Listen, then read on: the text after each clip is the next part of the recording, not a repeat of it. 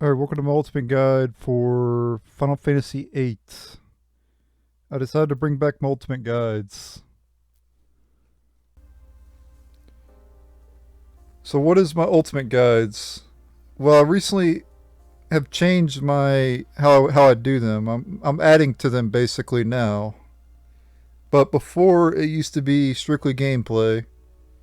And when we get to the gameplay later in this video, it will be just gameplay. There'll be no story. However, I'm going to be adding to the ultimate guides. By in the first video of every ultimate guide, we're going to be going over the history of the game. As you can tell here, history of part 1, history of Final Fantasy VIII. And then we're going to do around 4 hours of gameplay. And so part 1, history of Final Fantasy VIII. So yeah, part 1, 3 to 5 hours of gameplay. Every part will be 3 to 5 hours of gameplay, but I just wanted to add that in anyway, because this is part 1. So yeah, we're going to go over the history of Final Fantasy VIII in a little bit, and then 3 to 5 hours of gameplay. Part 2 is going to be a bit different. Yeah, so see, part 2 is a little bit different. See, Metacritic reviews, 5 good and 5 bad for each category. So 5 good critic reviews and 5 good user reviews, and then 5 bad critic reviews, which there wasn't 5 bad critic reviews. So I didn't read 5 bad critic reviews for the game because there wasn't 5 available. There wasn't enough negative reviews for critics. But I did read 5 bad user reviews. And the reason I did this for part 2 is because you shouldn't just focus on the positive of a game. Every game has a positive and negatives that it has. So me going over the Metacritic reviews, which will be uploaded next week. Part 2 will be uploaded next week, 1 week from now. It's crucial that I mention, though, that I want to go over the good and the bad. It's not just all about the good. That's not how we roll on this channel. And then, obviously, part 2, 3 to 5 hours of gameplay, just like part 1. And then part 3 will be could be something else. I've already went over. I'll just tell you what part 3 is now. Part 3 is going to be about the characters. I'm going to discuss all the characters in great detail. And I'll show them off in battle as well, of course. That'll be part 3. So part 3 will be about the characters. So part 1 is the history of Final Fantasy VIII and gameplay. Part 2, Metacritic reviews, 5 good and 5 bad. And then 3 to 5 hours of gameplay for part 2. Part 3 will be going over the characters of the game, an in-depth look at the characters, and then 3 to 5 hours of gameplay. And then each other part after that will be something different as well. Hell, there could be sometimes where we react to a video. Someone made like an epic Final Fantasy VIII video. We could react to that, in one of the videos. There's all kinds of things I can do. But I feel like this is the way to do the ultimate guides because it allows you to get the ultimate experience, the ultimate Final Fantasy VIII experience. You get the gameplay, which there'll be timestamps. You can go directly to the gameplay. You don't even have to watch this other shit if you don't want to. If you don't care about the Metacritic reviews, you just skip it. If you don't care about the history of Final Fantasy VIII, there's timestamps down below. You can go directly to the gameplay. Directly to the gameplay. You don't even need to watch this part if you don't care about it. And I'm not going to go into too much details about the history of the game. I only go through it for a little bit. So it's not that long of a segment. But the Metacritic segment in part 2 took a long time to do. And the part 3's special video had a lot of... It was like 40 minutes of going over the characters and stuff. So, yeah. That's why I put the timestamps in so you guys could just skip it if you don't want to watch it. But yeah, that's my new and improved ultimate guides. Almost like a documentary of Final Fantasy VIII, just about. That's something else. I can go over like dev interviews or something like that. Like if there's any interviews for this particular game, we could go over that. You know, there's a lot we could do with it. I'm looking forward to this series, and this will be a staple on the channel. I'm no longer doing walkthroughs, so I'm doing every day. There'll be boss fights for whatever game I'm playing, and these ultimate guides will be uploaded once a week.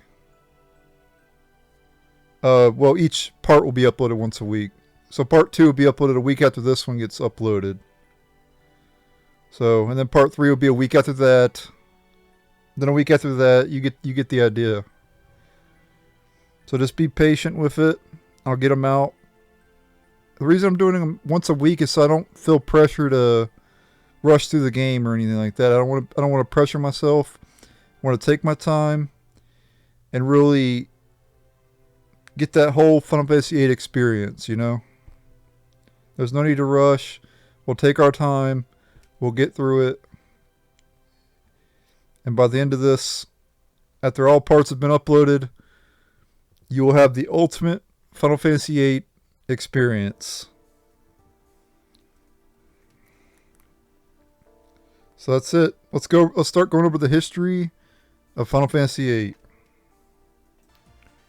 Alright, time to go over the history of Final Fantasy VIII with Man with the Machine Gun in the background. Epic, one of the most epic themes in the game. And that's some about Final Fantasy VIII is the music is absolutely incredible in the game.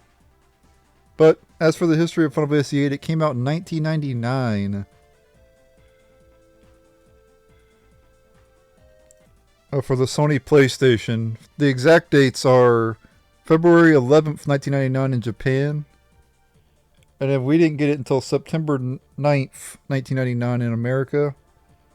And then I guess other areas, October 27th, 1999. And then I've already did a walkthrough of the original game as well. I also did a walkthrough of the remastered version too. The remastered version came out... Actually, first we gotta go over the PC version. The PC version came out in, believe it or not, it came out in America first in 1999.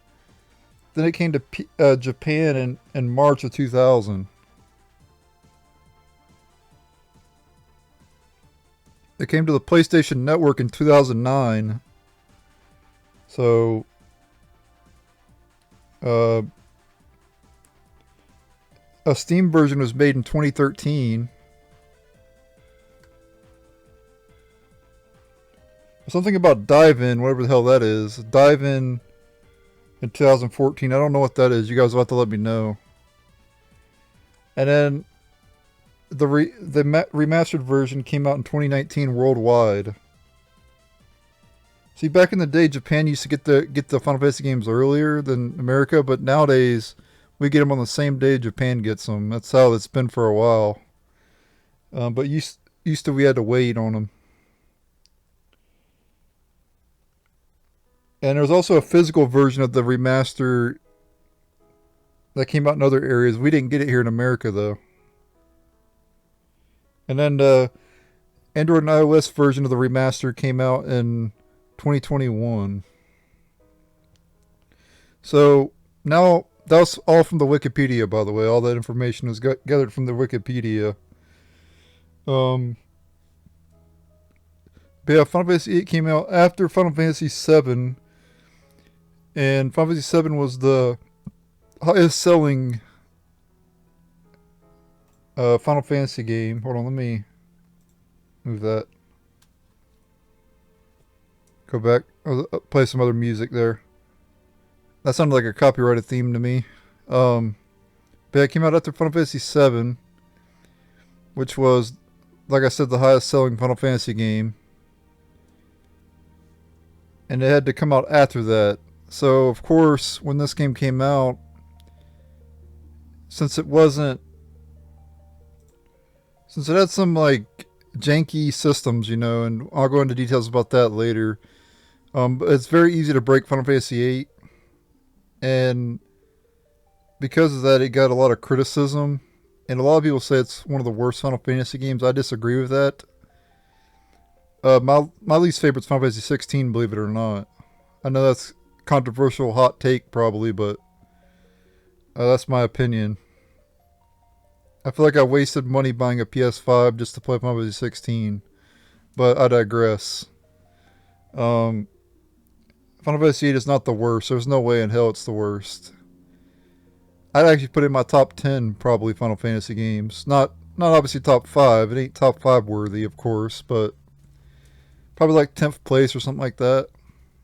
Or between 5 and 10 anyway. I enjoyed it from what I played of it. Because I feel like the reason I enjoyed it so much the first time I played it was because I didn't break the game. I just played it. I guess this is intended to be played, you know. But I did level up a lot at the beginning. Like I was like level. Remember the first time I played it, I was like 45 at the beginning of the game. When I got to Dollet, I was level 45. And obviously in this game, with Final Fantasy VIII, the monsters level up with you. So there was points in the game where I got, wrecked because the monsters were high level as well. So you got to be careful leveling up in this game. And in this ultimate guide, we're going to be keeping our levels low throughout most of the game. Well, yeah, we'll be keeping our levels low throughout pretty much the whole game. For the most part. But yeah, having to come after Final Fantasy VII was probably a good thing and a bad thing, because the good thing is it sold more because of Final Fantasy VII, because people were hyped to play 8 because of 7.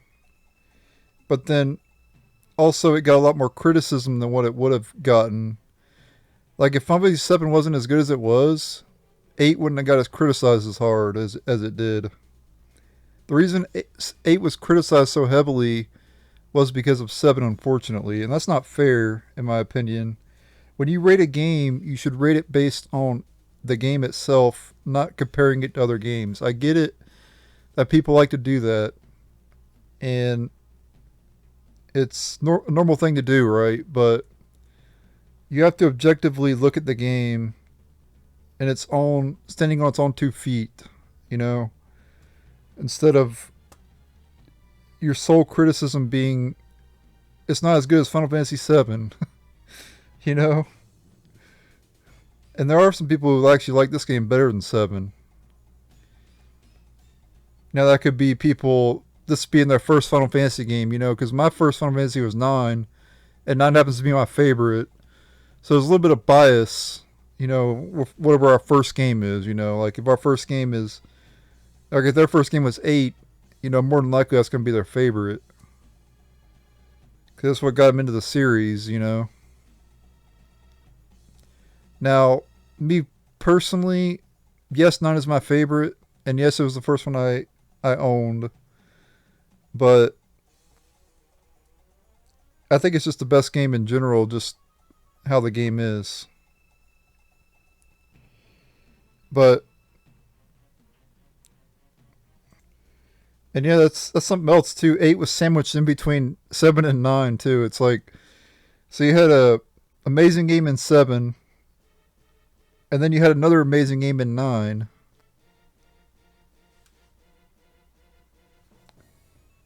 So it was like, then people probably looked back at, when 9 came out, they probably looked back at 8 and was like, damn. So yeah, 7 getting sandwiched between 2 amazing games, like 2 top tier games. Like, ooh, that's rough. That's rough, buddy. I think it was like a timing thing. I think it just came out at the wrong time. And it had some janky systems, like I said, being able to break the game too easily. And some other issues with the game too. Like having to draw, and the most you get at one time is 9. So you have to just draw constantly to get 100 of that spell. People are probably annoyed by that. I think the draw should have been based on your magic. So whatever your magic is, that's how much you draw. So if you have like 20 magic, you draw 20 of that spell.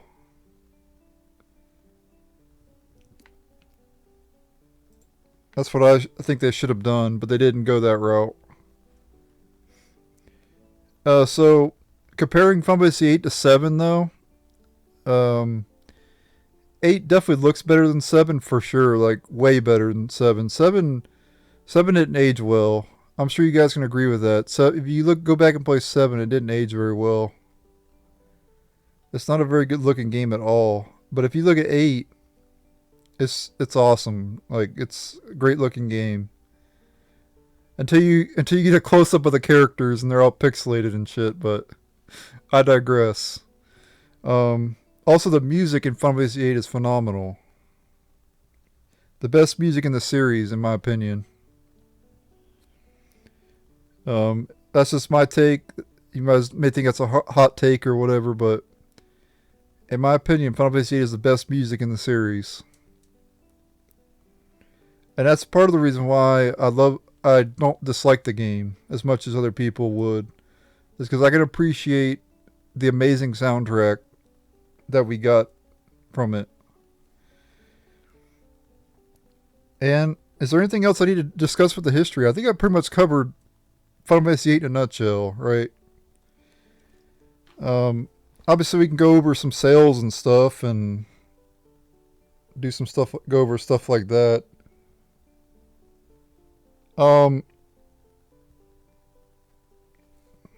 Yeah, we could do that real quick. So 13 weeks after its release, this is directly from Wikipedia, by the way. Final Fantasy VIII had earned more than 50 million from sales in the United States, making it the fastest selling Final Fantasy title at the time. And you want to know why? Because of Final Fantasy VII was so amazing that people went out and bought this game because of how amazing Final Fantasy VII was. It went on to become one of the best-selling games in the series. The game has shipped 9.6 million copies worldwide as of August 20th, 2019. Wow. So it sold... Final Fantasy VII sold 6 million more.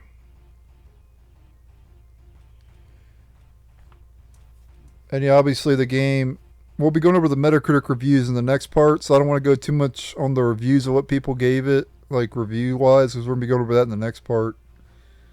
But I hope you enjoyed this little brief history of Final Fantasy VIII. There's not really much more to say, honestly. We're going to be jumping into the game, and you can see the gameplay of the game and everything if you've never played it yourself, but I'm assuming a majority of people who see this have already played it. So without further ado, I'm going to go ahead and boot up my game here, and we're going to start up Final Fantasy VIII Ultimate Guide, where the ultimate goal is to 100% Final Fantasy VIII in as fewest parts as possible. Let's begin. Alright, after that long intro, we are good to start up Final Fantasy VIII Ultimate Guide. Again, no storyline in this Ultimate Guide. This is all about 100%ing the game.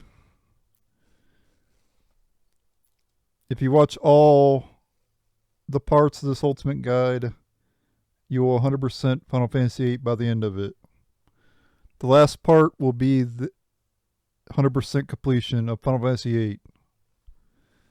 It'll probably be under 10 parts.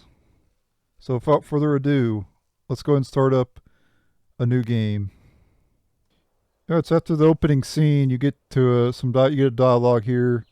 Sometimes the dialogue matters in this game, but I don't think any of the dialogue affects 100% completion in this. There might be some that will. I don't think this affects 100% completion though. Yeah, so for dialogue choices, there is something later called a seed rank, and Some of the dialogue choices will matter to determine your initial seed rank. But here's the thing about your seed rank. You can still master it without doing well on the field exams later. So the field exams don't really matter. It'll just determine your initial seed ranking. So we're not going to worry about that too much. Anyway, after talking to the doctor, we name our character Squall here. So I'm not even going to bother to show the dialogue choices in this because like they don't really matter too much. You shouldn't really focus on them. You can still get max seed rank regardless of how well you do on the field exam. It just determines your initial rank. Anyway, if you come here, you can examine the PC. Actually, might not be able to do it yet, actually. Oh, okay, we can, yeah. Here we go. We'll go ahead and get our Guardian Forces now. You got like a laptop.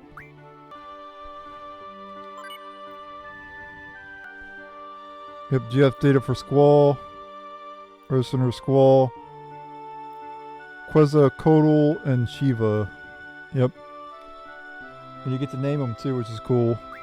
I always like this about Final Fantasy VIII, being able to name your Guardian Forces. I think that's pretty cool.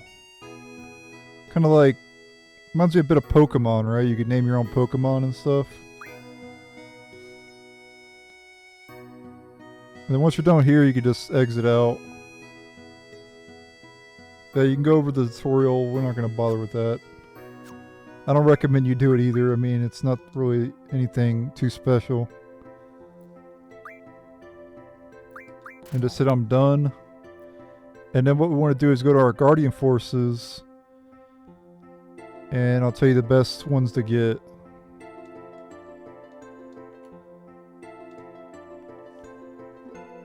Open up your menu, go to Guardian Force. Select Quetzalcoatl, press X, and hit card. This is what you should focus on first. If you played Final Fantasy VII, you know, or you played Final Fantasy VIII before, you know why. For Shiva, you can do Ice, Magic, Refine, or you can do Strength and Vitality. Let's go ahead and do Strength for her. And for him, for Quetzalcoatl, you have HP and Vitality and Magic. And you can go to your junction. We can't really do a whole lot with it right now, but you can set Quetzalcoatl and Shiva. We're actually going to be giving Shiva to Quistis, so we're not going to do that yet. We're not going to give him Shiva. And here you can set your commands that you can use in battle. So a lot of people just do Magic GF and draw. That's what I used to do. A lot of times I'd skip out on item, you know. So yeah, we'll just do that for now. GF and draw.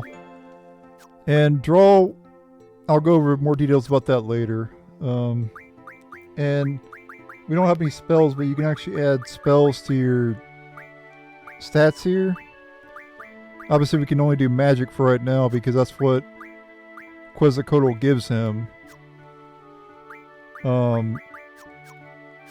Magic so far. But once Quetzalcoatl learns HP J and Vitality J, we can add stuff to those stats. It seems, if you first played Final Fantasy VIII, it'll seem convoluted, but it's actually a pretty simple system. It's not really complex at all, actually. It just seems complex at first. Anyway, once you got your Guardian Forces, you can go talk to Shiva. Or Quistis, sorry. And she'll basically say we gotta go to the Fire Cavern, which is the first dungeon of the game. Come down the hall though and you'll get a scene here, I believe. Yep. And you can actually give a tour to this person here. I'll be doing a tour of the whole area anyway, so we're not going to bother with that. But you could definitely give the person a tour.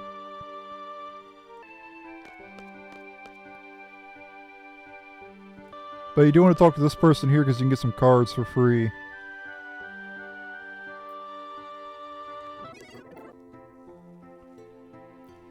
And you can play cards with people by pressing square. And if you go to the menu here, the card menu, you got some initial cards. Gizzard, Fungar, Red Bat, Gala or Gala, however you pronounce it, Gesper, Fastitocalon, however you pronounce it, and Catichipillar. So obviously these cards aren't very good right now, but we'll be getting more cards as we go. The Triple Triad card game is one of the best card games ever made, in my opinion. Final Fantasy IX had a card game too, and it's terrible. In Final Fantasy IX it's called Tetramaster. It is insanely bad. But Triple Triad is insanely good. And no, I'm not kidding either. It literally is insanely good. Like, it has no business being as good as it is. Like, it gets downright addicting playing it. And I would know, I'm a card game master. Alright, welcome to Balamb Garden, though. And you'll immediately get greeted by the save point. You open your menu and hit save. You have to be standing on the save point, though, to do it. Okay, good. I have enough space to save.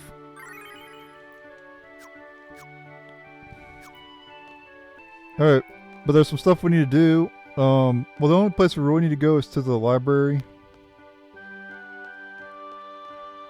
This person here, this kid running around, you can actually challenge the cards and you can get like a special card from him, but we'll get it later.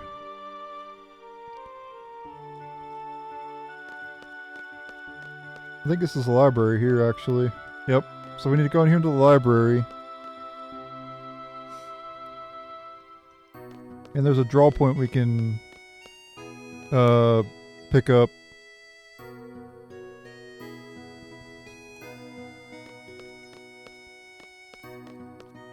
If you come over here,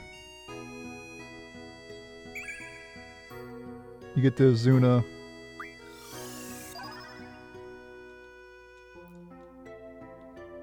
And then if you go to your magic thing, or your junction, you can actually add that to your here, but it won't increase your stats because there's not enough of it. But let's say you had like 100 Azuna, then it would actually increase your stats. There's also a magazine we can get here as well. Alright, let's get that magazine now.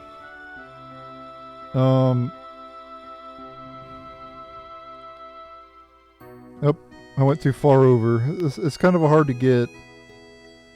You want to stay on this screen here. Right there it is. Got it. Make sure to get these. We'll be collecting all of them. Occult Fan 1. I already put a timestamp in for that. In fact, let me go to the menu here and show that off on there. Yeah, you can actually... World's Mysteries Magazine Scoop issue. We'll be collecting all of them. We have to collect all of them for 100% completion. Alright, that's all the collectibles here in Balamb Garden for now. Well, there's a draw point later, but we're going to be going to that now.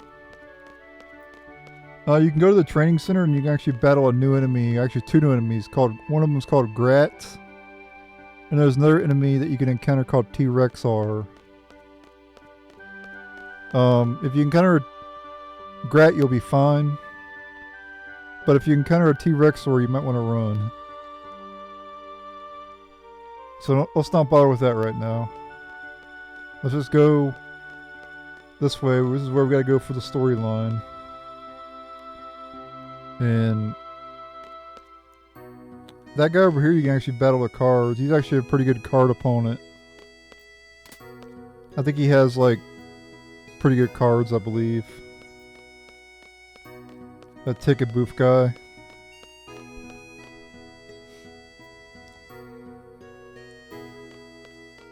I'll be time-stepping the draw points like I said already, so... there'll be a timestamp for that Azuna and then this cure up ahead here. And any other new spells we get, all timestamp. So yeah, go ahead and draw this cure. Got 4 of them. You could, I think, save your game, draw, and just keep reloading until you get more or whatever. I think you can do that. I'm not sure, but it's not worth it.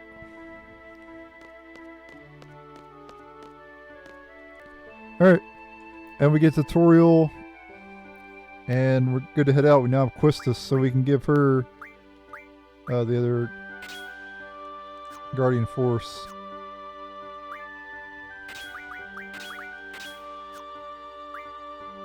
Oops, I did that wrong.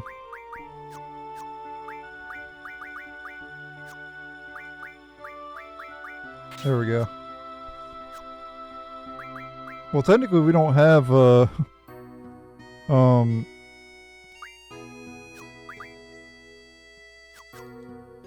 any, like, magic for her to cure right now, but we'll be getting some soon.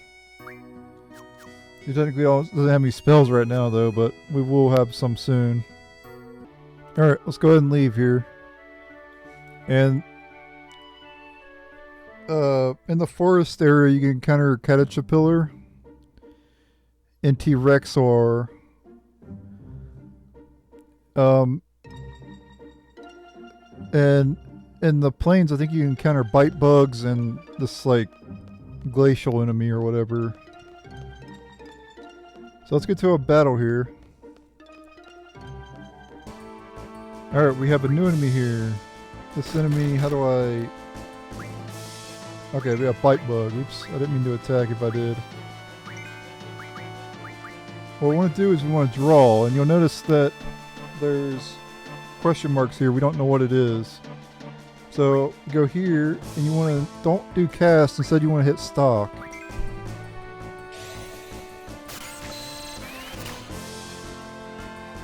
And there you go. I got 2 fires. So now it gets revealed that it is fire. We'll stock the other one. What other spell? I think it's cure. No, it's scan. Okay, so it's fire and scan.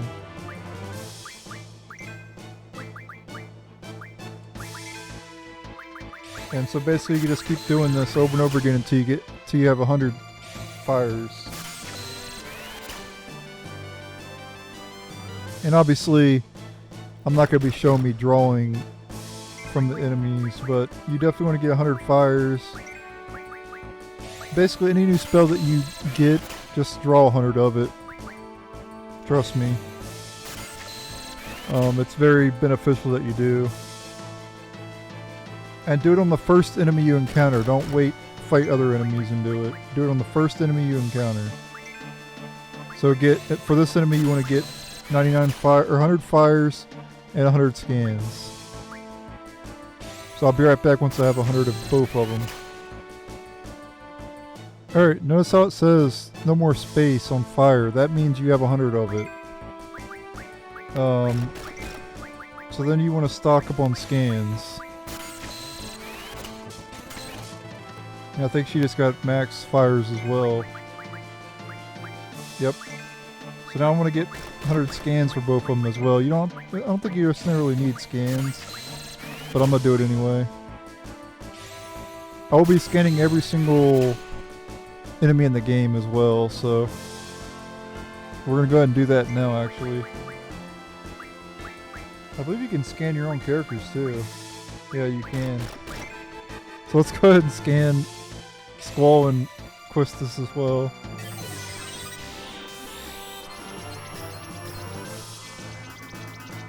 It's got like a thing, almost like a Pokédex.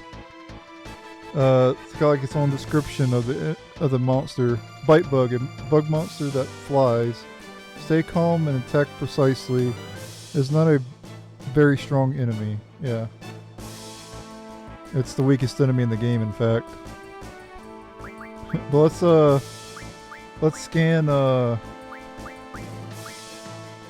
own characters. Does that actually work? Okay, it actually does work. Uses a whip when in danger. Uses monster skills she has learned. Her admirers in the garden have formed a fan club. Cult, basically. The Cult of Quistis. By the way, when you go to draw and you hit cast, it doesn't use from your pool. So you can basically do that. Draw, cast infinitely. Squall uses a sword called a gunblade. Special skill is Renzo Kukukin. However you pronounce it. Using the gunblade, silent and a bit cold. Yeah, very much like me. Alright, I got 99, or I got 100 scans and fires. Now what you want to do is flee, so you get no EXP. Now, why did I get no EXP? Well, the problem with one of the problems with Final Fantasy VIII is the enemies level up as you level up. So the higher your level is, it means the higher the monster's level will be. And we want to keep our level relatively low. But now, as you can tell, we can add stuff. We can add fire to our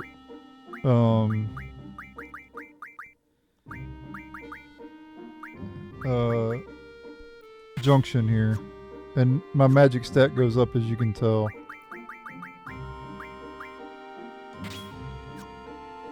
What the spirit stat does is it affects your magic defense.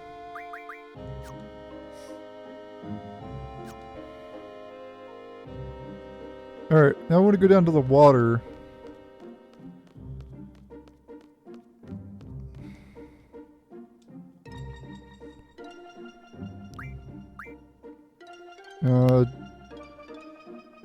Yeah, we'll just use a tent here.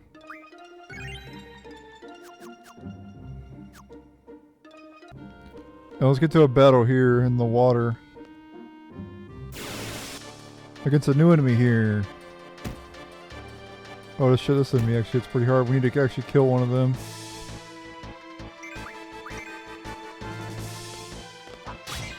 Time your attack properly, and you can press R1 with Squall, and you'll do like a critical strike. This enemy starts like, it starts out like this, and then it comes out after you deal enough damage to it.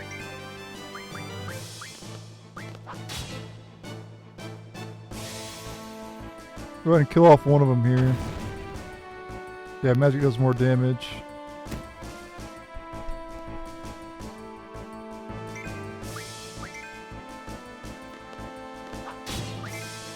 Damn, I didn't do it. I tried to time it properly, but I didn't. Go ahead and kill off one of them here. Because they're taking too much damage. I won't be able to draw from them. There we go. We'll go ahead and get rid of one of them here.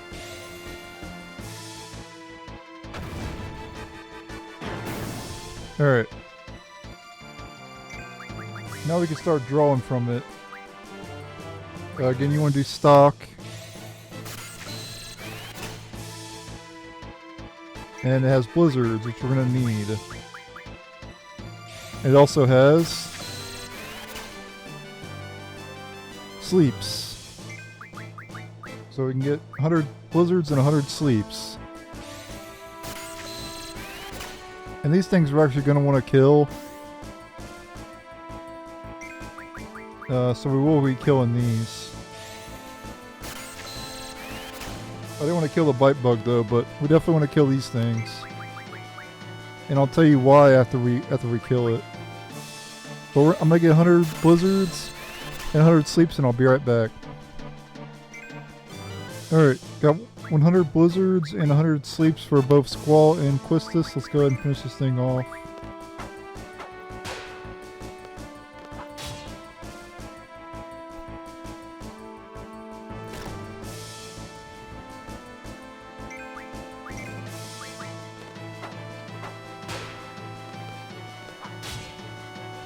Yeah, you can use these enemies to practice your, triggering critical hits with Squall.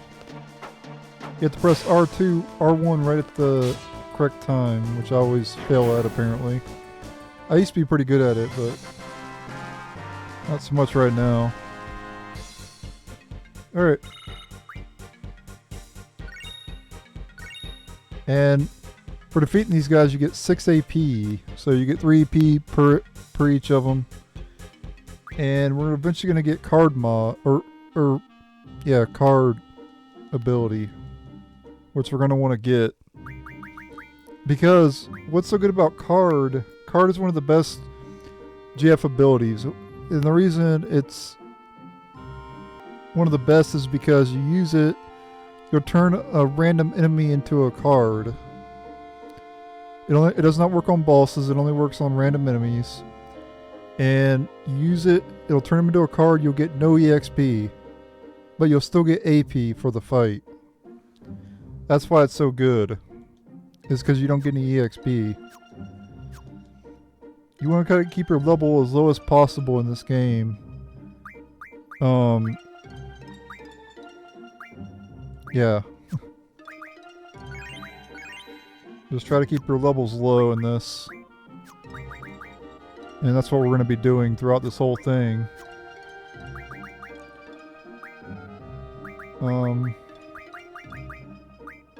Yeah, we can add sleep to spirit now, it's even more.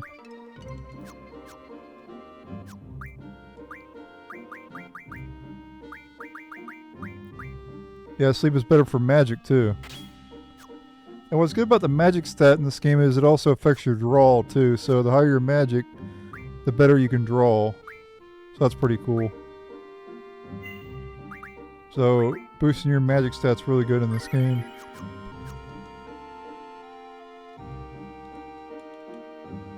So actually, I want Quistis to get magic instead. Oh no, she doesn't get magic. Never mind. That's unfortunate. Yeah, that's a bit unfortunate. It's okay though. Anyway, I'm gonna fight these things over and over again until I get card. That's the next thing you want to get. You want to learn card as soon as possible. And to kill him, you can just do, magic. Will do more damage to him. Especially if you have a good magic stat. I don't know if they're weak to. I don't think they're weak to anything. They're not weak to thunder, but we don't have thunder right now. Yeah, they're probably weak to thunder. But just do magic on them and you'll eventually finish them off. And you'll eventually learn card.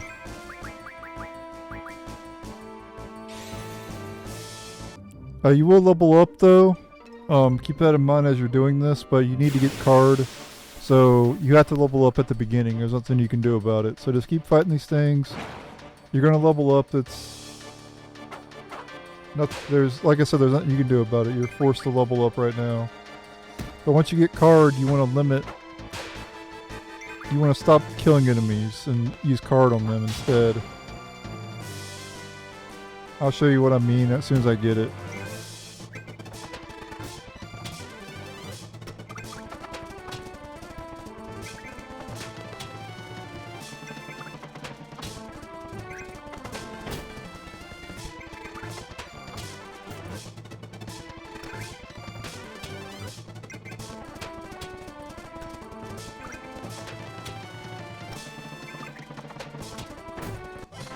Oh, actually, I thought I paused the recording. I showed that whole battle.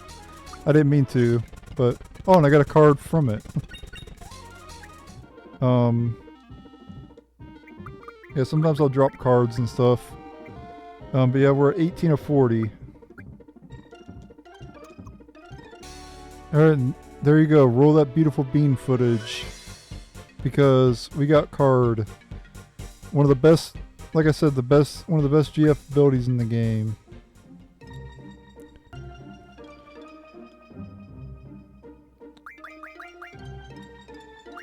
And now we can select him on something, put him on something else now. You want to do card mod. Refine items from cards. So put that on next. And you want to go to ability. And you want to put a card on your thing. You can get rid of GF actually. Quistis I would keep GF on because of the boss that we're going to be fighting eventually. But now I need to show you how a card works. So first off, save your game. In case you accidentally kill the enemy. Because you have to weaken them down to use card on them. Kind of like Eat from... It works kind of like Eat from Final Fantasy IX. You gotta get them really weak. And then you can use card on them. Or kind of like Pokemon as well. You know, you weaken down a Pokemon, you throw a Pokeball at them.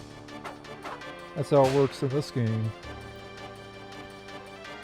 So, first things first, weaken them down. Obviously, it's going to take more than one hit. Yeah, I did it.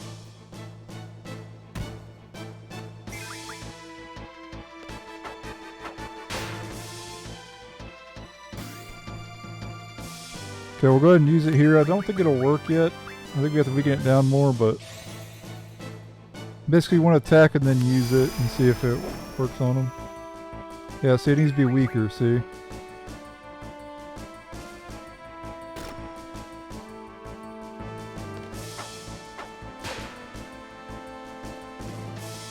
So this attack card until you get it. And just hope you don't kill it. Which is why you save it, in case you do kill it. You can reload.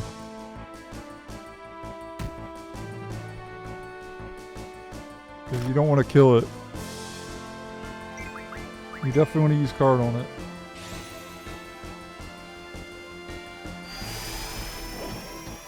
And there we go.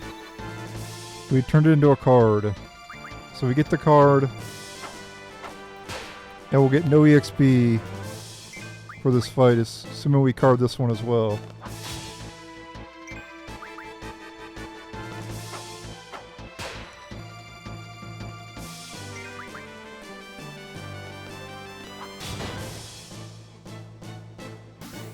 Come on, pop your head out, buddy.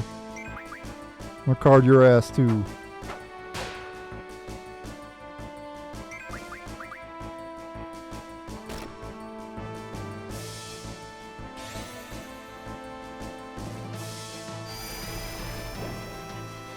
Nope, not yet. Gotta weaken it down more.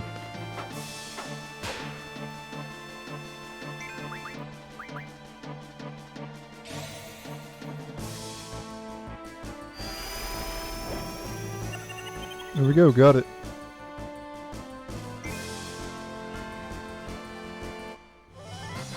Now I'll show you what happens now.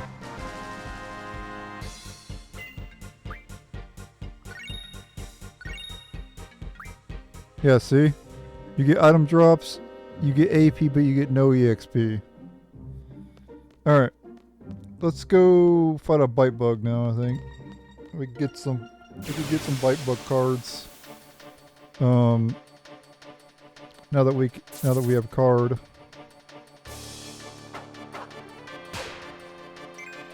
I think they'll have the same, yeah, they'll have the same magic each time.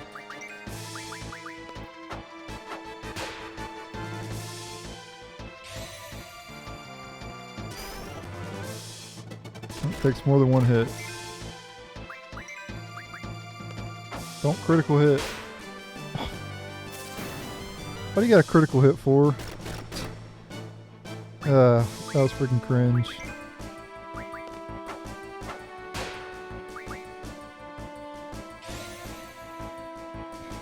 It's okay though. It's okay if you kill them, but try not to. I'm gonna attack with Squall. Okay, there we go. Now we can do card on it.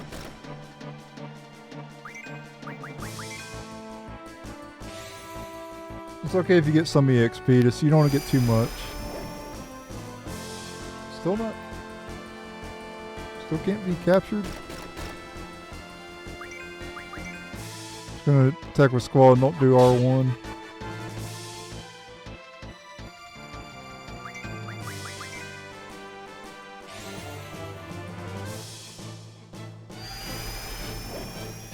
There we go.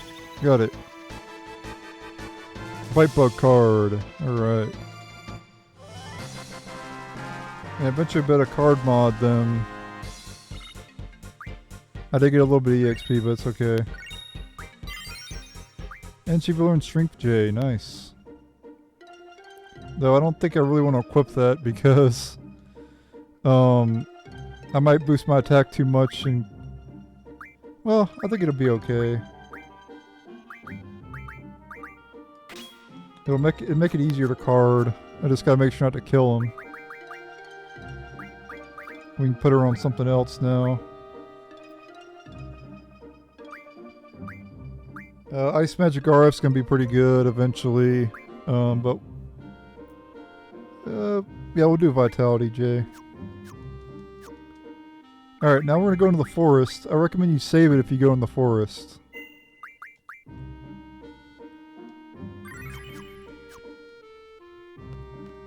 So let's get to go into the forest here.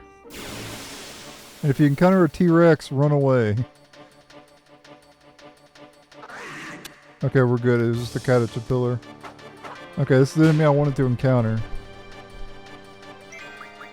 Because we can draw a new spell and we can get 100 cures from it as well.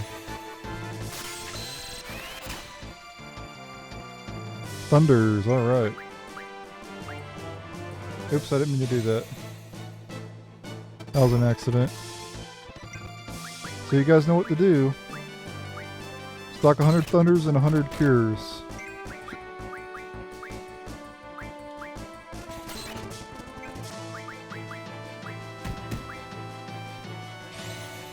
And I'll be right back once I have 100 Thunders and 100 Cures. Alright, I got 100 Cures and Thunders with Squall. Let's go ahead and scan this enemy. I didn't scan the fish enemy either, but like I said, I want to scan every enemy in the game, so... This is the Catichipillar though. 317 HP.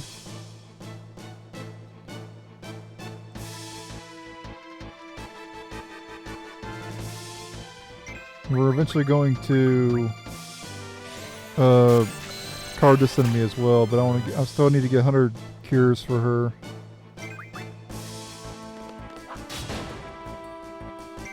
Damn. Oh crap. It used Berserk on Squall, that sucks. I weakened it down too much. Squall's gonna kill it. Yep, damn. That's unfortunate. That happens though. Nothing I could do about it.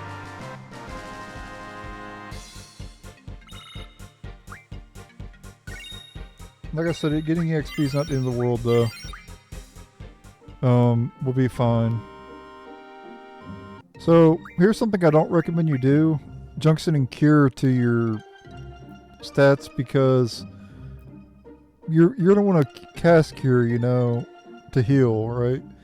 So that's gonna reduce its effectiveness eventually. Eventually you use Cure too many times and your stats will actually go down.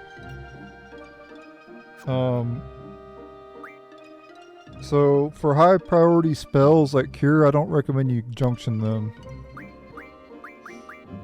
Only junction spells you don't plan to use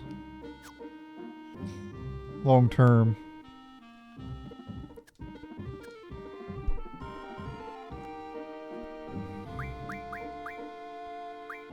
So like Cure, you don't want to, you want to go ahead and use that a lot, you know, you don't want to junction it. Because if that Cure number goes down, you actually, the stats on it will go, the stats on it will be lower. Anyway, let's continue getting the rest of the Cures for Quistis. I can't believe that enemy did that. She should be almost done. Yep, she's done, okay.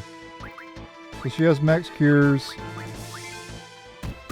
Now we gotta kill this thing and card it.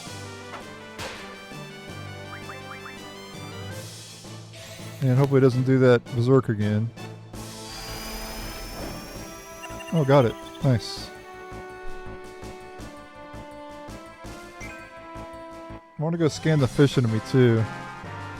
Yeah, if you're in this forest and you fight a T-Rexuar, just run away from it. Now let's go back and farm some fish again. And then we'll move on to the fire cavern after we get card mod. Alright, so we'll go ahead and scan this enemy.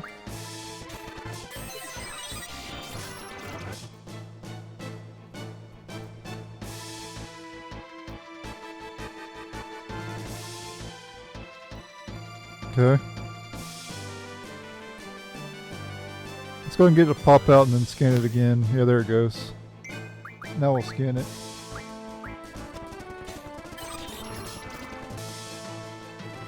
Wait, what? How come I couldn't see his HP? We'll do that again.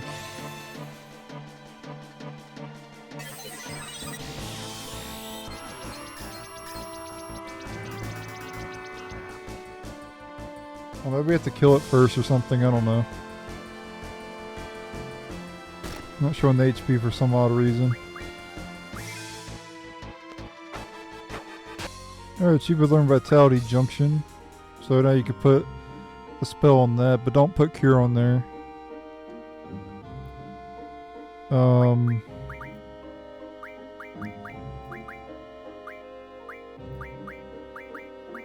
Yeah, I would just do... You could do Cure, but like I said, it's going to get weaker if you do that. I mean, technically it's better, right? I guess. But like I said, that number's going to go down because I'm going to be using Cure. I guess I'll focus on using Cure with Squall then, I guess. So I can save some Cures on her. And what Vitality does is it affects your physical defense. So the more Vitality you have, the less damage you'll take from physical attacks. Yeah, I'm just going around card modding, or going around carding these enemies over and over again. Trying to get card mod. As for what to get after Vitality, Jay, I would just get probably Ice Magic RF, honestly. And yeah, for Quezacotl, just continue to learn card mod. I need to fight 3 more battles against them. Alright, there we go. I got card mod for Quezacotl. Quezacotl, whatever. And after you get that, I would just do the junctions, I guess.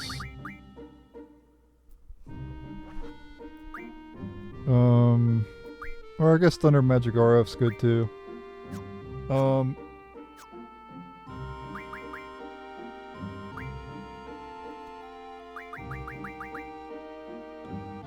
Alright, now for modding. Go to ability and go to card mod. And you can actually turn your cards into items. So, Fiber will find into a water crystal, so we can get some water crystals. Boom. See? Now I got a bunch of water crystals. You can also get a spider web.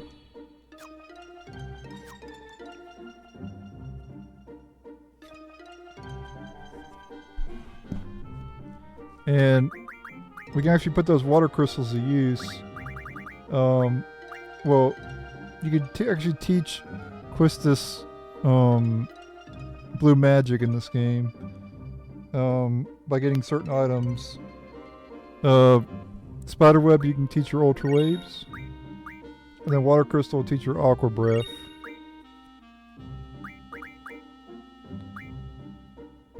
And then Fish Fin, nothing from that. But let's go ahead and get Ice Magic RF.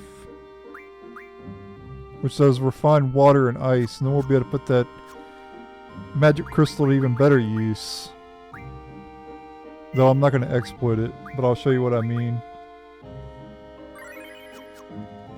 We could really exploit the game already. Alright, Shiva learned Ice Magic Refine now. So now we can go to Ability.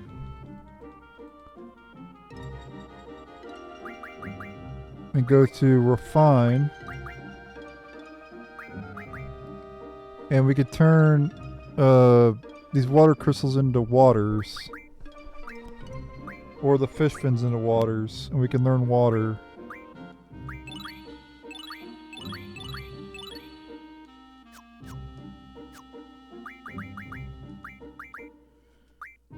And then we can refine that to... Yeah, see? And we'll get a pretty big boost there to magic.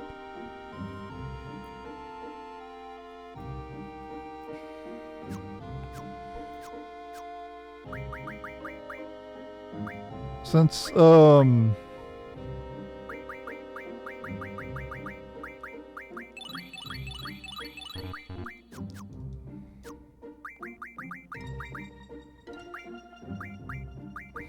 on, let's see.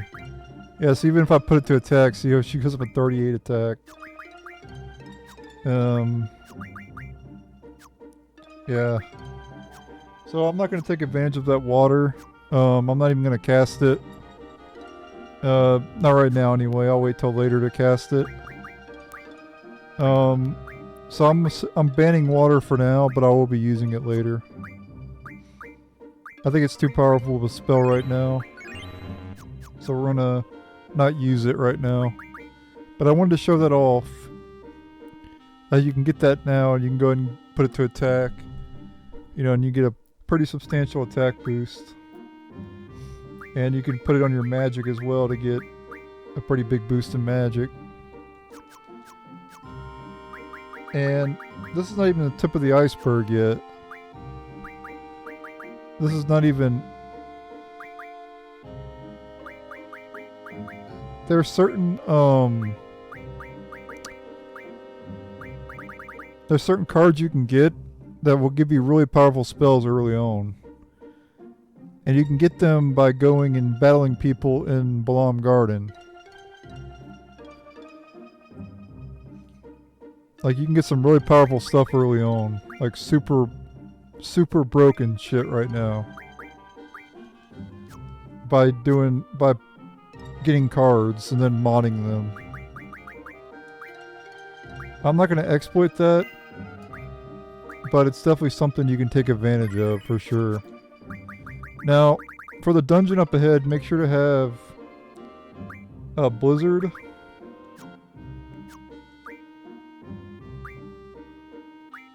And also make sure to have someone have Shiva. I'm gonna have Squall cast Blizzard and Shiva cast, or Quistis cast Shiva against the boss. Alright, but let's just go ahead and head to the Fire Cavern now, which will also be time stamped. There is one other new enemy around here. Besides the T-Rexuar, which I'm not going to show off until later, but I don't know if I'll be able to encounter it though. I guess I could try to encounter it. There definitely is one more new enemy. I don't know if you can... Oh yeah, here it is right here. This is the enemy I'm talking about. This is like the Glacial Eye or something. Yeah, Glacial Eye. Same spells as you already have though, so... We'll just go ahead and mod it. Card it, I mean. I don't need to scan it though. Hold on, let me scan it.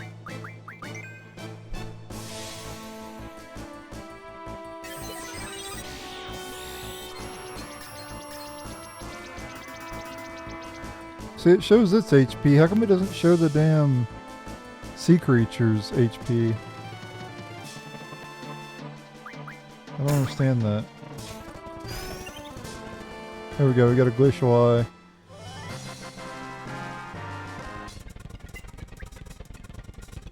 Oh, Arctic win already? Hold on a minute.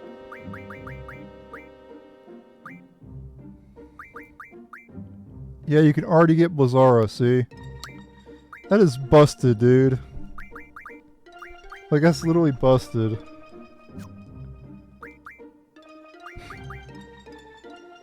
How did I get this? Jumbo Cactuar. Oh, that's right, I forgot. Sometimes when you card an enemy, you can get a more rare card sometimes. That's what happened there. Instead of getting the Glacial Eye, I got the Jumbo Cactuar card. But yeah, you could get Blizzara at this point, but I'm not going to get it right now. It's too broken right now. I'll get it later in the game. I'm not going to get too high level spells right now. And you can card mod the Glacial Eyes into Arctic Winds and that'll give you more Blizzards if you want to do that. Or more Blizzaras, you can get more Blizzaras. So you can get 100 Blizzaras at this point already. Yeah, I'm not doing that shit. We're not breaking the game in this, guys. I know I could break the game even more than what I have as well. Like I said, I'm not going to do it. This game is best played not breaking it, so I'm not going to break it. We could definitely break it, though, with card mod.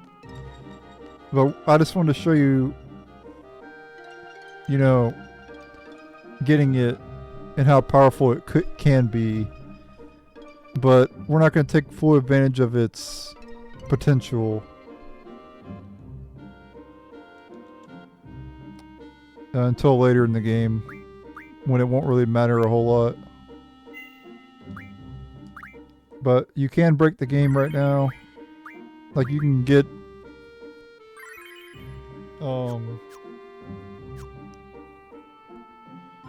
pretty high attack power, you can get all kinds of shit right now. But I'm playing very tamely. And for now, I'm only going to be getting Cure, Fire, Blizzard, Thunder. I cannot use Blizzara, Fyra, or Thundara, or any other higher tier spells. So I'm currently banned any higher tier spells until later. We're going to play the game how it was meant to be played. Though they put card mod in the game for a reason, I guess. I think it was an oversight on their part, though. Anyway, let's enter the Fire Cavern. There's 2 new enemies in this area, Buel and Bomb.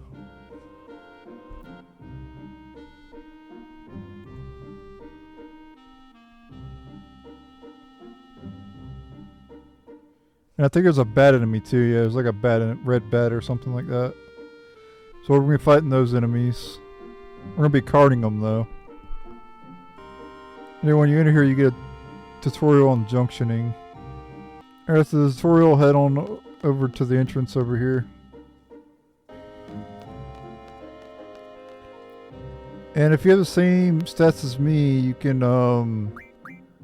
do a time limit of 10 and you'll be fine. Just like I said, make sure to have Shiva on either Quistis or Squall, and also have Blizzard. And I'm not going to put water on there. I got water, but I'm not going to cast it. And I'm not going to equip it either. Part of the Too Good to Use club right now.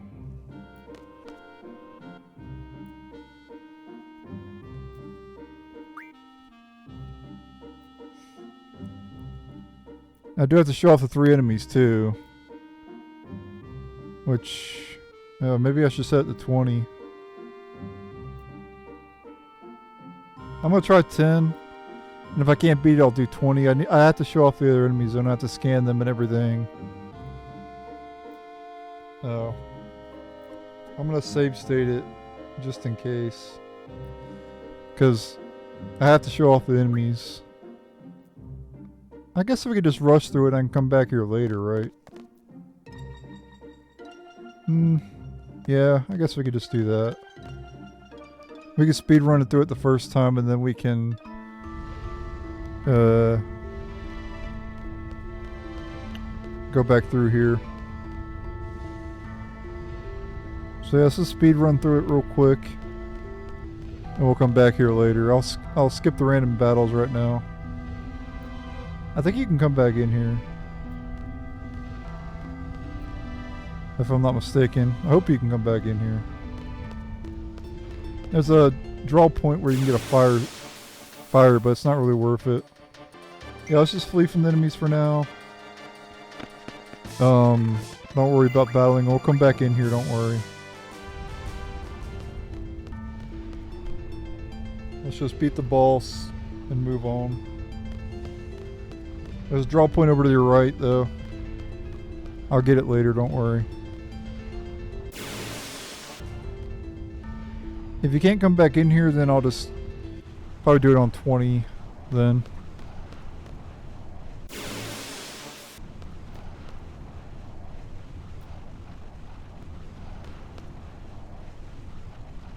Yeah, here we go.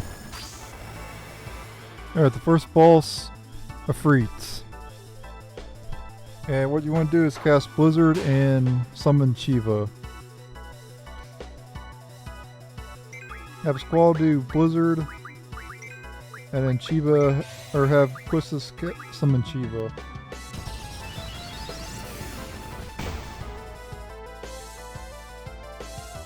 And you'll notice when you summon a GF, that gauge will go. If let's say Ifrit attacks Quistis, Shiva will actually take the damage instead of Quistis. Because you see how it shows Shiva's HP instead of Quistis's?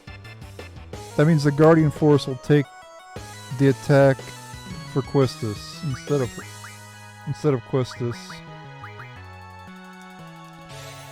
So, but once that gauge depletes, you'll summon Shiva. See? And Shiva will cast Diamond Dust.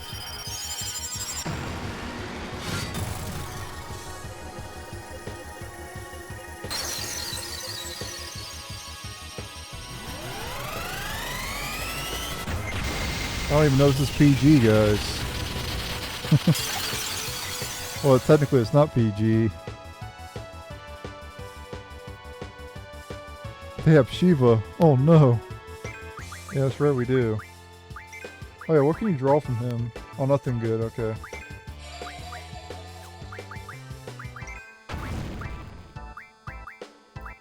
If you need healing, just use Cure. But you shouldn't need to heal if you have the same stats as me. Should be in pretty good shape.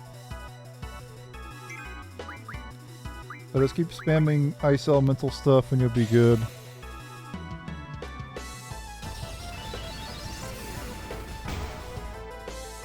Eventually the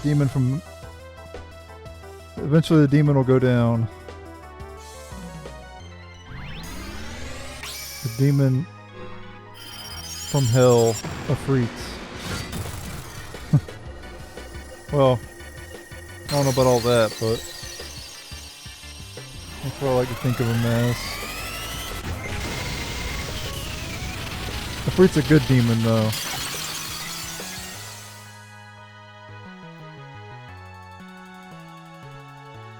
He'll just burn you to a crisp if you piss him off.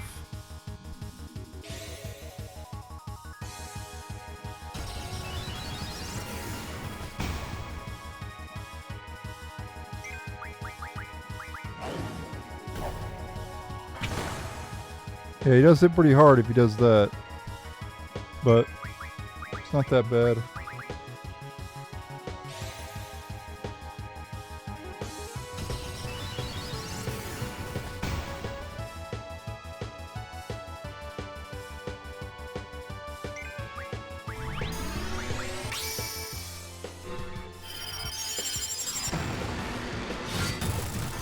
Just if you get Lotus Teal, of course.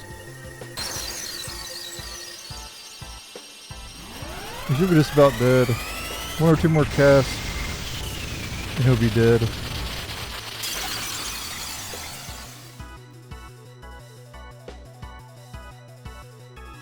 Yep, there we go. I underestimated Shiva. Very well, I will join you. And we get the Guardian Force Ifrit. And we also get the Ifrit card as well.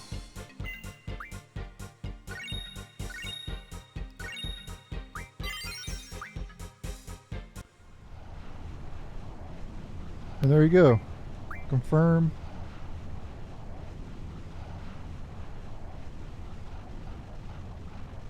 Alright. So now we have Ifrit. You could do Fire Magic RF, or you could do HP. He starts with a Strength Junction, which is pretty good. And he also gets Strength plus 20% right at the beginning. Once you learn abilities in this though, you'll learn other ones, like you'll learn new ones. So let's say you learn like Vitality 20% or Spirit 20%, you might get Vitality 40% or Vitality or Spirit 40% maybe. I don't know if she gets that or not, but she might get it. Elemental Attack J is not that great. I mean, it's good if you plan to exploit every enemy's weakness. So I guess it's okay. Yeah, we'll go ahead and get that. Actually, it's actually pretty decent. Ifrit already starts with it though.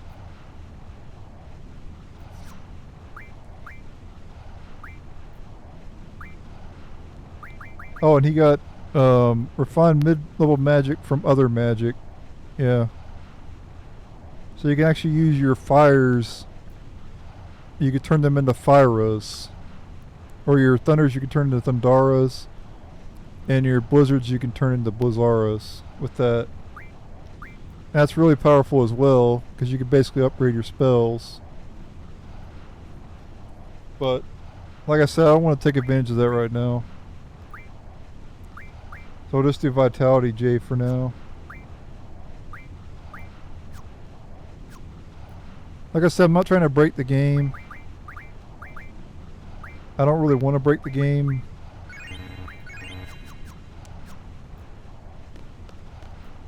I could easily break it with cards and stuff. I'm just choosing not to do that right now. The game's very easily broken. There's that draw point over here. I can show it now. Yeah, sure, I'll just get some fires, whatever. And now I'll be able to show off the enemies around here. Now that we have infinite time. Again, I'm not going to kill him though. Now this enemy is a Buel, I believe. Yeah, Buel. Let's go ahead and scan it. Very weak enemy though, as you can oh shit, I'm gonna kill it in one hit. Damn it. I should have attacked with Squall. These enemies are super weak.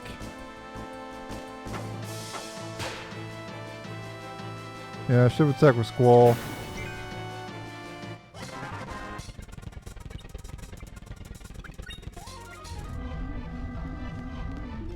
Let me get to the battle against the other enemies around here.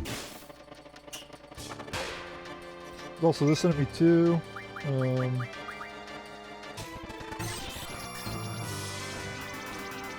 A red bat. Unfortunately, I think even Squall will kill this enemy in one hit. I'm not really sure what to do. Same spells. Yeah, let's just attack. It's fine if we kill him. I don't... Yeah. I don't think you can card him. I think you have to weaken him down, right?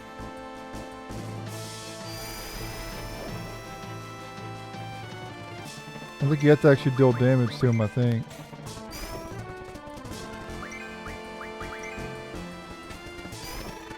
Yeah. So unfortunately I will not be able to card these guys. Because I can't deal damage to them without killing them.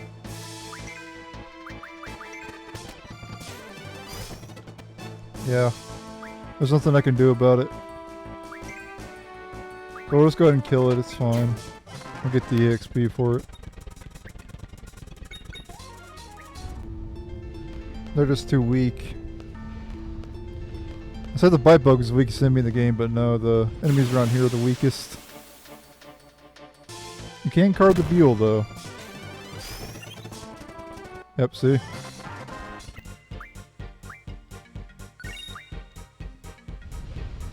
And you can mod that into... Nope, not that.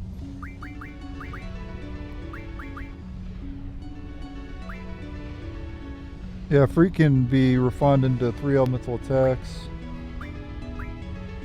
Which you could teach to your Guardian Forces. I'd keep that. That card's really good though, don't use it on that. Yeah, the Buel you could turn to Magic Stone.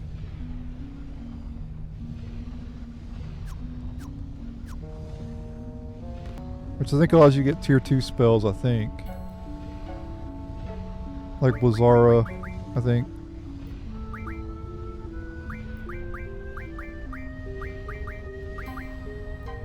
Yeah. Let me get another Buel card and I'll see. I think it's what it does though. And there's also another enemy here around here, Bomb. Same spells. We'll scan it. Yeah, these enemies have a lot more HP, 330.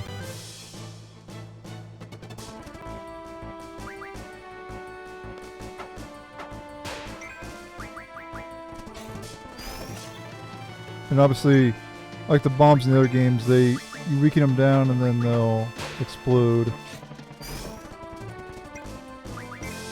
Basically, attack them, they get bigger, and they explode. But you can turn them into cards.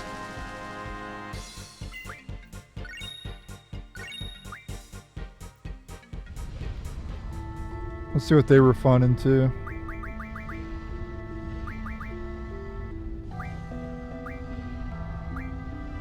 Bomb fragments. We need fire magic RF for that though. Well, why is he not getting anything? Oh crap, I have to... Damn it. I forgot to give him to somebody. Oops.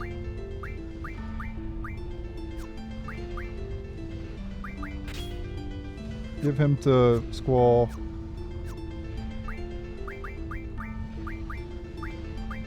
I don't actually want to put anything on him though, because then I'll kill the Buels in one hit. I want to encounter another Buel real quick. We'll run from these guys. No! Well, I didn't want to attack, but okay, sure.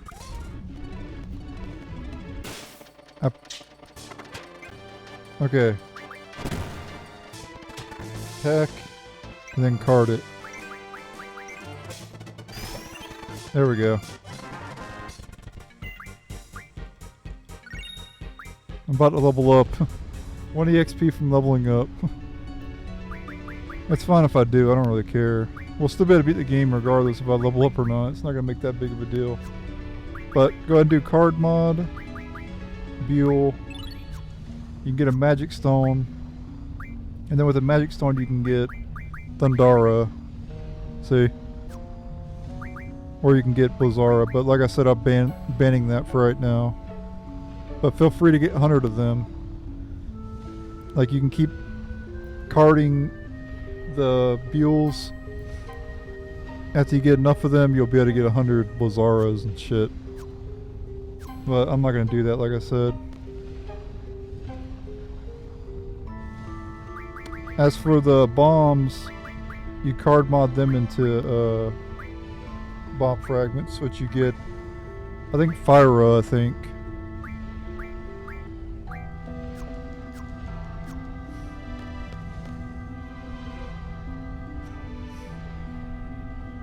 So right now I can only do, just to recap what I can do right now, currently. I can do fire, sleep, blizzard, scan, thunder, cure, and currently banned is water. Also banned is Blizzara, Thundara, and Fyra. So, just so you know what's banned right now. And I'll unban them whenever I feel like they should be unbanned.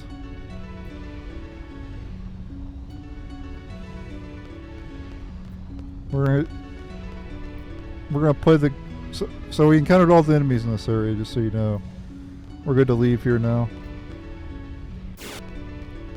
No need to be here anymore.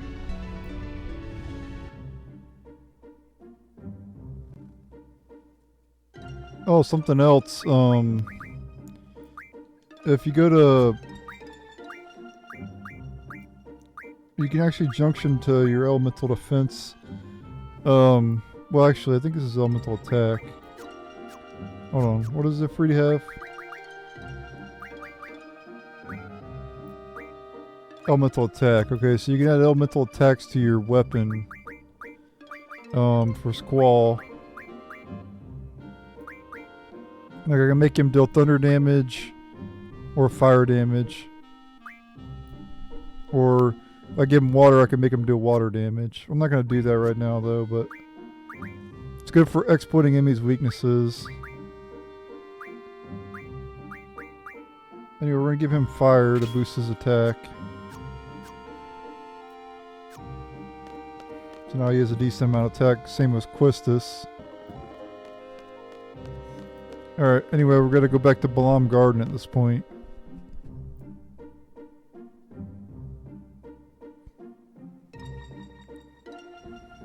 By the way, I will be playing everybody at cards. I'll be battling every single card opponent in the game.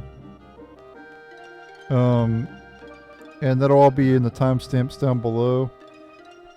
Card opponent 1, card opponent 2, card opponent 3. Whatever. I'm going to be battling every single person at cards. We're just not going to be exploiting the game with the cards. But I will be battling every single person.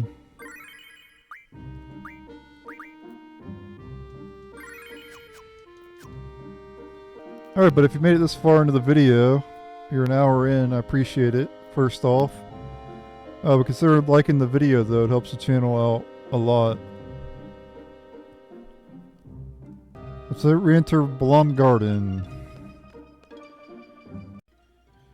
Alright, so every time you use card, you have a chance to card into a stronger card, you know what I mean? Like if you card a Bite Bug, you can get a more stronger card. Like, for instance, earlier we carded the Glacial Eye, remember? And we got the Jumbo Cactuar, right? So that's a pretty good card. As you can tell, it has 8 and 8 on the right, facing right. It's a boss card. And then a Ifrit we got, which is really good as well. He's going to help you win card games pretty easily. But it would help to get a couple more. So what I recommend you do, instead of going into Balamb right now, because we want to play everybody in cards. I want to play every single person in cards. Every single NPC. And I'm going to be showing me battle in cards. That's right. Every single opponent. I'm going to consider that 100% completion. So let's go back into the fire caverns. And we'll use card a bunch of times and hope to get a more higher level card. And that's what we're going to be doing. And obviously not every monster you get a higher level card, but some you can. So what you do is you just card them and you hope you get it. With the Buels, make sure not to critical hit them. And you'll be good.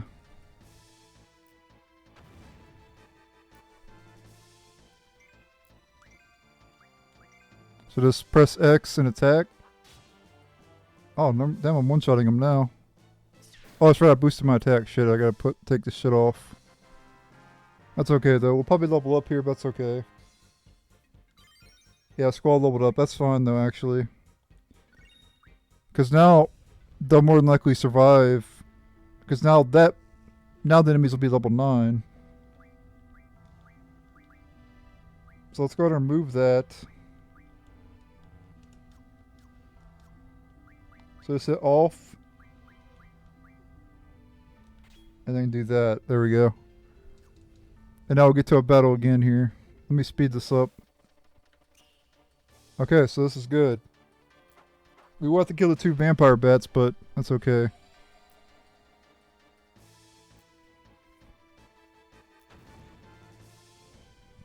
They do 6-9. Nice. Alright, so attack the Buel. Okay. And then we'll go ahead and card it. Now since I leveled up to 9, it got more HP, so maybe it might not die. We'll go ahead and kill the red bats. Oh no, we got it. Okay, good. Nope, I just got a Buel card. That's fine though. Wonder if the red bats can survive Squall's attack now that they leveled up. Let's attack it with Squall and see if it kills it. It probably will. Yep. Okay. Well, now we can get the bomb at least. So attack the bomb with Quistis and then have Squall use card. I think a third attack might kill us. Attack with Squall now. Okay, now we'll use card. This should work. There we go. We just got a bomb card though. I didn't get what I wanted. But essentially that's what I'm going to keep doing over and over again. Trying to get EXP, obviously, for killing the red bats, but...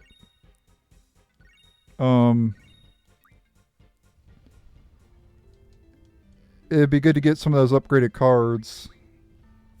And also we're going to be getting, you know, EXP, or AP for our GFs as well, so that's good. Like, we need to get Vitality up and stuff. Actually, I want to get Magic up, actually. I think having extra Magic is going to be pretty good.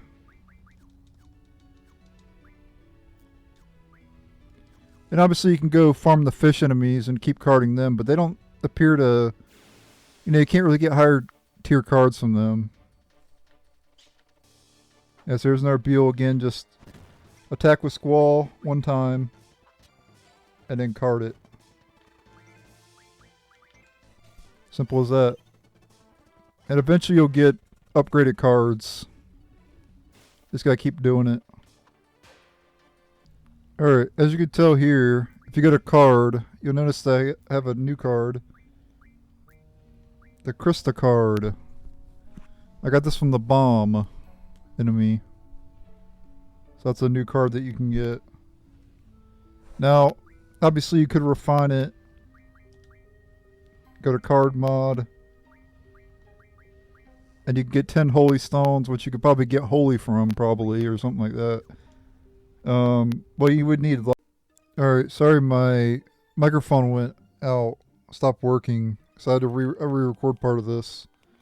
But, I don't know if I showed it or not, but I card modded the Bite Bug into an Elvoret. So we have the Elvoret card, we have the Krista card, and we have 2 Jumbo Cactars and an Ifrit.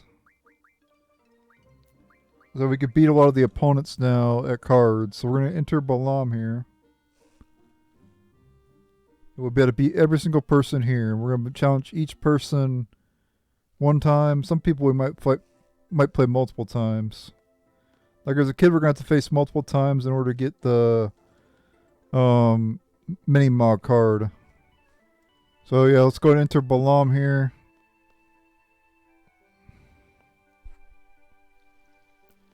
And yeah, we're going to be challenging a bunch of people to cards. Make sure to draw from this again.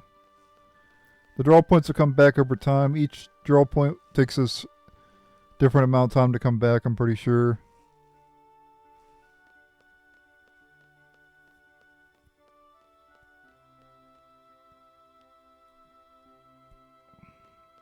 So let's make sure to grab them over time. It doesn't really matter. You don't have to. You can always refine and get spells that way, but you might as well pick up the draw points while they're there. You know. Make sure I'm recording audio. Nope, I'm not recording audio either. Am I? Nope. All right. Oh, I am. Okay. Okay. Yeah, it's recording audio. Okay. Just wanted to make sure. All right. So let's challenge this person.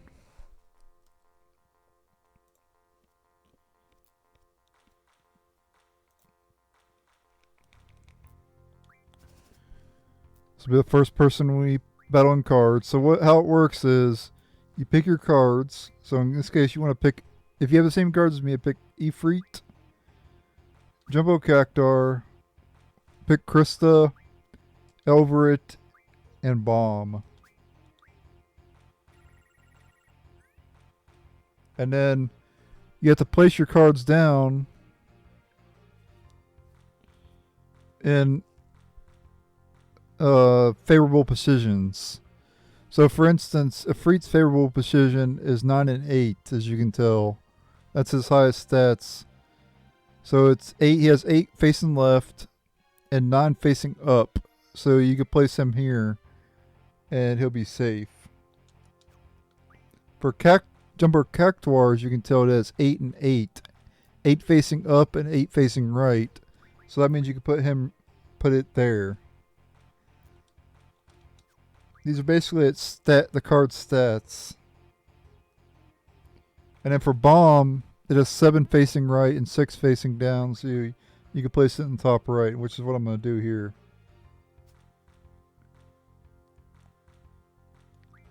And we'll put Elvoret. Actually, might just throw down the Krista and have it take the bigs and Wedge. Kind of force him. Yeah, see, I forced him out there. See?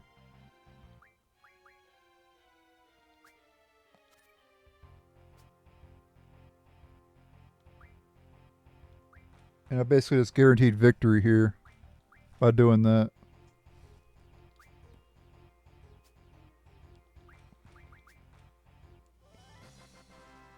Out of all cards here, the best one's probably Biggs and Wedge. You can actually mod them into X potions, I believe, but not really worth doing. I'll just show you real quick.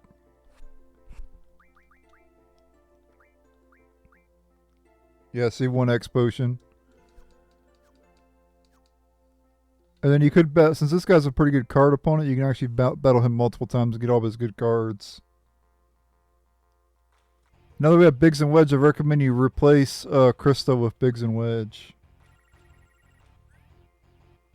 Yeah, see, he has a Marlboro card, see? That's a pretty good one.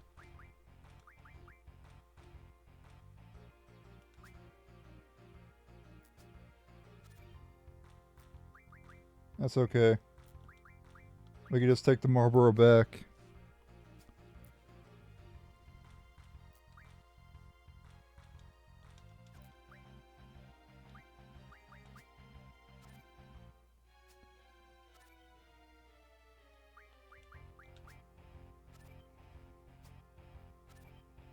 Oh shit, actually. Oh, we drawed. Okay, we're good. Almost made a misplay there. And actually almost lost that battle. It could happen though. Sometimes you get unlucky. There is a bit of RNG involved in it. But I'm not going to show me battling this guy again. I'm going to battle him off screen. Okay, we can get a new card here. I'll get Forbidden. And I'll take that Marlboro card, which is pretty good. I might actually put that in my deck. Or I might actually use that one. Okay, we can get another new one here. We'll get the GIM 47N. Okay, we'll get the Behemoth card.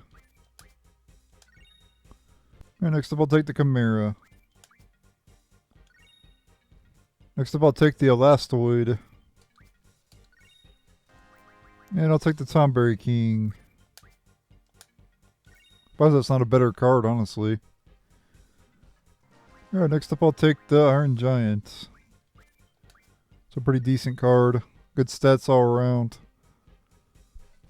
Alright, next up I'll take the Snow Line, I guess, sure. Alright, take Tri-Face next. I'm gonna keep going until I don't get any new cards. 4 new cards to pick from this time, but I'll take the Ochu. Alright, now I'll take the basic Tonberry. Alright, next up Deathclaw. Next up I'll take in Doily, or however you pronounce it. Next up I'll take Abyssworm. Another new card. And next up I'll take the Ruby Dragon.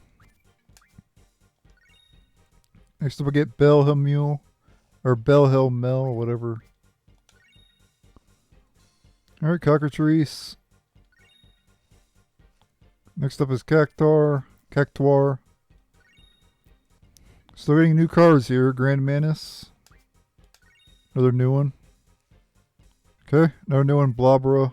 Pretty weak card. Armadodo.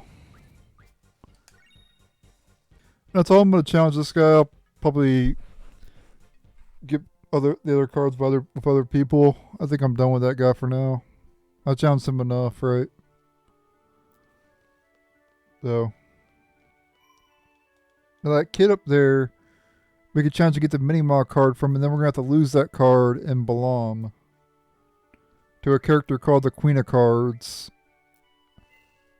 And I'll go over the Queen of Cards quest whenever we meet her later. So let's go ahead and win that Mini Mog card. So go ahead and zone out. And then re-enter the zone. And you'll see the kid coming from this way. You might have to zone from this side, maybe.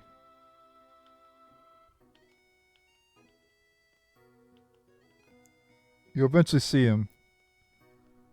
Yeah, there he is, see? And press square on him. And so you want to play cards. And he'll eventually have the Mini Mog card. He might not have it on the first try. But you want to go ahead and get it from him now. And don't wait for later.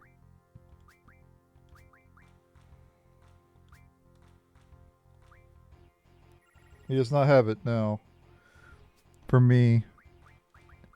How I like to win on cards though, I place Elvoret on the bottom left. And usually they go... Yeah, see, usually I place like that almost always. And then I just play the Jumbo Cactuar there. And then I usually put a Ifrit like down the bottom right.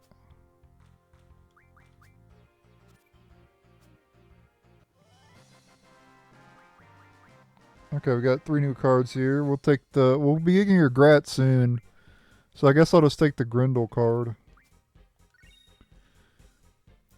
But there's that opponent down. But we need to challenge him again. This one we actually challenge him multiple times. Till we get the Mini Mog card. So as soon as you're done... As soon as the loading's done, press square immediately so he doesn't run away. And just keep challenging him until you get the card. There it is, see? When he has the Mini Mog card, place a Ifrit in the bottom right. And then place Elvoret bottom left. Oh crap. I don't have a way to get the damn... that's unfortunate actually. We might not be able to win here. Okay, we're good, yeah. Yeah, we won. And make sure to select the Mini Mog. Okay, now you can go challenge other people. We also need to go to the cafeteria as well to talk to a particular NPC. So let's go do that. Actually, I'd rather just do the cards for now.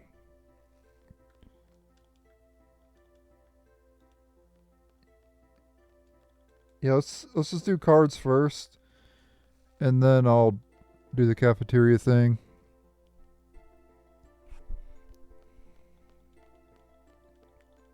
So let's go to the infirmary here. I think we could battle the doctor, I believe. Yep.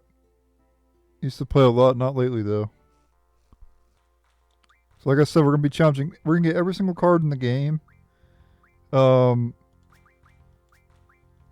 we're also gonna be challenging every opponent in the game too, at least one time. So I'm doing that for 100% completion. Okay, she played out a little bit differently. She's actually a little bit smarter than the other ones.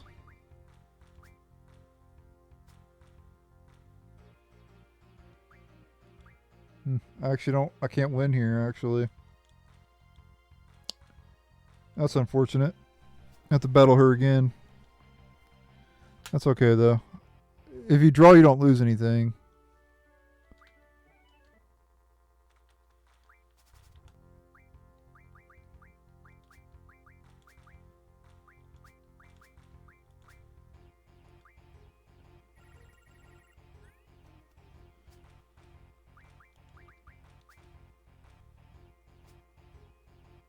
Okay, we won.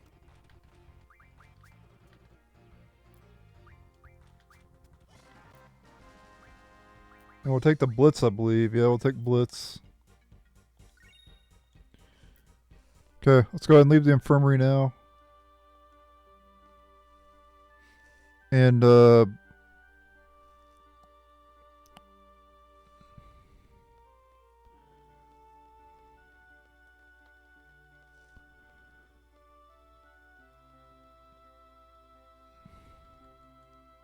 quad. Don't know if there's any, card game people here or not.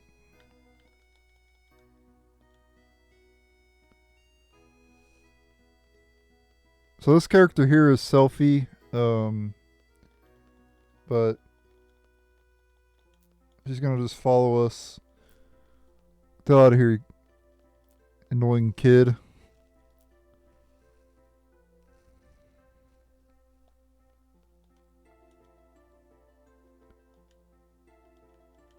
Okay. Can't challenge that person either.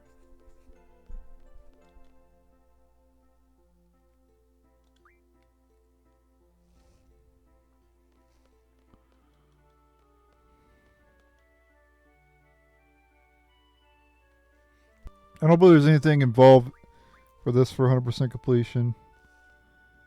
But yeah, let's just leave there for now. We're gonna go back. You don't have to do that for 100% completion. I was just coming here to see if there's any card game opponents, honestly. But there was not. There were some people we could play at cards in the cafeteria. So we could do that.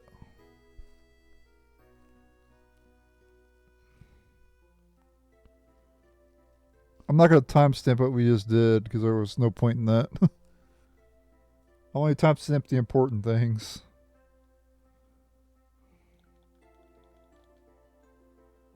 Let's go and enter the cafeteria. We need to talk to somebody here anyway. For later. Can't play that person in cards.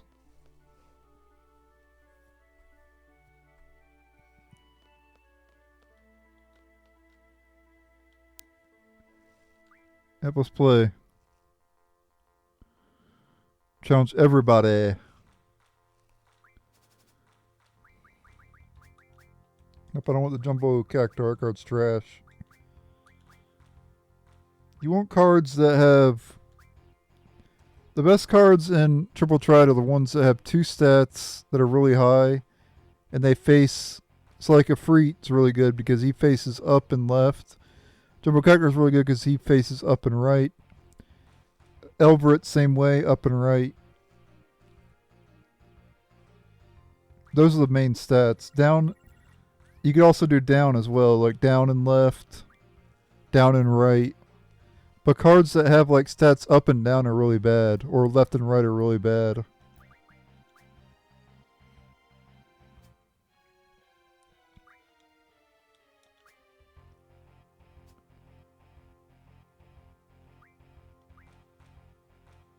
This guy's really cucking me.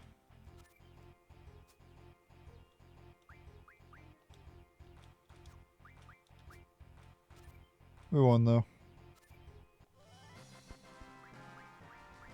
And we'll take the Jelly Eye. Or Gel Eye, whatever.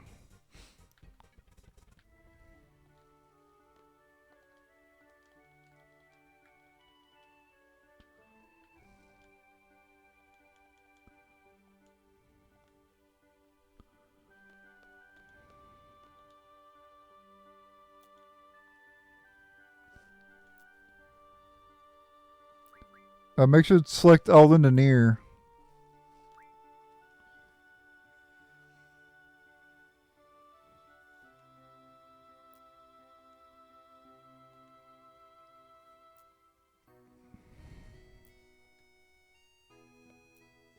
All in the near.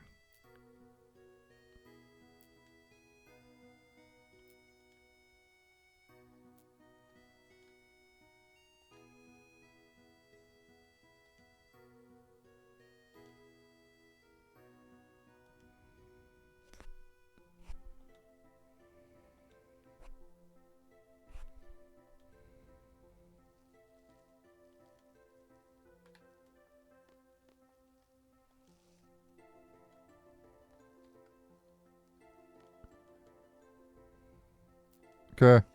Alright, once you're done doing that, selecting all engineer a couple times, come over this way and we can challenge some people to cards.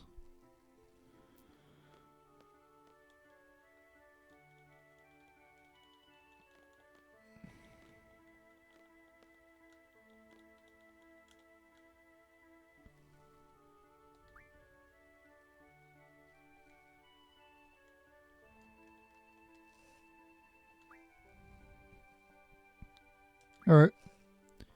Bring it on, buddy. Get your game on. Yeah, like I said, we're going to be challenging every single opponent.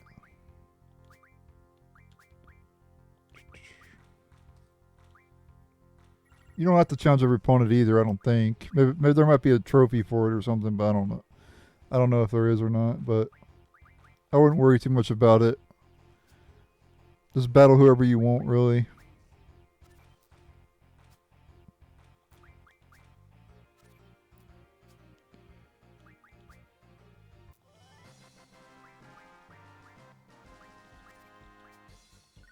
Alright, now I'll challenge the person in the back.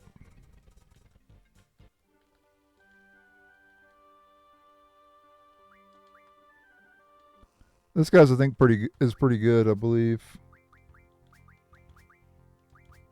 I believe he has pretty good cards. Yeah, he has like mid-tier cards. He's playing a bit differently too. Throwing me off my game.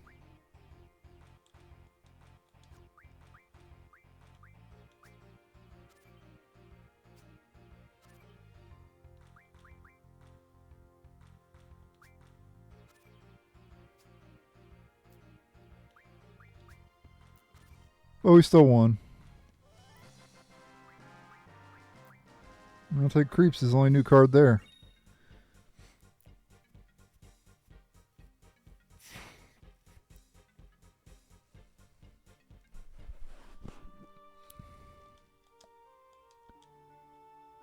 That's the guy you want to play over and over again, or you can also play the ticket booth guy over and over again as well.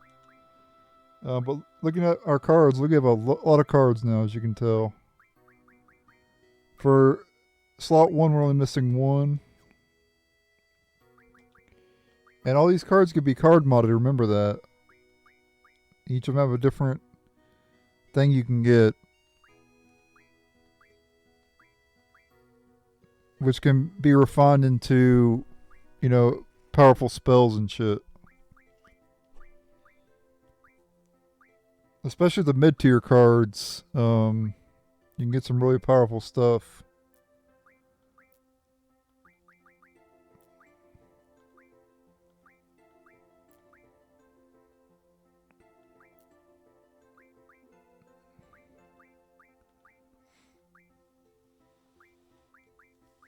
But I would make sure I'd keep one of. I'm planning to keep one of every card. Because I want to have one of every card at the end. So Like we're gonna have all 10 of these slots filled with cards at the end of this ultimate guide. If you watch the final part, of course, the final part will have them all. And I'll recap our 100% on the final part. Like I'll show everything that we have to prove 100% of the game.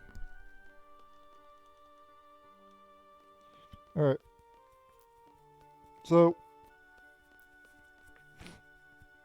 we can move on to the next area now.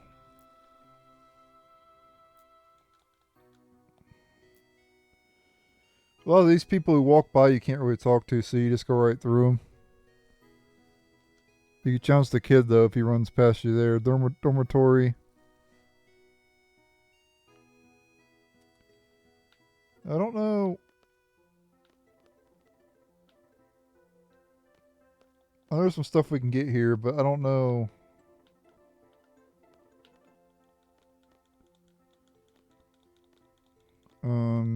Maybe it's later.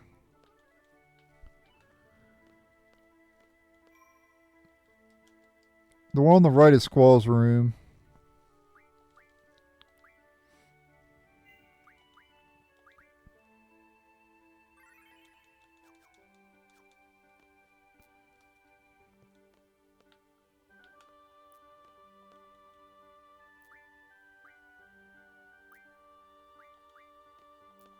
Yeah, we don't want to get dressed yet. We're not ready to advance the story yet. Let's go. The parking lot, I don't know if there's anybody.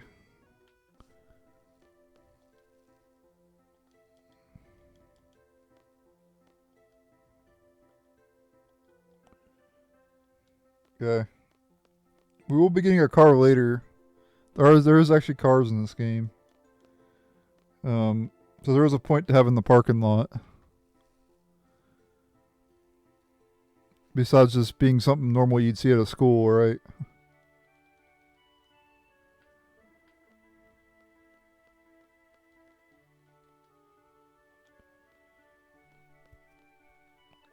Okay, let's go to the library.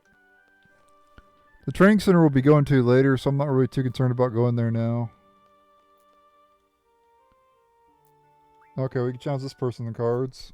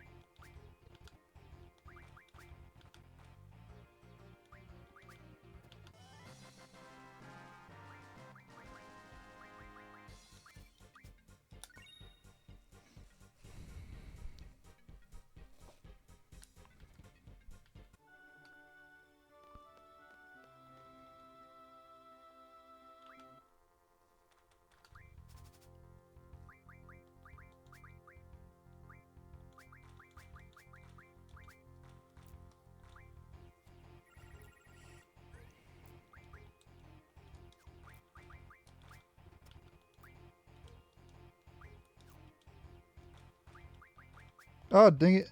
I didn't mean to put that there. Shoot. I goofed. I made a misclicked. Damn it, man.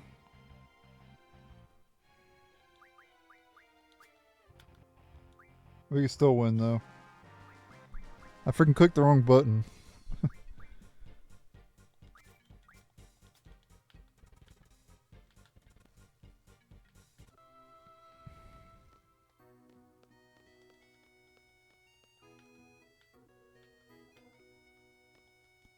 Oops. Damn it.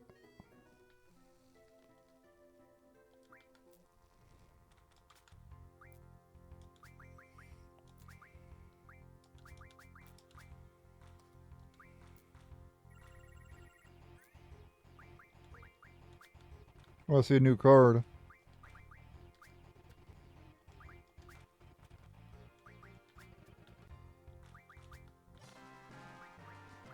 Alright, we'll take the Hexa Dragon. That's a new card.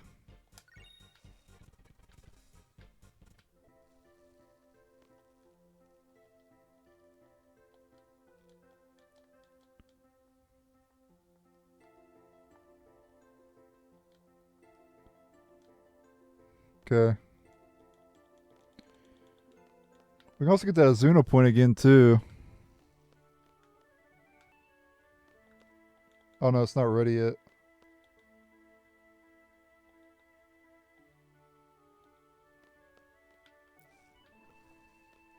I think that might be it. There's this person here. But he doesn't play cards.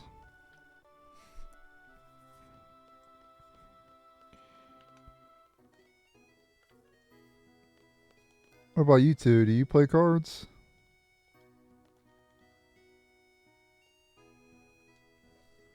Yeah, they're talking about the T-Rexuar. I don't know why they even put the T-Rexuar.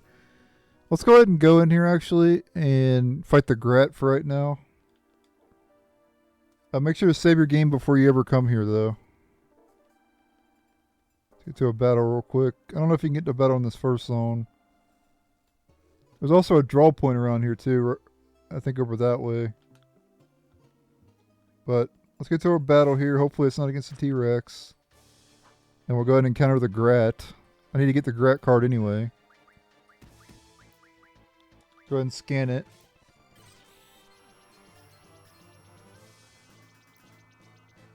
$335 HP.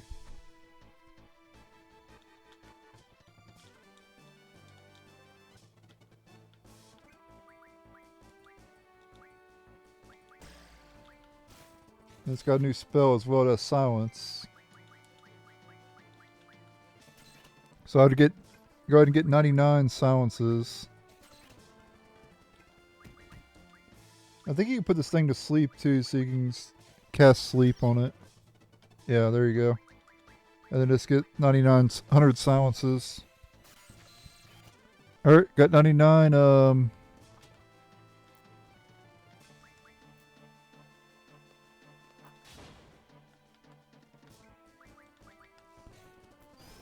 silences, and we'll go and get the Grat card. Oh, we learned a new ability. What do we get?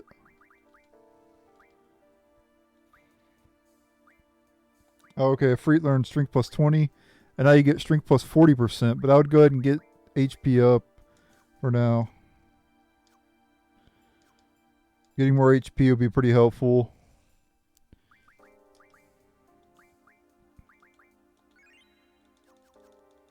Make sure to heal and then leave immediately. Don't... If you encounter the T-Rexuar, just run. Like, don't fight it right now. Unless you have higher tier spells. If you have higher tier spells, you can beat it.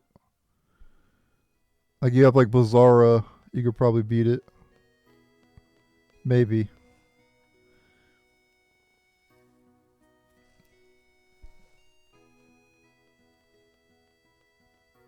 I'm pretty sure you can get access to tier 3 spells at this point. Let me actually save state it. And I think you can get access to tier 3. I'm obviously not going to keep this, of course, but... Let's get that North Wind. Yeah, see? You can already get Blizzaga at the beginning of the game.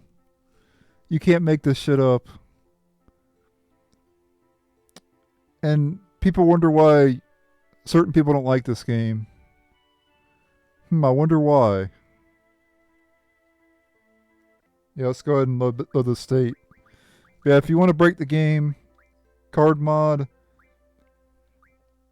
Snow Lion, which you can get infinite amount of by keep battling. To get the Snow Lion, you can battle the ticket booth guy, or you can battle the guy in the cafeteria. So insane. Like, what was Square Enix thinking with that shit? Alright, we got a new opponent here. Like, they really didn't think it through.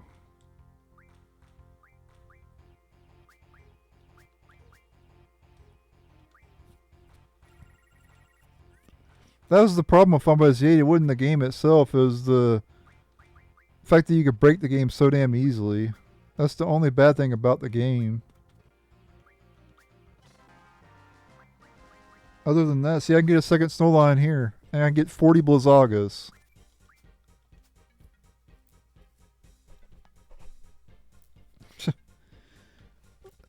But, yeah, I'm not going to do that, of course. But I could.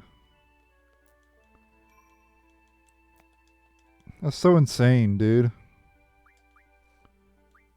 Blizzaga at the beginning of the game, guys. I'm not even really 6 hours in. I'm not even anywhere close to 6 hours. Because I've been doing speed up. When you do speed up, the time goes 6 times. I do 5 times speed, right? And the time goes 5 times as fast. So I'm probably at about 3 hours right now. Every time I press that speed up button, it goes 5 times fast.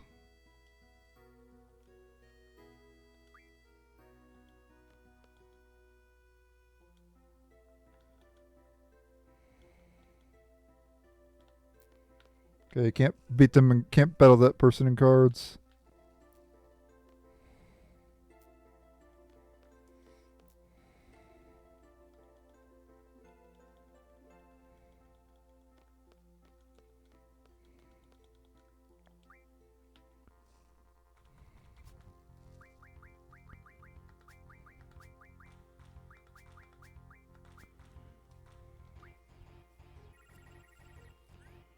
Okay, this guy is a mix between higher tier cards and lower tier cards.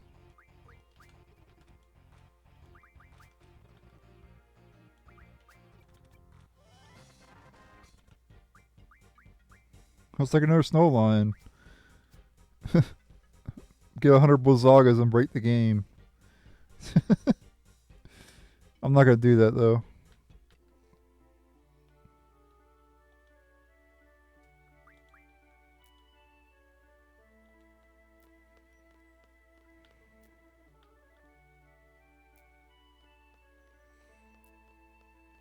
Inside Quest is a classroom.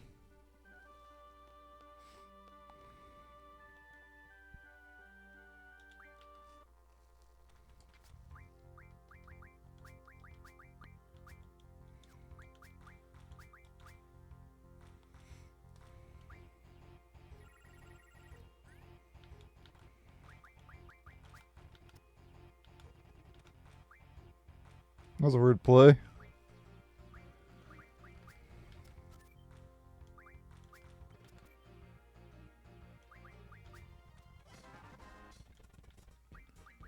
Okay, I got a new card, Adamantoise, and also Visage, or Visage, whatever.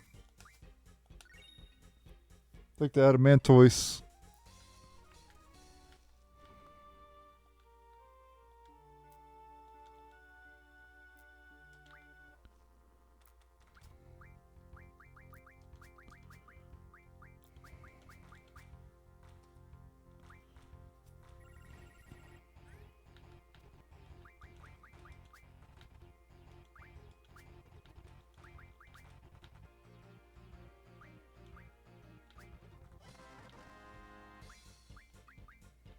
Okay, we'll take the SAM-08G.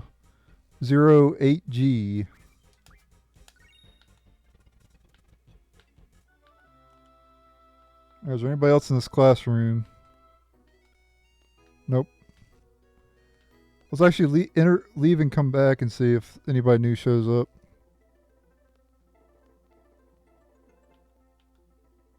Nope. Okay. Alright.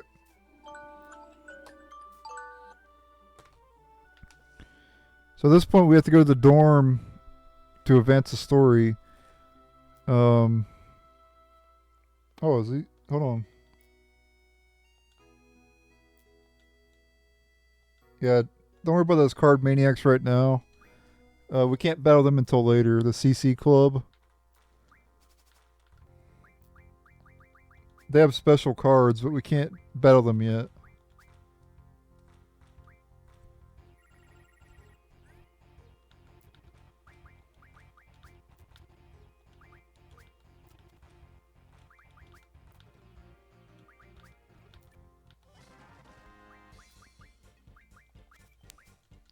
Alright, there we go. Now I think we've battled pretty much everybody. If I didn't battle everybody, then it's fine, but I got a majority of the people at least. I don't want to spend too much time with it. Let's go back to the storyline now. Alright, at this point, we can advance the storyline, or we can go talk to the Queen of Cards. I guess we'll... well, we don't have to go to the Queen of Cards right now, actually. We'll be going to Balamb later. So we could just do it then. But you could basically change the... If you go to the Queen of Cards, you can actually change the rules of the game. And one of the rules you can get is difference instead of one. And if you pick difference... If you get the difference rule... you can get more cards instead of just one. Per you know, people you defeat. So sometimes you can get like 2 or 3 cards, you know, per battle instead of just one. But we're not going to worry about that right now. We'll be going to Balamb later, so I'll just do it then. Not a big deal. We don't have to do it now, per se. Anyway, let's go to the dormitory. And we can change into our outfit. Change into our uniform. Go in the right room. You want to save it first, of course. Highly recommend you save.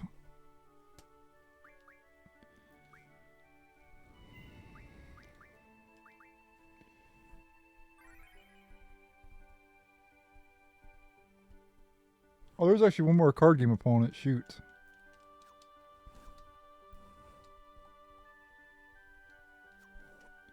Okay, well, let's go find that other card game opponent. I'll show you where he's at. Oh, wait, hold on. Did we battle these people? Nope. Alright, let me speed it up here. We need to go back to the... down this way. There's actually one more person we can battle. He's right in this screen here. There we go.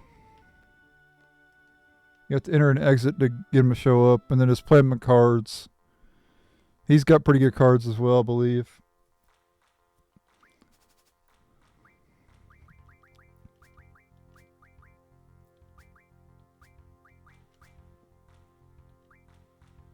Yeah.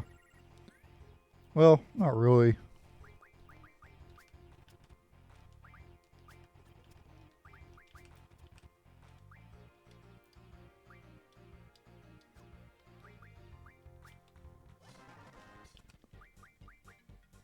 I'll just take the Blobber, I guess. Alright.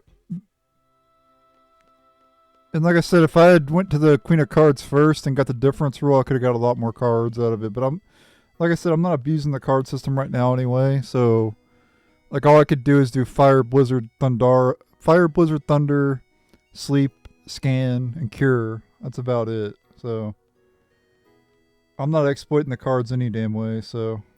doesn't really matter. We already challenged her. Alright, let's get going to the dormitory.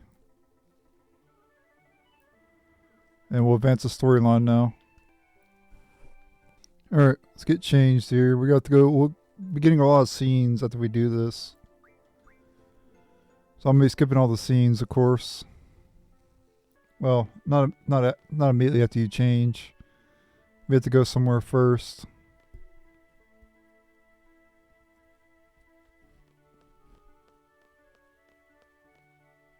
We gotta meet Quista somewhere.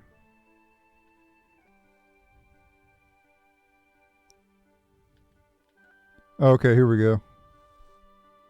Now I'll be skipping the scenes. Alright. I think we need to go... At this point, we go over here, yeah. And then we take the car to Balamb. Yeah, we actually get to drive the car over to Balamb as well. Press square to move forward and just drive it over here. And just enter here. I like how they just drive it through the town. Like, could have easily ran people over, of course, but not like Seifer cares. He'd probably laugh if he did. Alright, don't go on the ship yet, though, because there's stuff we can do here in Balamb. Like, play some more people at cards and...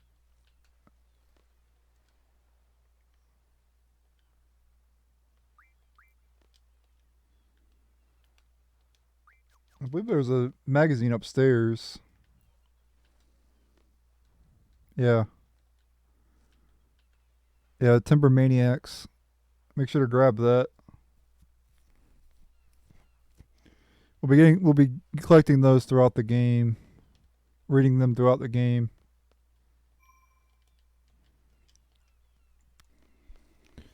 Alright.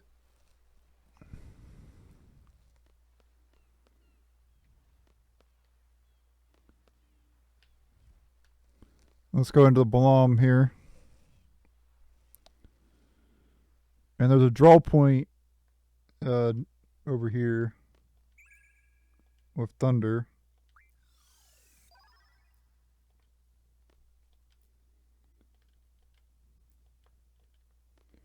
Over here's the weapon shop.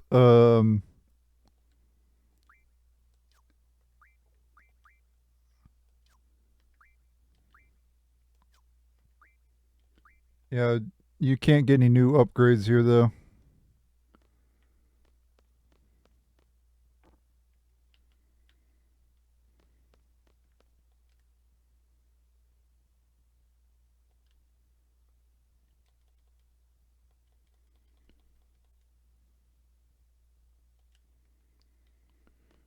And you can't go upstairs in Zell's room. I don't think... Yeah, there's only like one point in the game where you can go up there. It's during the storyline later. There's another member... Timber Maniacs. Oh, never mind. It's a fake.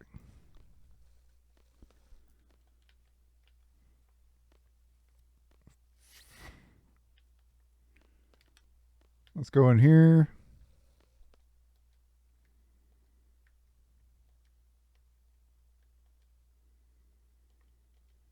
Okay, can't challenge them to cards. Usually in these houses there's stuff you can examine, but you can't really get anything in a lot of these houses.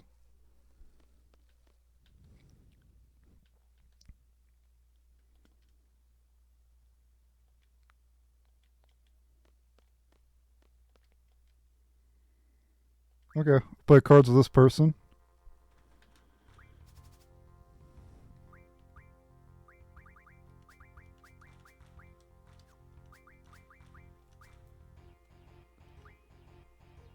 Okay, high tier cards. Well, not high tier cards, but medium tier cards.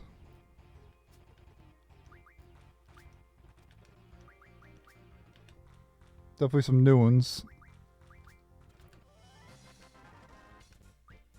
We have Turtlepod and Blue Dragon.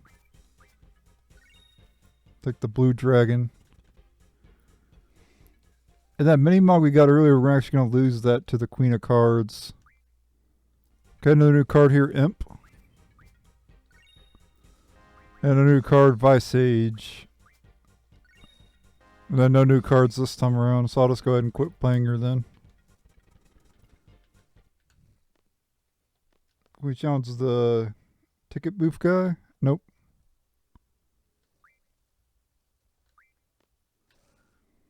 Alright. So in the next screen, what I recommend you do is save. Go save at this point. Go to the hotel and save. I could just save state, but go to the hotel and save real quick. And then go over this way. Oops, I didn't mean to go back. Yeah, you can buy items here from this guy. You can even buy high potions at this point.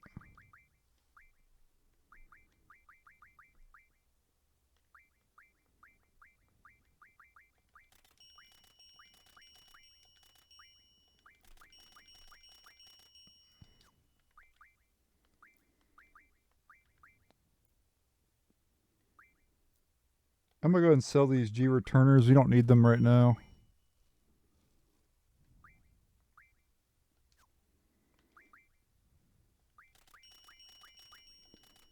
Good to get some antidotes and some eye drops.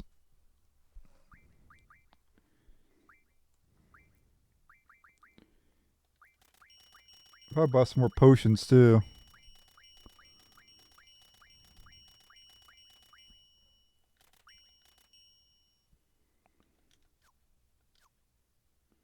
Okay. Hold on, let me... Oh, let's actually do the Queen of Cards first. So what you want to do is save it or save state it.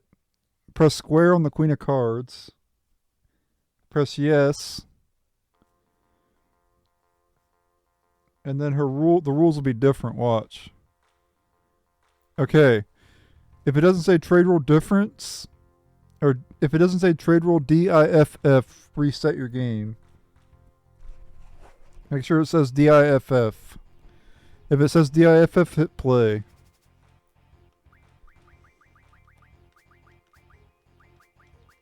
If not, reload your game.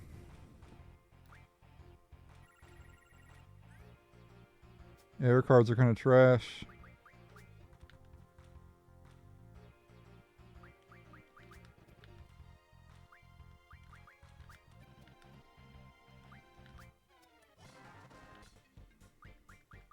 I already have all these cards.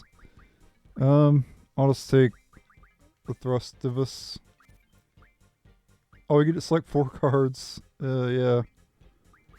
I'll just take this trash. I don't know. There we go.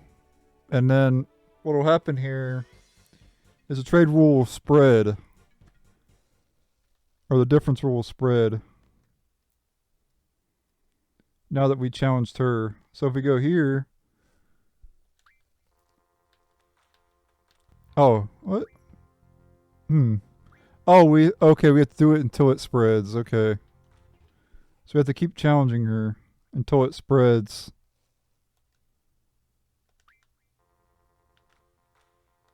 Nope.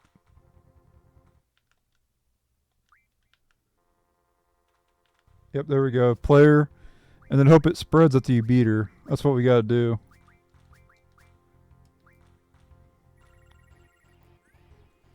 Okay, all would be good too. If it says all, you could do it too. Because that would be pretty decent to spread. Yeah, so see if you win, you get all of her cards. That'd be nice if it spreads. I would love to see it spread. Nope. Alright, well I can't get the spread right now, so I'm not really too concerned about it. I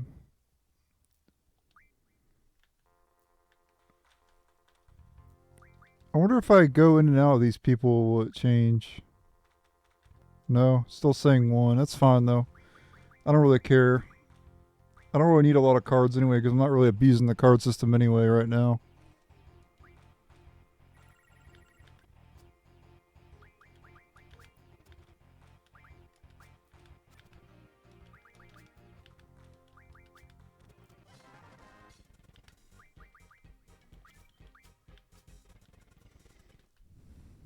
Alright. Let's see if there's any opponents this way.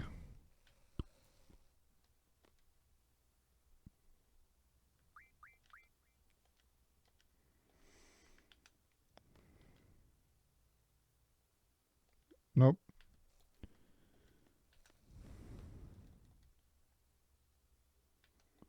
And this person can't play the cards either. Okay.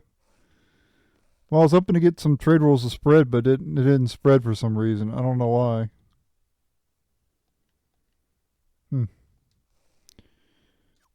I thought that's how you spread rules, by challenging her, but apparently it didn't work for me.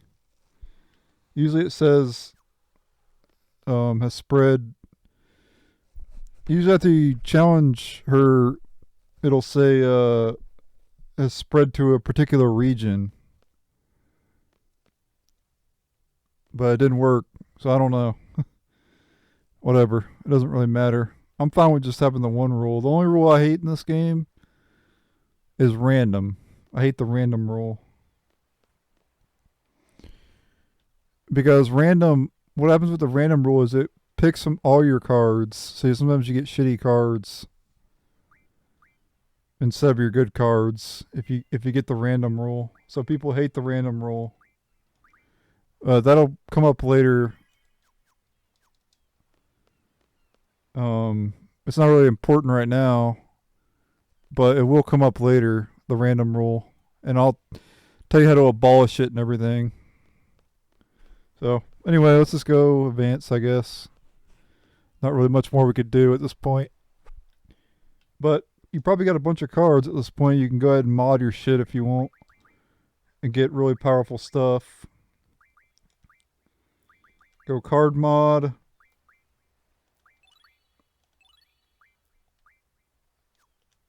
I would just get a bunch of these M-stones. And just top up on your spells and everything. Just make sure you always have like 99 thunders and shit.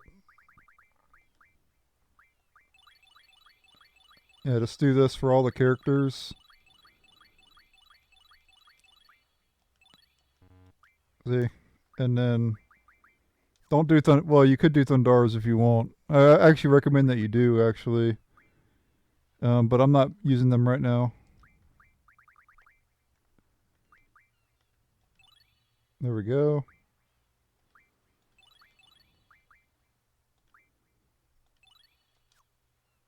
Blizzard.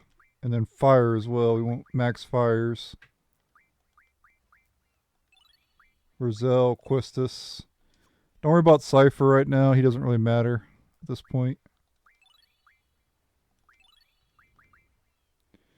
The screws will be useful for upgrading. They're not really useful right now, though. I would just get rid of all your... if you have more than one card, just go ahead and get rid of them. And just have, so you have one of them, you know what I mean?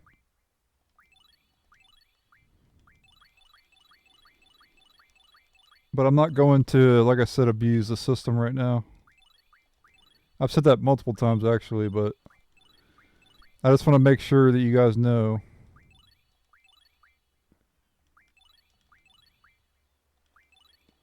I'm not stupid. I know how to break the game, but I'm just choosing not to.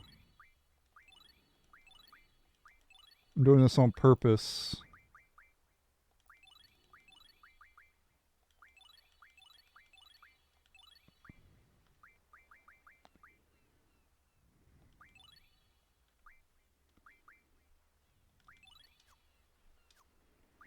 Alright, so we got a bunch of items and stuff. Some of the stuff can teach, we can teach Quistis Acid. Electrocute. Ultra Rape she already has. Yeah, that's it for now.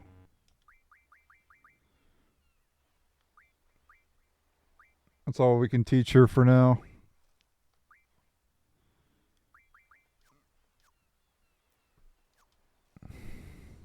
Alright, we're good to head to Dollets. I would probably make backup saves, because if you want to get a higher initial seed rank,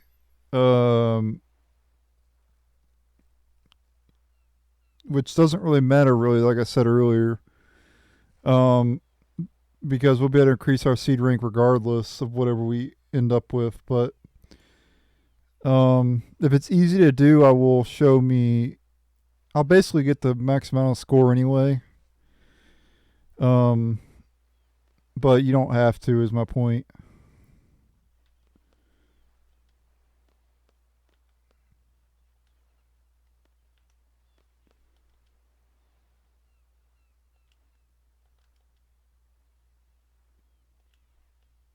Damn. Bossy as hell. I'll toss you into the water over there, lady. Talk to me like that. It's going to ask you if you want to talk to your companions. You want to select do nothing. Because you'll get more points.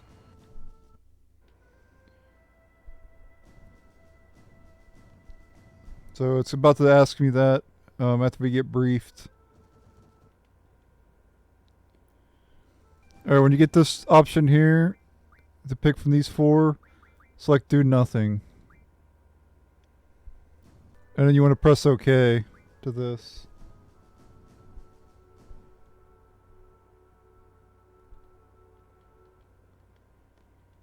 Just walk this way and then you'll get a cutscene and you'll arrive in Dollet.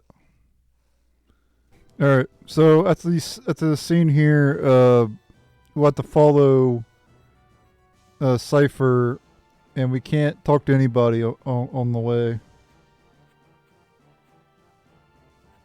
So don't even talk to Quistis right there, just move on.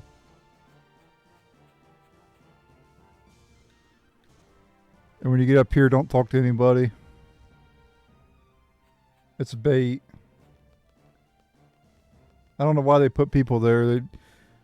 They put people there because people are always going to talk to those people, you know. So then they're just going to lose points. It's kind of messed up. I don't know if you need to talk to Cypher. No, if you don't have to talk to Cypher, you just get to a battle here. So you cannot card these enemies, and you cannot flee from them, I don't think, either.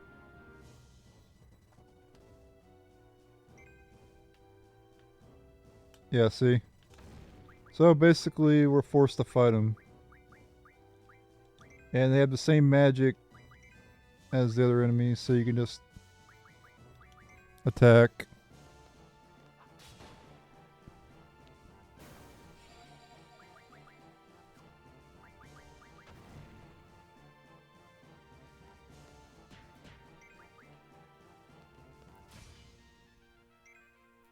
Perfect. Yeah, you're forced to get EXP here. There's nothing you can do about it.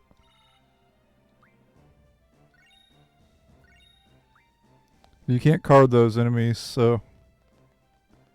Again, don't talk to anybody.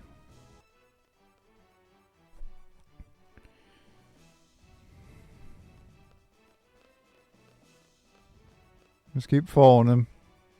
Like a creep.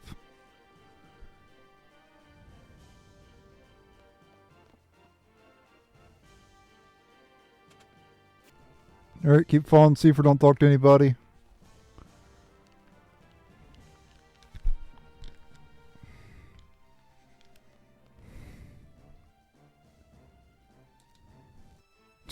What an idiot. Yeah, pretty much. He is an idiot. Cocky, arrogant idiot, which is even worse. Alright, now we're told to scout the area for enemies. I think there's a draw point around here, right? Thought there was.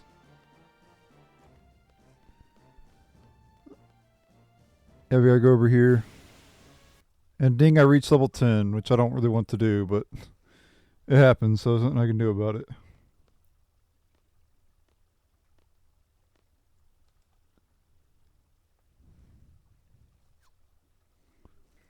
Alright, talk to him. You gotta talk to Cypher twice. Don't talk to the dog either, by the way.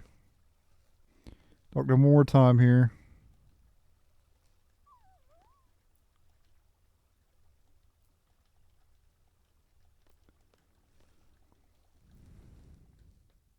He just freaking kicked the dog. Dude, if he kicked that dog, I would take his head and just smash it into the fountain until he lost consciousness.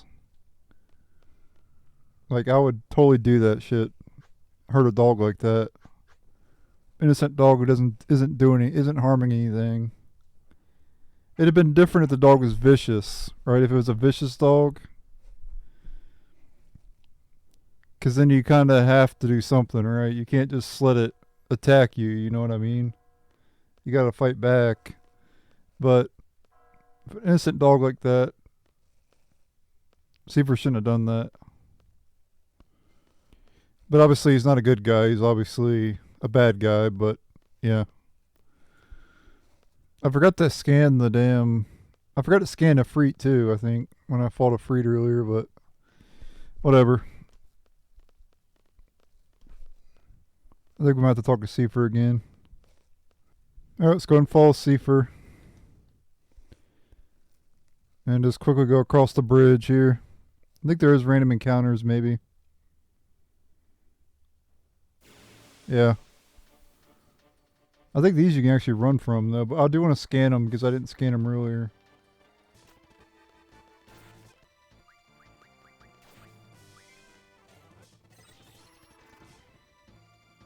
And I guess I'll scan Seifer as well because I didn't do that earlier either.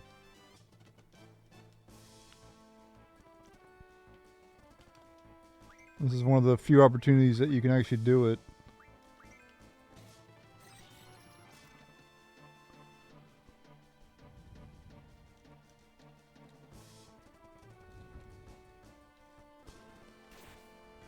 Okay, let's see if we can run. Yeah, we can.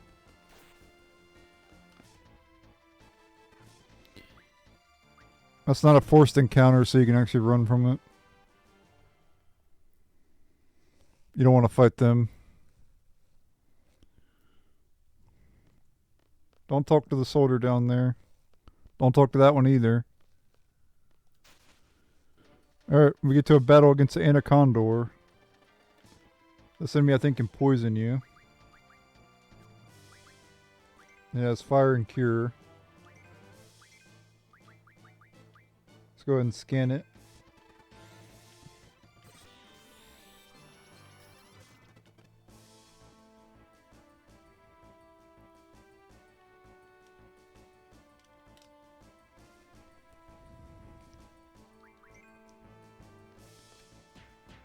Yeah, you can't escape. Oop, it's a forced encounter, so you can't escape from it.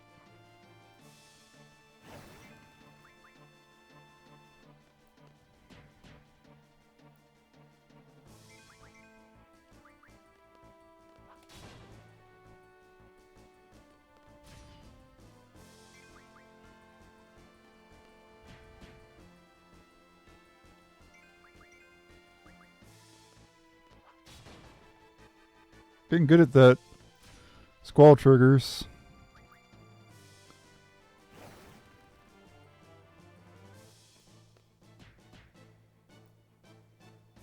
Oh, I should actually get some cures for Zell. He doesn't have cures.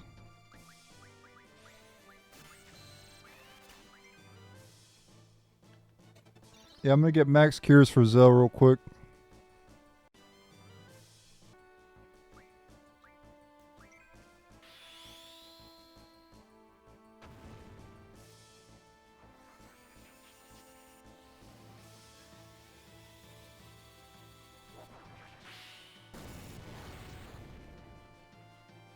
Now let's see for his limit break. Something you could do if you want to avoid EXP, you could actually kill off Squall and Zell. Some people do that. I'm not going to bother with it. I'll just get the EXP. It's not a big deal. It's not the end of the world, right?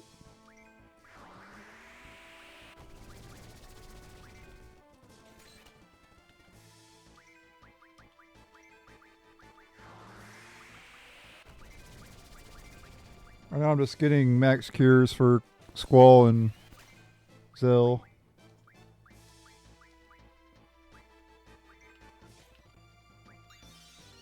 And we'll finish off this Anaconda.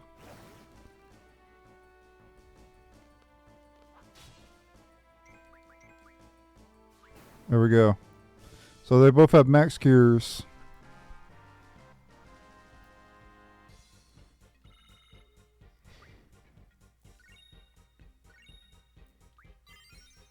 I don't actually mind getting the XP. It doesn't really matter to me. Alright, let's get moving.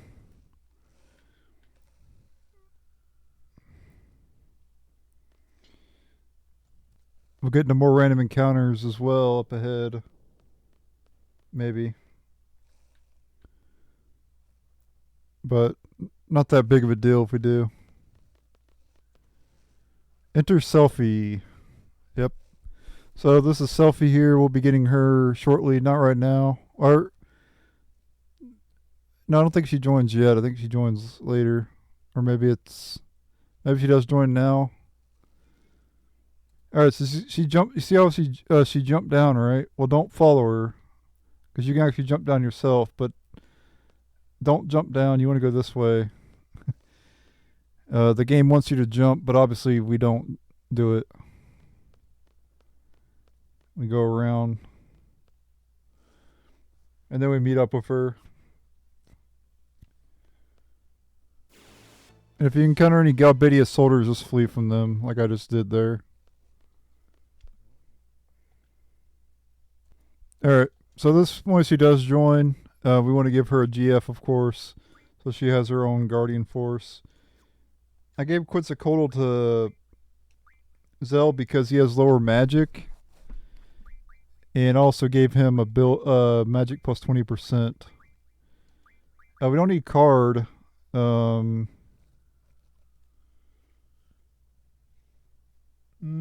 guess I'll just do item, I guess. Alright, now I'll do GF. Item is really bad in this game, but you can just heal with magic.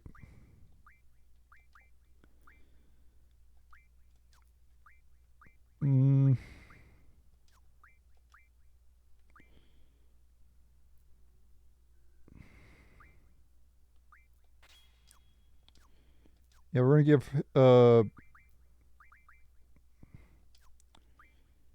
her Shiva. And we're gonna refine her some magic.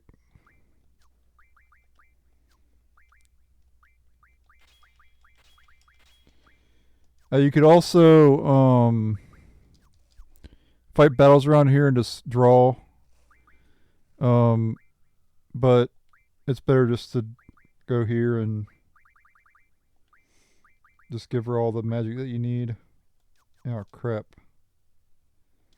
I'm gonna have to mod some car. Yeah, let's just do this. There we go.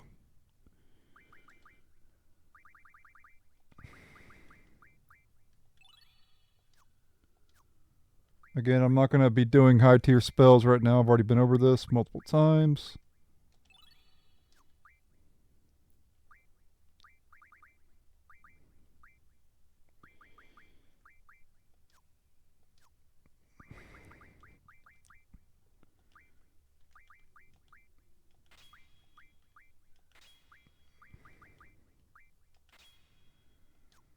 Okay. I'm gonna get to some battles here so I can get her some higher tier spells. You can actually battle inside here. So let's go ahead and go in here.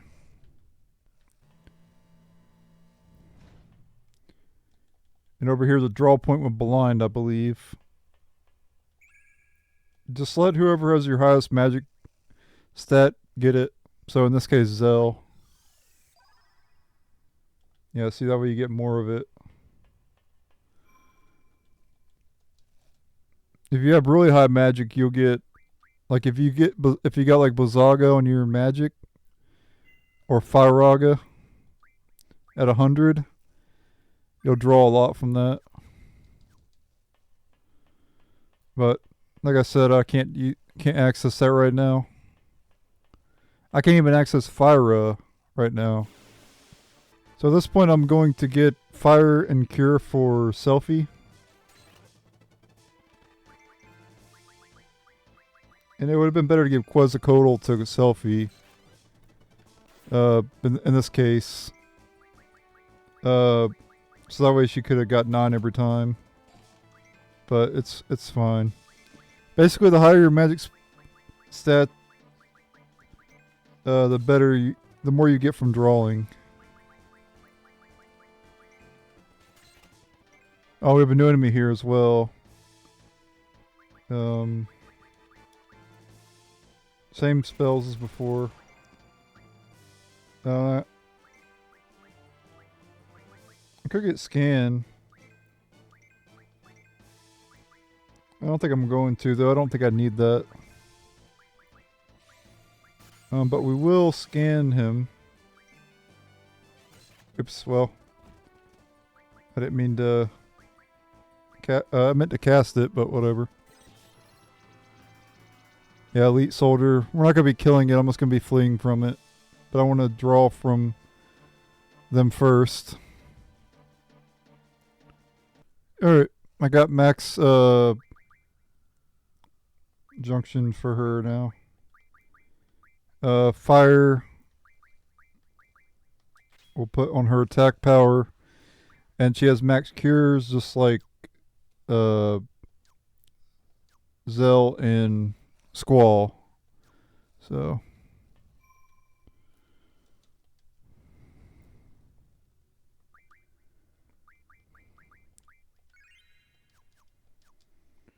alright, we're good to advance here. To take on a series of boss fights. There's actually 3 boss fights that we're gonna have to fight coming soon. Yes, I'm not kidding. 3 bosses. Alright, here we go. Yep, let's go. And we'll have the first boss coming up. Or not the first boss of the game, but the first boss in this area. It'll be against Biggs and Wedge. Alright, it's boss time against Biggs. Or, I think this is Wedge. And then Biggs will show up later. And you can get Azuna from him. Yes, or this is Biggs, yeah. We'll start by scanning him, just so I can show you.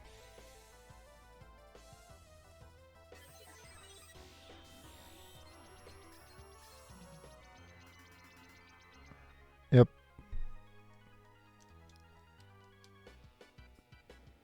And then we'll scan Wedge when he shows up as well.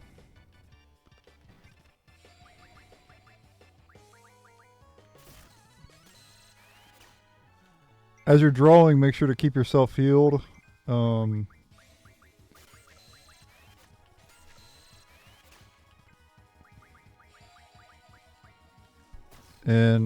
yeah, that's pretty much it. I'll be right back once I have 99 Azunas. Yeah, and here's Wedge. I'll go ahead and scan him as well.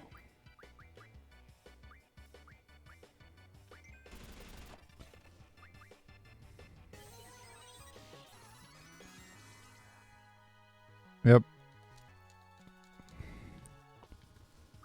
And we'll see what he has. Does he have anything new?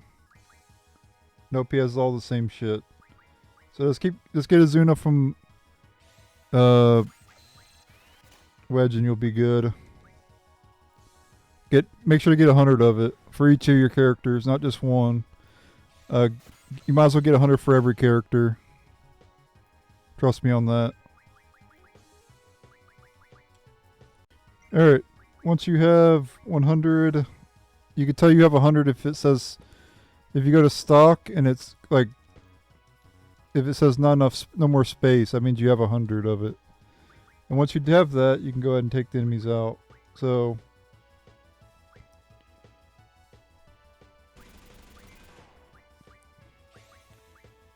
I'm going to go ahead and heal up some here. Because we're going to fight another boss here soon, so we definitely want to heal. You can go to draw and then cast. And that way you can go to use from your stock.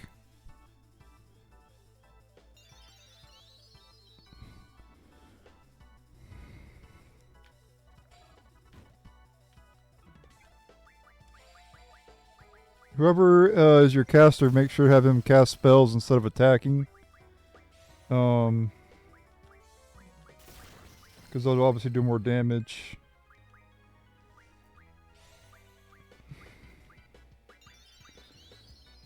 Oh shit, healed a lot that time. Shoot.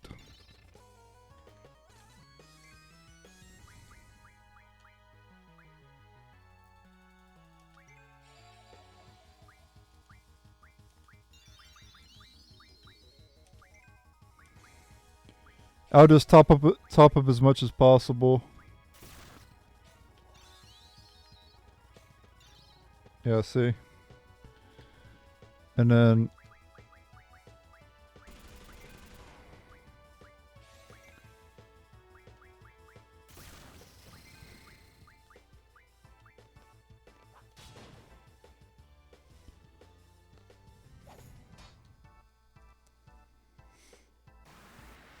Okay.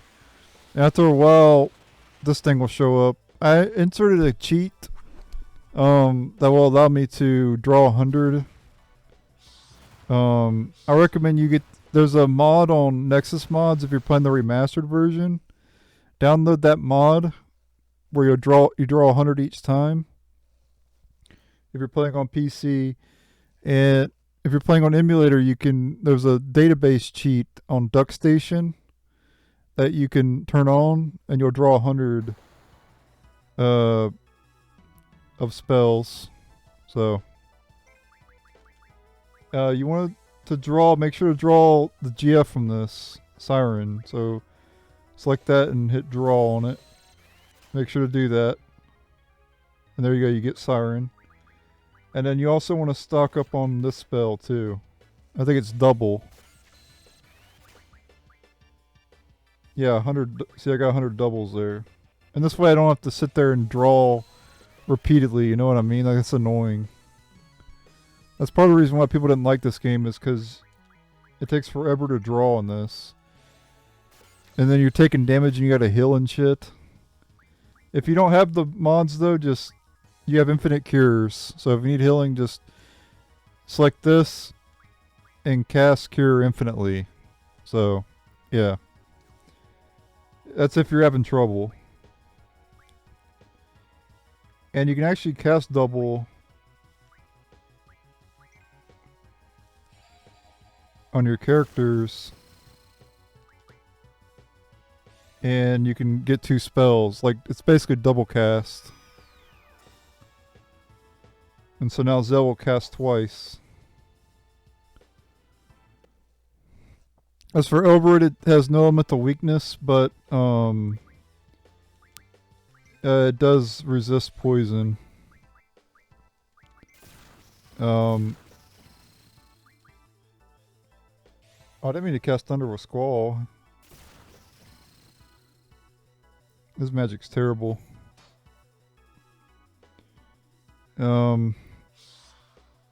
Yeah, Storm Breath, which is an AoE. It's all your characters for a good amount of damage, so yeah. But you can go double, and you can cure.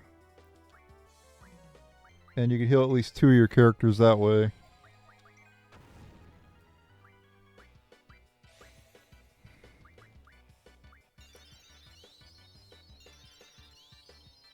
And if you have good magic, it'll pretty much fully heal.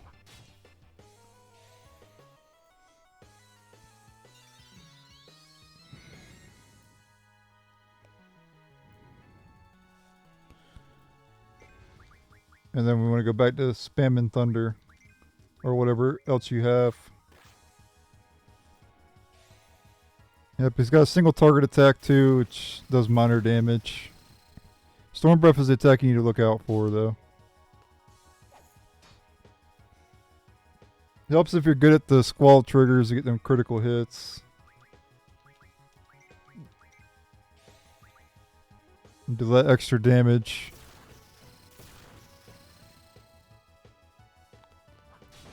And obviously if you have Firaga, at this point you could kill him in a few hits probably. But, like I said, I'm not abusing that. If your HP gets low, you could use your limit break too.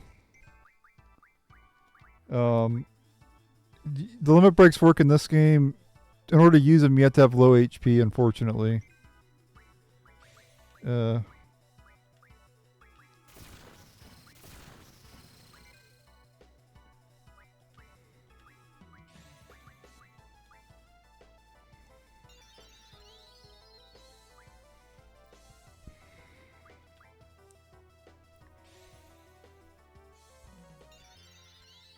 So yeah, limit breaks aren't reliable in this game.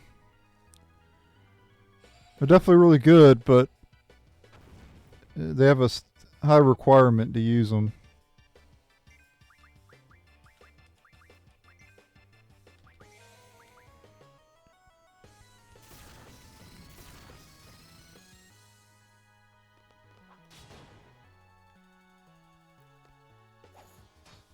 Oh shit, I didn't scan this thing, did I?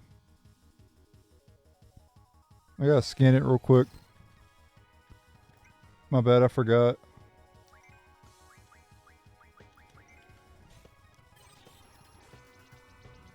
Yeah, it's got 2,667 hit points. Obviously more if you're higher level. Or I don't think monsters level up with you. I know random encounters do, but...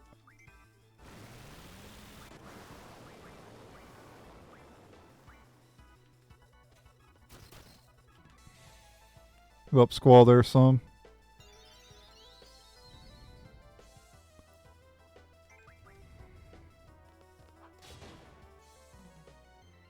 We almost got it, so we'll just go ahead and finish it off here.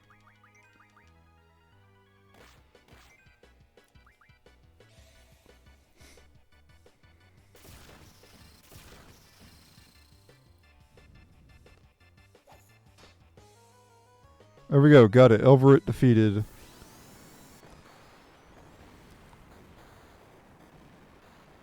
Goodbye, Elvoret.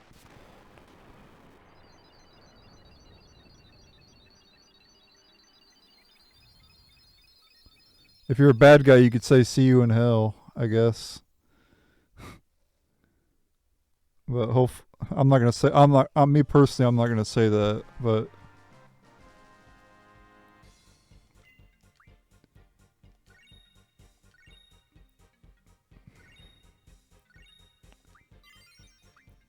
all right, get some AP too, and we get Siren, another GF who has magic, which is pretty good to have another character with magic junction. Alright, the next segment's going to be a bit tricky. You're going to have a time limit, so be prepared for that. We're going to have to be quick about junctioning stuff. We need to get down to the beach as quickly as possible, and then there's this thing that's going to be chasing us, and it's weak to thunder. And it'll constantly repair itself.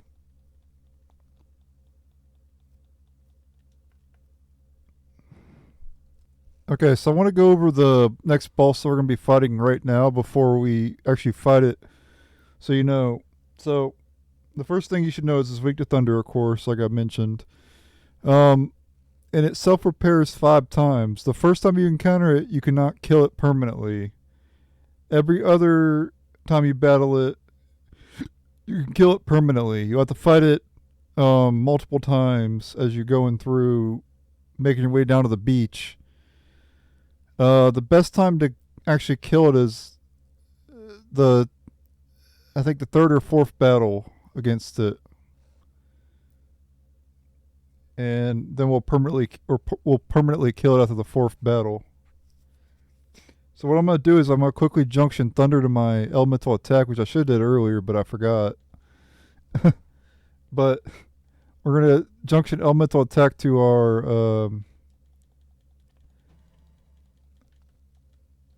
okay, we have time to do it anyway. Or no, we don't. Shit. Okay, hurry up.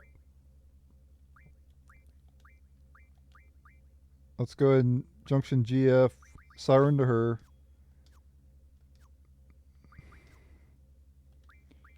Take your time though. Don't you don't have to rush it. It's fine.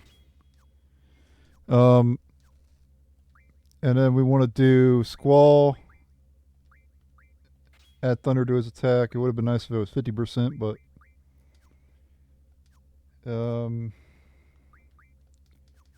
make sure to heal.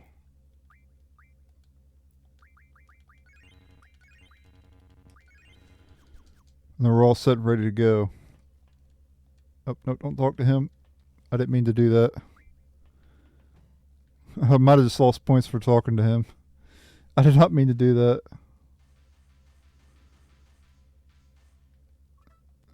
Yeah, and unfortunately the damn cutscenes take time out of your shit. You do have time to save though, so I would recommend you save. It don't take but a few seconds, so... just in case you screw something up, you know. It don't take that long to save anyway. Alright. And get moving out. And you get to the first battle against this thing.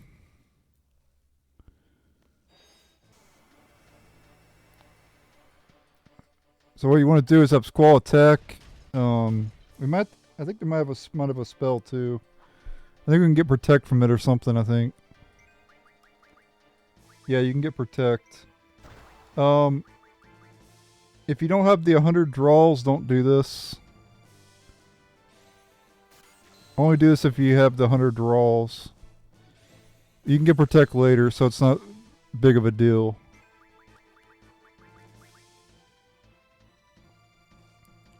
It failed. Thunder. Thunder.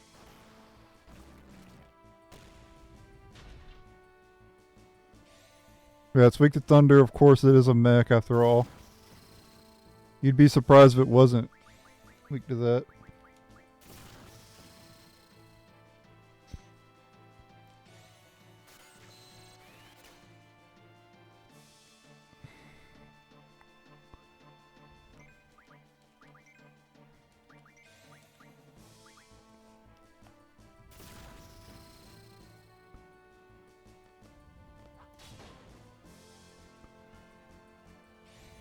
Alright, it's about to self-repair here. Alright, that's one. Hopefully I didn't escape too fast there. I might have escaped too fast. I should have waited till the text popped up. Okay, we're good. Alright, it's going to repair itself though, of course. I should have waited a little bit longer though. Yep, so here it comes back again. And we actually do want to battle it again.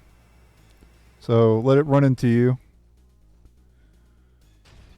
We want to kill it as many times as possible now.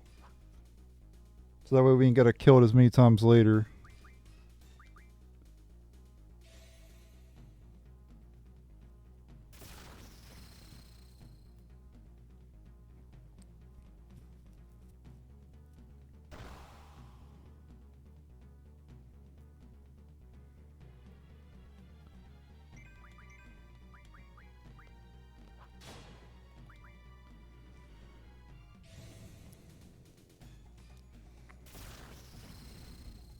This time I'll wait a little bit longer after we kill it. Just to make sure it starts to self-repair.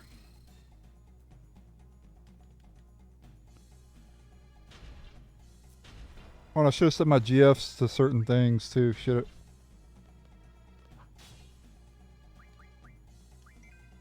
Okay. Hold on.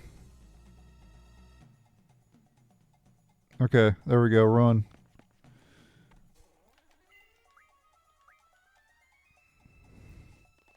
Alright. Oh no, I can't set my GFs up right now. I should have did it earlier. Oops. Yep, so there's the third fight against it. You want to battle it here as well.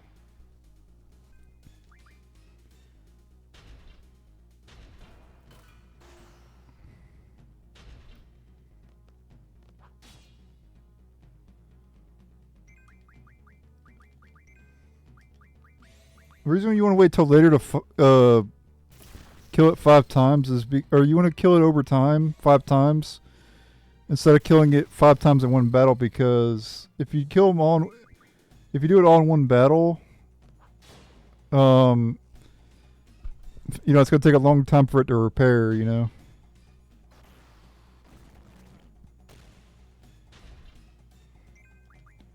If you're strong enough, you can actually kill it before it ever gets a chance to repair. You can knock it down and then kill it before it repairs. Oh, and I'm going to scan it too. I forgot to do that. Well, we can scan it later. This will be a third time. Yep, there we go. Run away. I have my speed up set to L2, which just kind of pisses me off a little bit. Alright, but that was battle number 3 against it.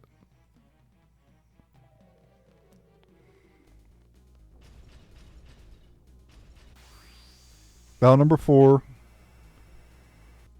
Yet again, let's take it out yet again. It's probably better to cast Thunder with Squall. Yeah. Well, I don't know. Maybe I don't know how much. No, it does 200 damage when I attack normally.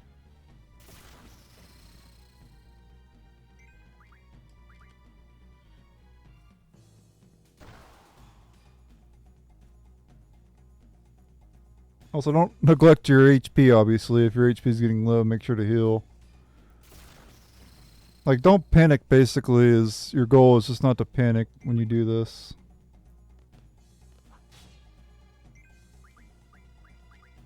It may seem... You may panic because of the time limit, but don't panic because of the time limit. The time limit doesn't matter that much. I like how he's jerking us off. He picks us up and jerks us off in midair.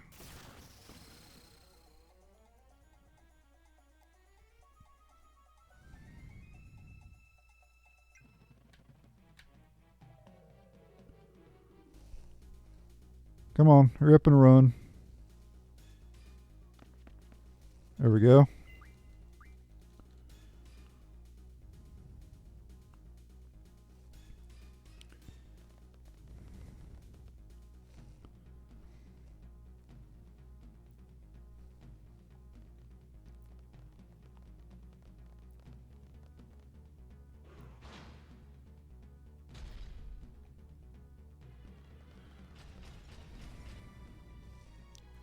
Okay. I think this is where where I'll finish him off.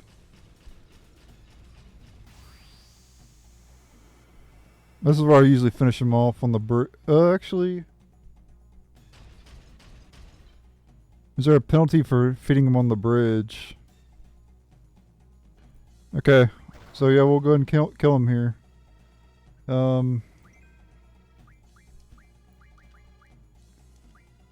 Let's actually get a double going on all my characters.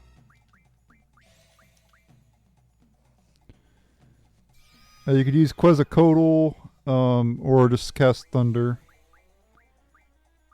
I think I'll just cast Quezacotl with him.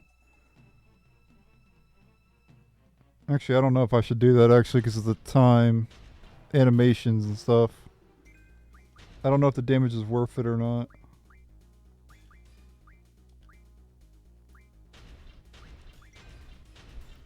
Oh shit, hopefully Selfie doesn't die here.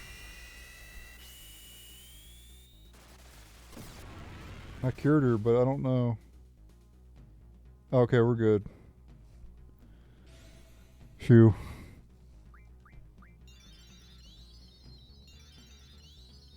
Wasn't sure how much damage I was gonna do.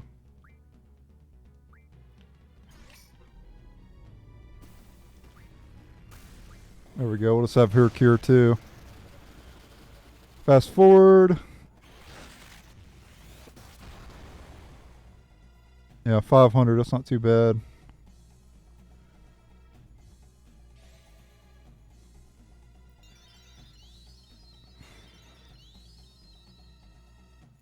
Perfect. Did I ever get... Oh, I gotta get double on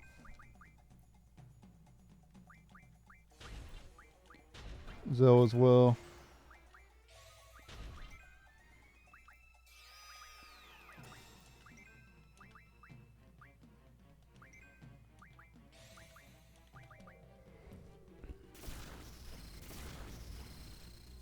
Oh, and I'll scan him too.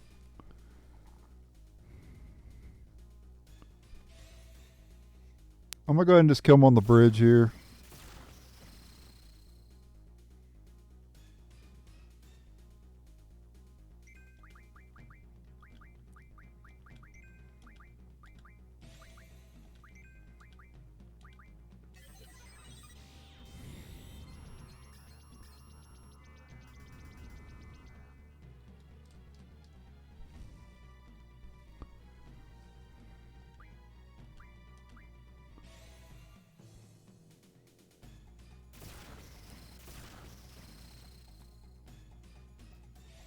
So we already killed it 3 times. This will be 4. So it's self-repair 4 times.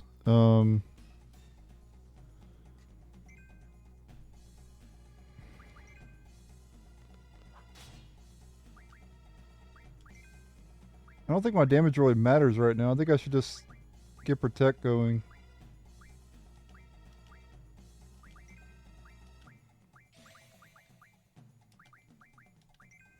Wait for him to repair.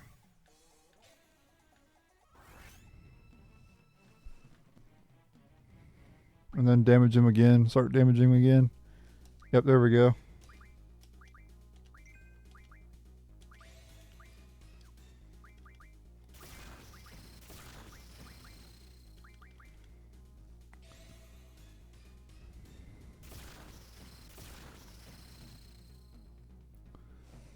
Yeah, double thunder is really good.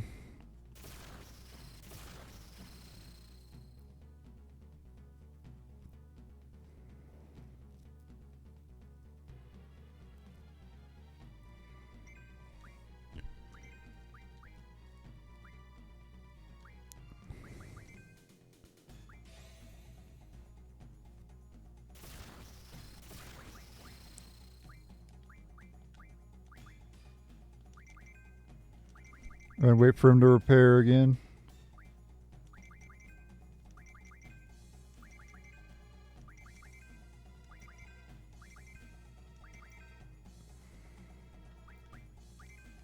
Okay.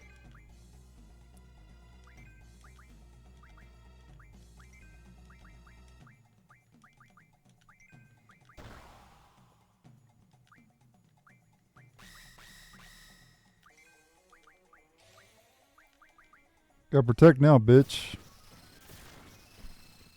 Do a lot less damage to us. Unless you bust out magic spells. I guess Ray Bomb might be a magic spell. I don't know if it is or not. Probably physical though.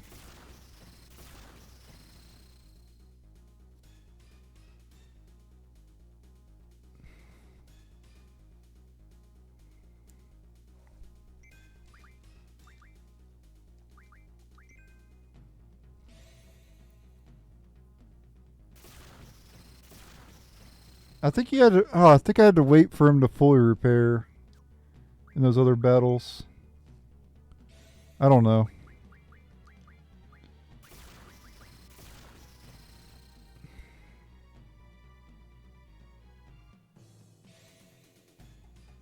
I hope not. I thought he would stop auto repairing by now. But apparently not. I'm just gonna keep casting, see what happens. Maybe we'll kill it anyway before it repairs anyway. Doubt it, but don't really hurt to cast the spells anyway.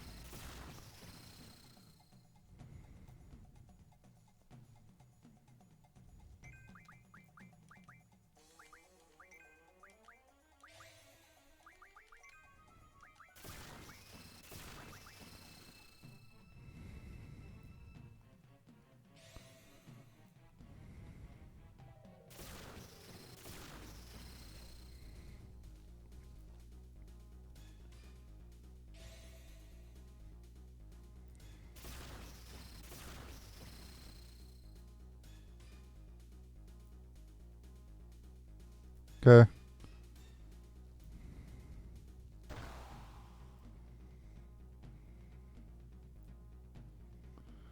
Our protected wear off, but that's okay. We can survive its attacks pretty easily. If I have to, I'll heal.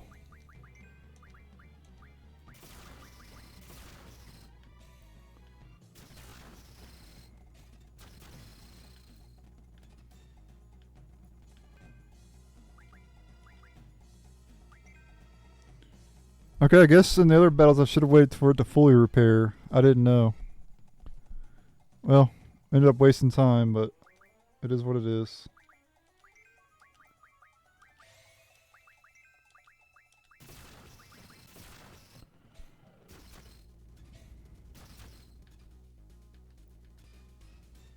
Okay, now we're in the point where we can actually kill it because it's not falling down anymore. Yeah, I messed up there, guys. So in the other battles, I should have waited for it to get back up and then flee. Oh well. It will be okay. I'm just gonna get less points. Just don't do what I did though. This thing has always been confusing to me, but it is what it is. I'm not upset about it. We'll be okay. As long as we kill it, it doesn't really matter.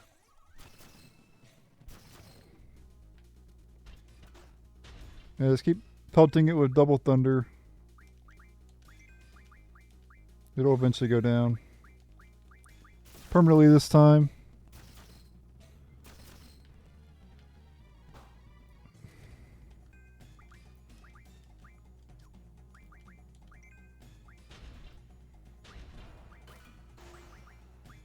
I'm going to heal just in case. I don't want to get too low.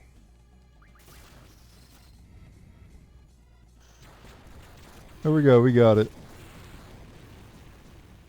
And you'll get a lot of AP for this. And a Hypno Crown too. Or a Power Wrist. There's a chance you'll get a Power Wrist too. So if you really get the Power Wrist, you can just restart. I think you can get a Power Wrist anyway. That's what my guide's saying. So.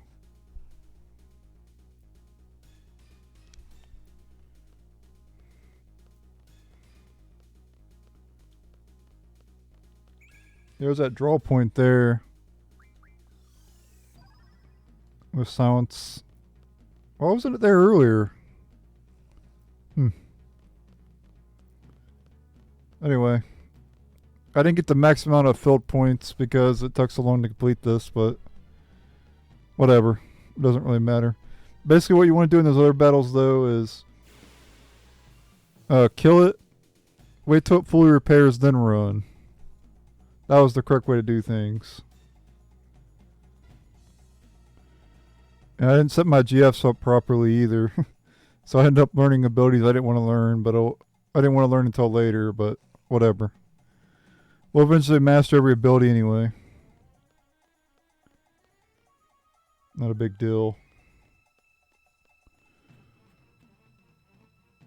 Not everything has to be perfect.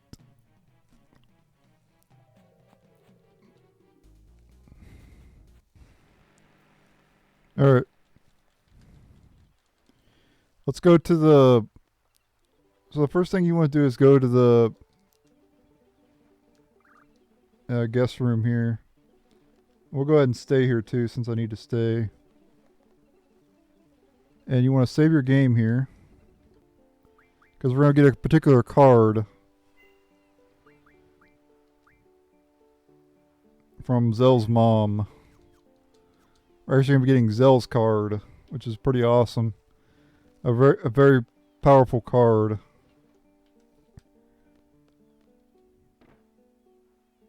Oh, okay.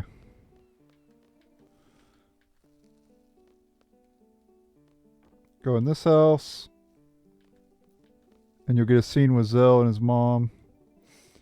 And then... Wait, what?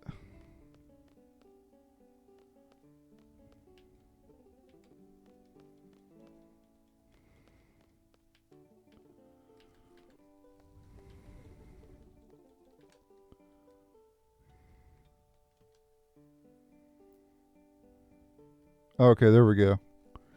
Now we can challenge her.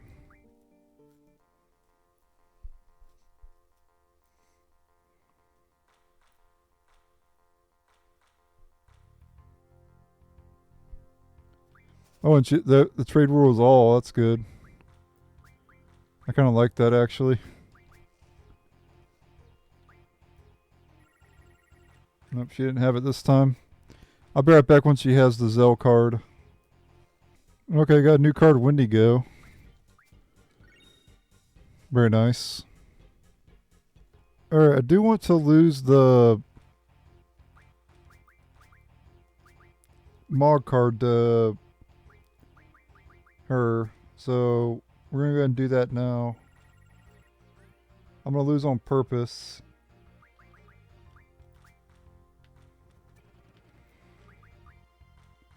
And all these cards I'm going to lose since the all rule is active.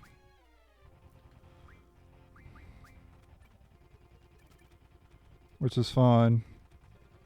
There we go. I lost the Mini Mog card. That's what I wanted to lose. I'm still trying to get the Zell card. I didn't. I battled her like damn near like 20 times, and she would not give it up. But yeah, we definitely want to lose that card to her. That'll be useful later, the Mini Mog card. But I'm gonna go back and try to get the Zell card now. Alright, no new card here, Tarama. And another new card, Anacondaur. As well. Which I think was the final one I needed for the first slot.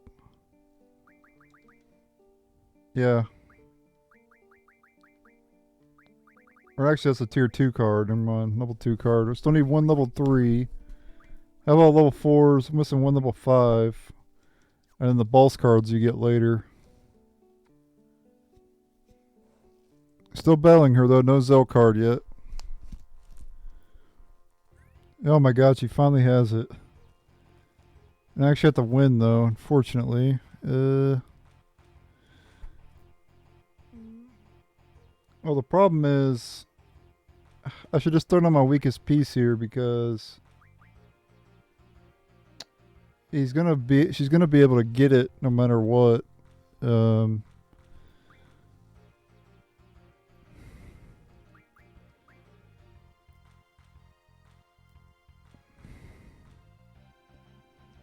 Thinking about what I want to do.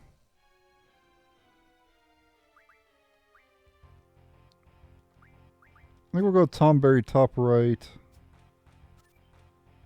Force out her Zell.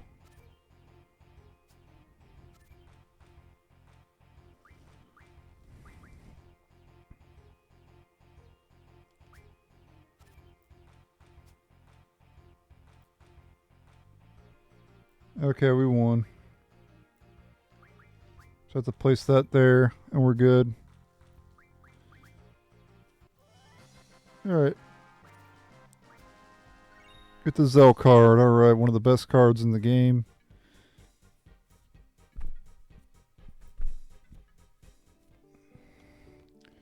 Alright. And obviously if you go to ability card mod, you can turn into 3 Hyper Wrist. I'll just show you what that does. And I'll just load up my state. I think it's like strength plus 40% or something. Oh no, strength 60%, even better. Yeah, it's pretty nutty. And it automatically teaches the GF that, so you can give all 3 of your characters that. But let's not do that. And obviously the elemental attacks allow you to teach the GF elemental attack. A lot of these other ones I'll have to go over later. Because we don't have the right junctioning. We don't have the right refining yet for a lot of these. Red Fangs will give you Firaga, I think.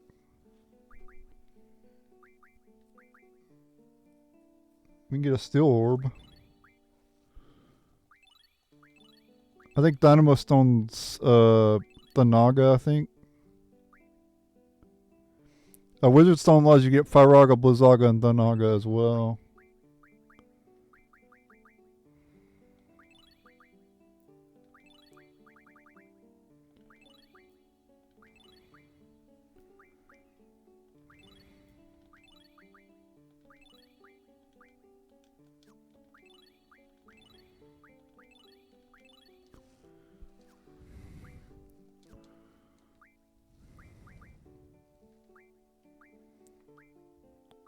Sheer Feathers for Arrow. Yeah, Dynamo Stone's Thanaga. So, yeah, see, I could get like 60 Thanagas. I'm not going to do that, of course.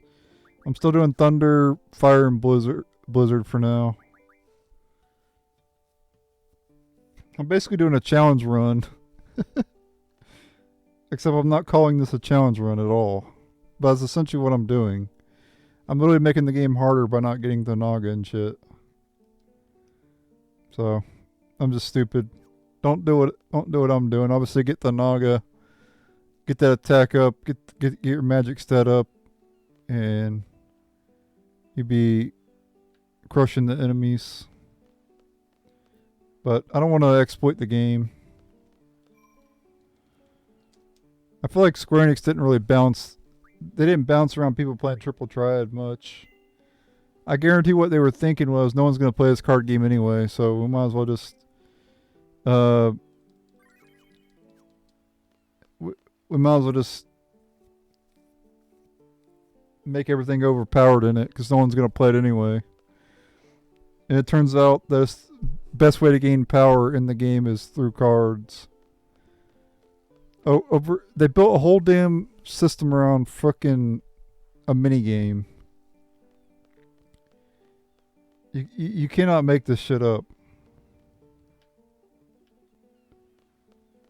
Okay, we can't get that draw point yet. There's actually a draw point over there, but that ship's in the way. We'll get it later.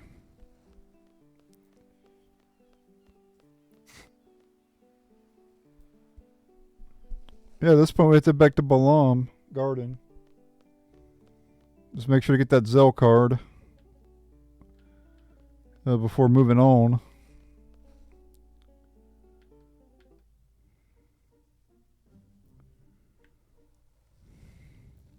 Oh, by the way, we can also upgrade our weapons. I forgot about that. So we can use a steel pipe and 4 screws to make the shear trigger, which is an upgrade over the revolver.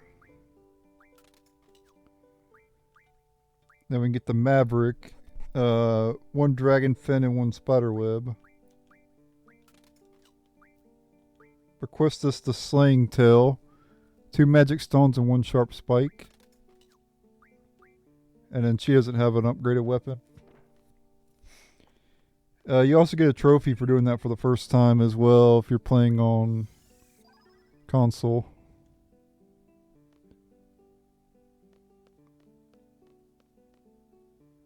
But I'm playing on emulator because I felt like it.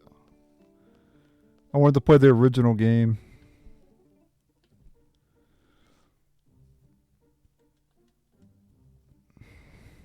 But the remaster is really good. I played it on the channel.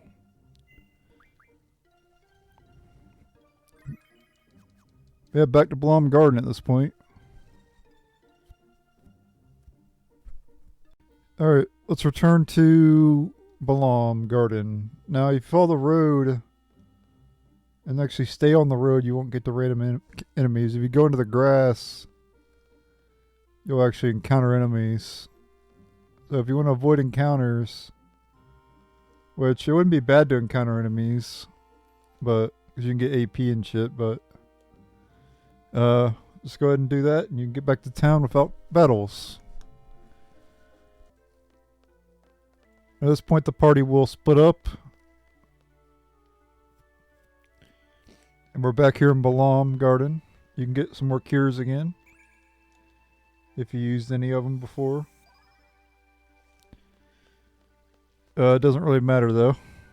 You don't have to use that draw point every single time, but if you want to, you can.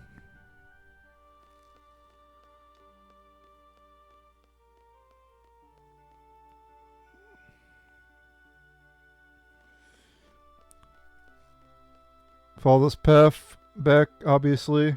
We're going to go to the main hall, the main plaza. You can challenge that dude to cards some more if you want, but no new cards available, but same ones he had before.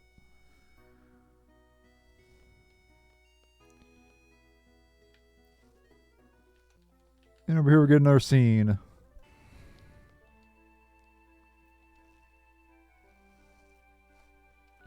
Felt good.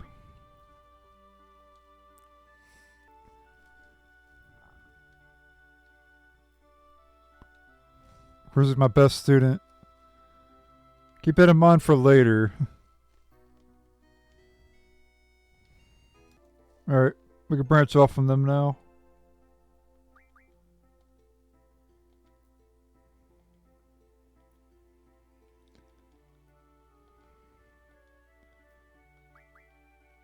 You can challenge that person to cards if you want, but...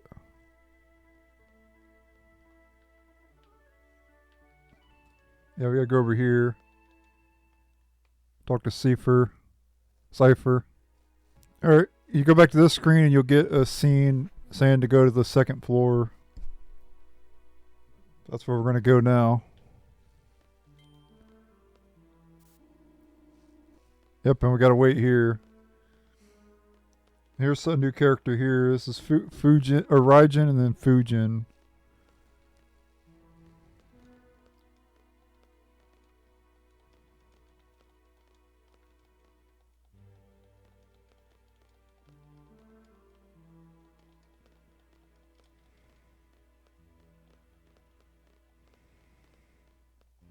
You guys talk to Fujin too. Maybe talk to Zell.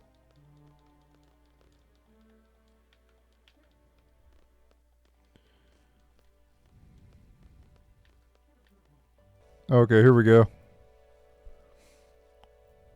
Yep, so Squall and Zell get picked, and then obviously Selfie, and then that other guy who's just a random NPC gets picked as well. Let's see if we can actually challenge him to cards. Okay, we get the battle meter. Alright, let's go back this way now. I don't know if we can... Yeah, we can't talk. We can't challenge him to cards. I'm going to leave and... Okay, automatically takes us back here. Okay, never mind. We can't challenge him to cards yet.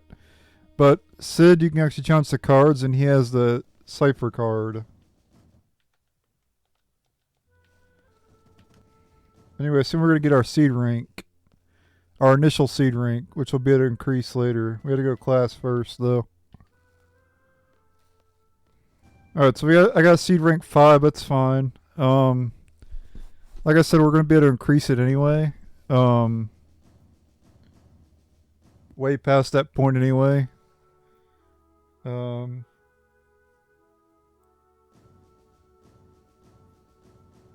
lost 80 points for something. I don't know what I did wrong.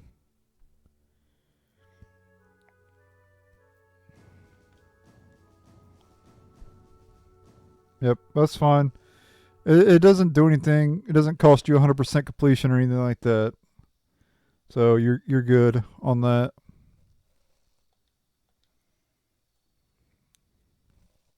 You don't have to worry about the initial seed rank at all. In fact, we can go ahead and raise our seed rank now.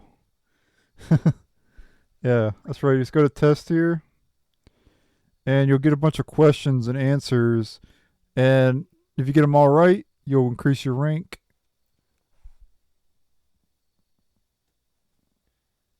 So let's go ahead and do this. First test. The draw command extracts magic from enemies. Yes.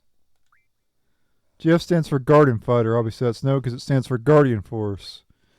There are a total of 8 elemental attributes. That is actually yes. In battle, a higher strength stat causes more physical damage. Obviously that's yes. HP Junction is a junction ability, yes. You can't assign specific abilities for your GF to learn. No, you can assign. Magic uses MP, no. That was in the old Final Fantasy games. You can name your GF, obviously. You can wear protective gear. No, this isn't like the other Final Fantasy games. GF level up with AP. No, they level up with EXP. And see, our seed rank went up. Now, you can only increase it up to your level anyway. So I can get up to level 10. So...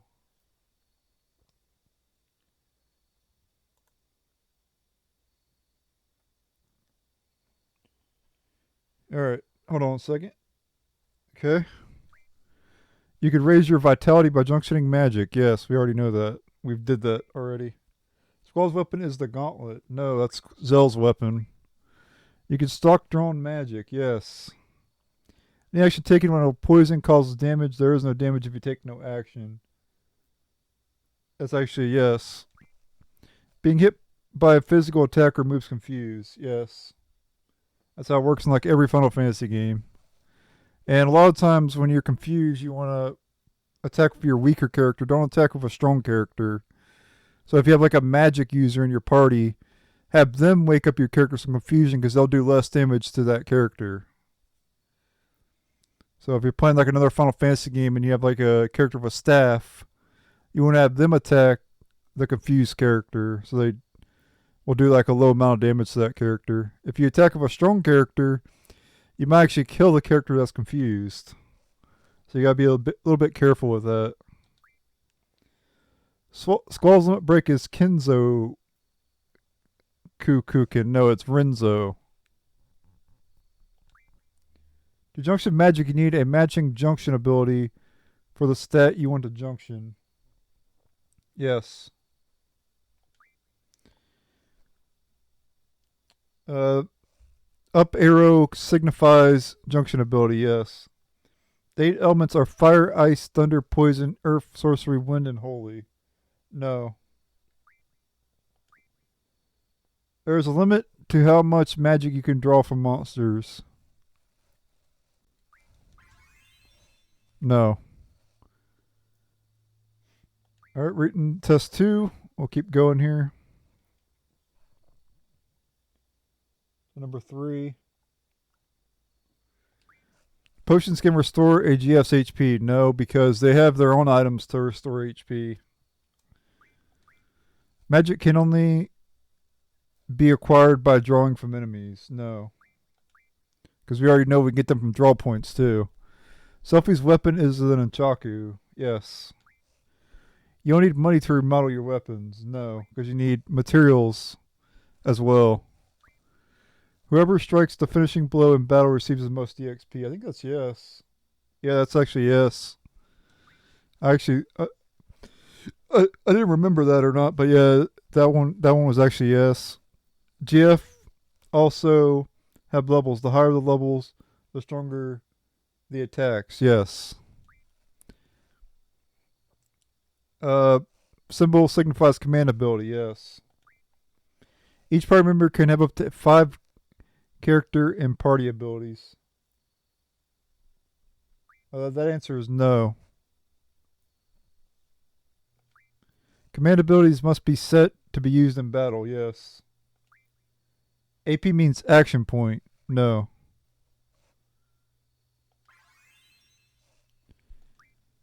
I think it's ability points, not action points.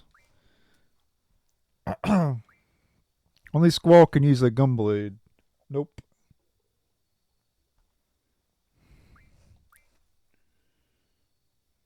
Hold on. Attack magic can be used against party members. Yes. There's an ability that allows you to make magic from items. Yes. Higher vitality reduces physical damage. Yes. We already went over that earlier. Blue magic is learned by being attacked by a monster. No, that's how it worked in Final Fantasy VII. And the enemy skill materia, you had to be hit by it. Same for, I think, Final Fantasy V, I believe. But in this game, to learn blue magic, you use items.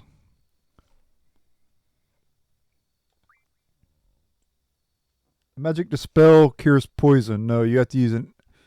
The spell in the Final Fantasy games doesn't cure like status elements. It negates buffs, and it also negates debuffs. If you use it, it'll get rid of the opponent's shell, protect, reflect, stuff like that. It does not cure status elements, though. Azuna cures status elements. If you're KO'd with status change but are revived at their battle, the status change is removed. Yes. T-Rexuar is a monster that lives in Balamb Garden's trading center. Yeah, I've mentioned that probably more than anything else in this Ultimate Guide so far. I keep telling you guys to avoid it. Squall's Gunblade causes more damage by pressing L2 at the right time. No, it's R2 actually. You get stuck up at 255 of each magic. No, it's actually 100.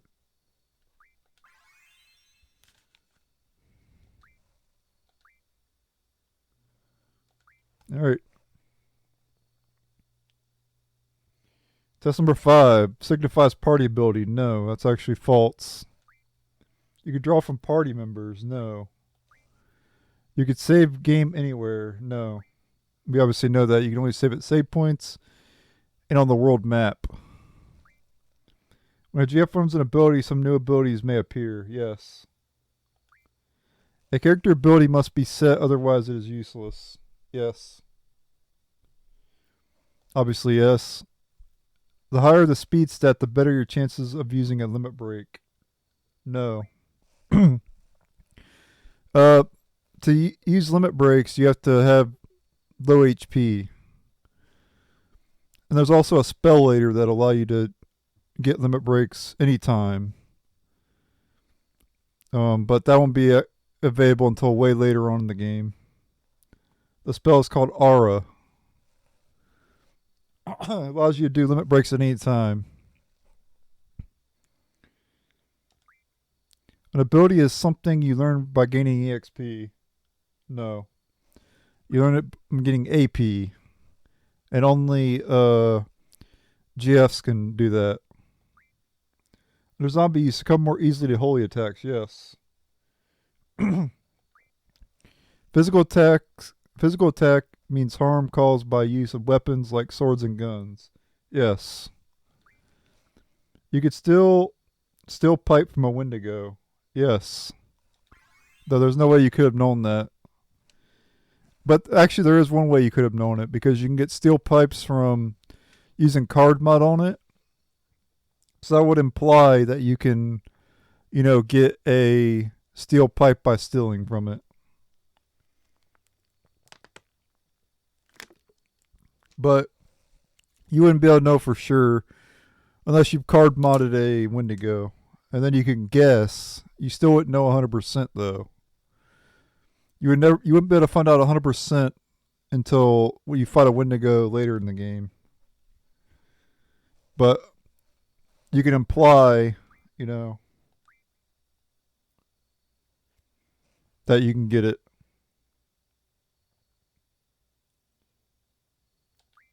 Alright, Zell's weapons are gloves. Yes, we already know that. You can still summon GF when silenced. No. Ifrit can learn the Fire Magic RF ability. Yes. If more than one GF with the same junction ability is junctioned to a character, the effect of those abilities remain the same. Yeah. It doesn't matter if so. What it's asking basically is, let's say you have a GF with 2 magic junctions. It's saying is if they're both the same. Yeah, that's true. Yes, they don't stack. It's not like it would be double.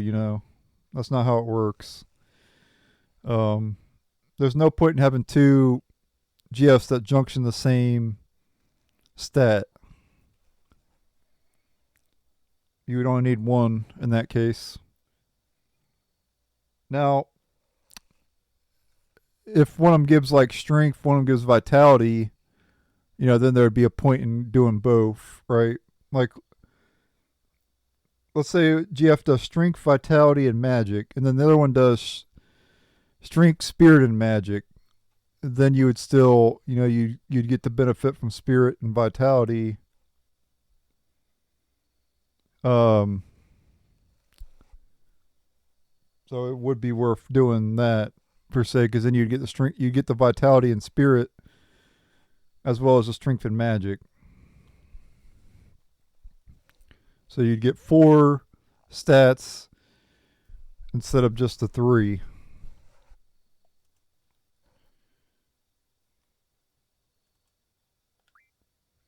All status changes return to normal after battle. I think some of them don't wear off. You could use the attack and draw commands without junctioning a GF. No.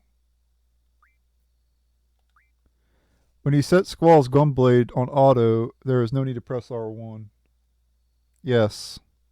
But it doesn't always work if you set it to auto. It'll work sometimes. Magic set determines the strength and effectiveness of magic. Yes. Obviously. When using auto adjunction, you can only choose from attack or defense. That's actually no. That's way out. What? You get That's you. You could choose attack, defense, or magic. Yes, that's no. A Grat uses sleep attacks. Yes. Oh, wow, you should keep going.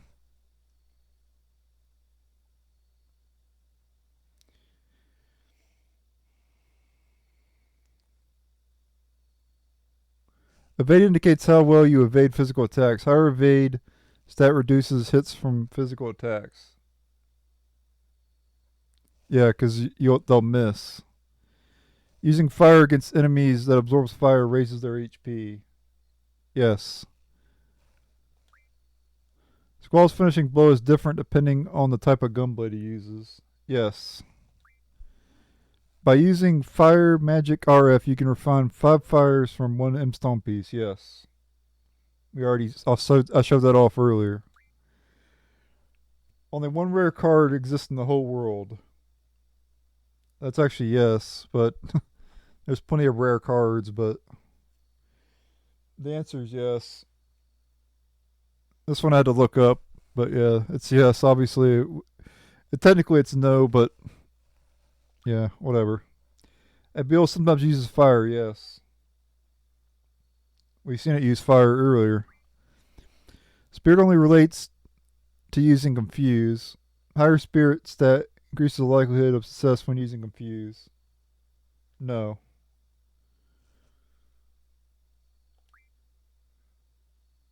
A geezer drops mini screws, yes. Enemies level up as you do. Yes, which is why we're keeping our levels low. You encounter fewer enemies on the world map if you walk instead of run. No.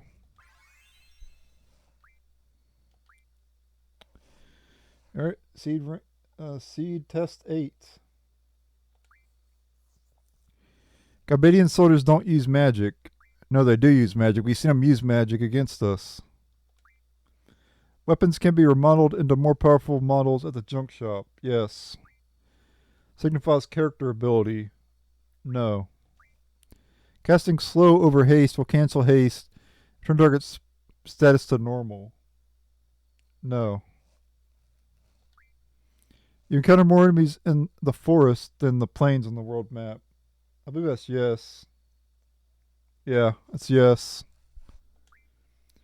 When elemental defense goes over 100%, that element damage will be absorbed. Yes. The garden exists only in Balamb. No.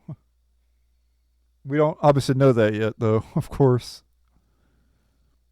But you could just guess that there's other gardens, right?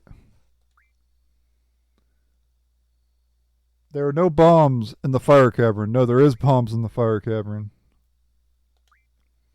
Each GF can learn different abilities. Yes. Junk shops sell weapons. No, you make weapons. They don't sell them.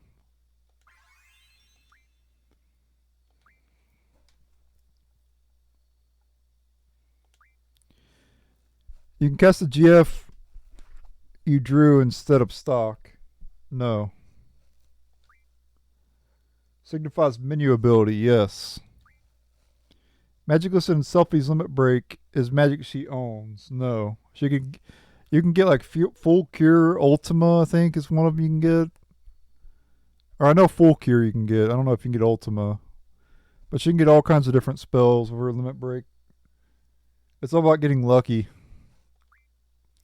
If a GF is hardly used or has low compatibility with party members, it may leave your party. No. They're permanent. Once you get them, you keep them. I'm pretty sure. Party abilities can be used without setting them as abilities. No. You have to set them. GF left KO'd too long, perishing cannot be revived. No. One sharp spike refines into 5 AP ammo. No. There's no way you could have known this, though. Defeating the enemy who caused a status change returns stats to normal. Hell no. That's not how it works in any Final Fantasy game. Enemies change attack patterns as you level up. Yes. They get new abilities and stuff. When poisoned, every action you take damages you. Yes.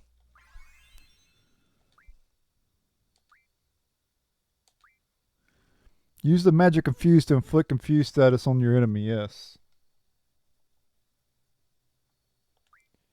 A potion restores 100 HP. Yes. Or no, it don't. I thought it did. No, it heals 200. Yeah, 200. Of course, this weapon is a magic sword. No. She uses a damn whip. ATB stands for Ability Tone Black. No. Active Time Battle. You're more susceptible to fire under zombie. No. Only holy.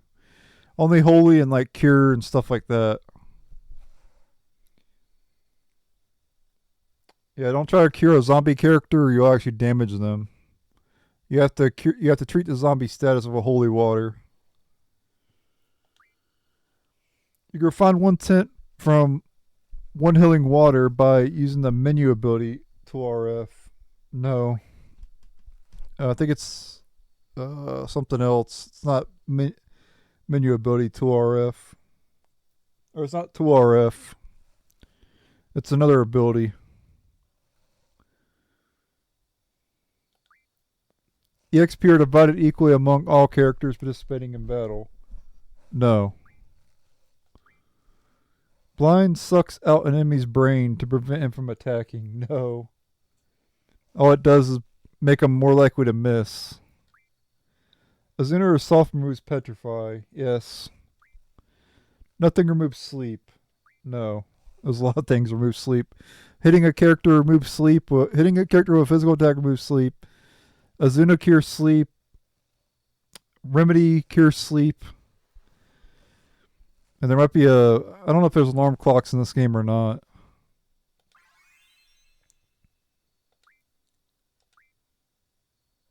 Yep, Squall is level 10, so we have to level him up above 10 to continue. I'll be our seed rank is 15 now, which is pretty good.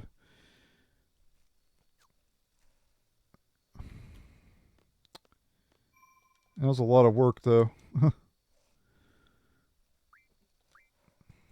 Alright, let's go ahead and talk to Selfie here. We gotta get changed first.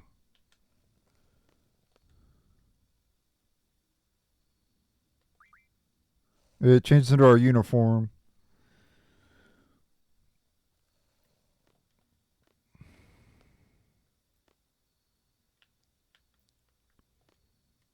And then talk to Selfie. I'm about to sneeze. Alright, and here we have somebody we'll see later in the game. That's all I'll say for now. Pretty hot. At least that's what Squall's saying anyway. Oh yeah, we can junction stuff to our HP too. Azuna's really good for that.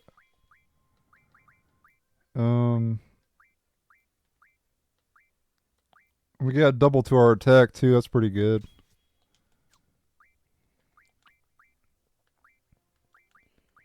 And up for the upcoming, there's an enemy we're going to be fighting this week to ice. So I recommend adding ice to your weapon.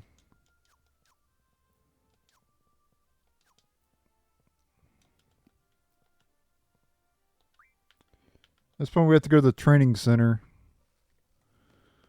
So we're going to head on over there.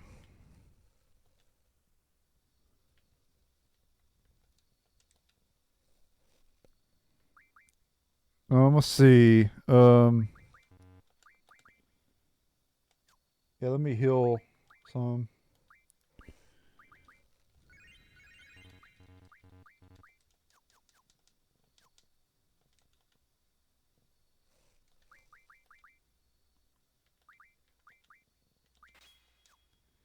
You want to remove Selfies and Zell's GFs.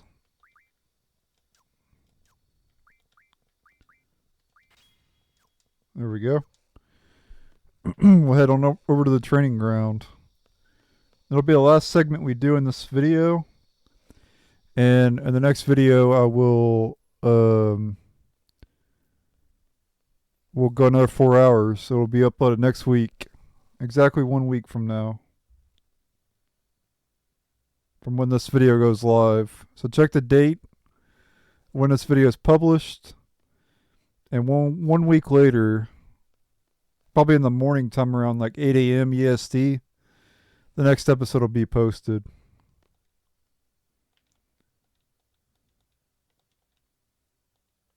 Ah, gotta get changed. Fuck.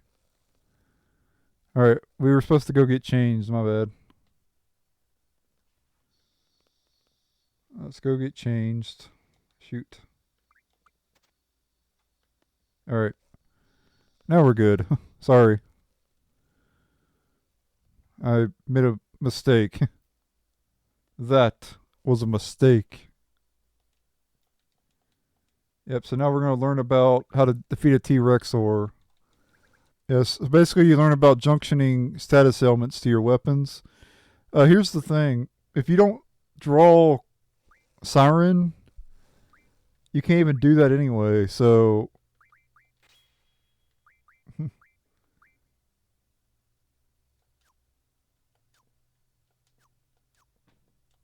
yeah, I want to give her Shiva, yeah.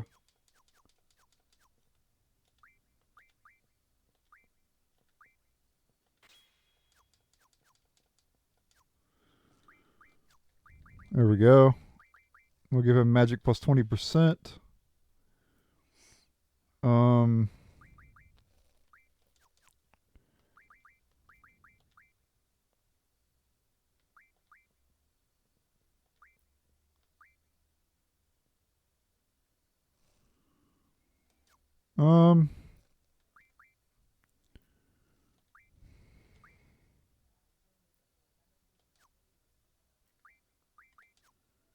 Did that work?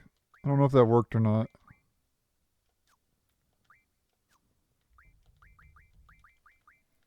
No, it did not work. I want to get all the magic from Selfie. There we go, now it worked. Alright, so let's see what we want here.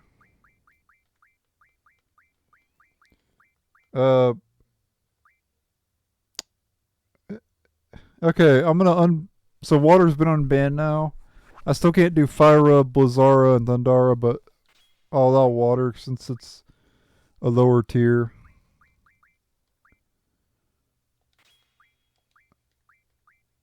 And then every spell that we've drawn so far I can use. Actually, no, I am going to ban water still, because we haven't technically unlocked that yet. So I'll just do double instead there.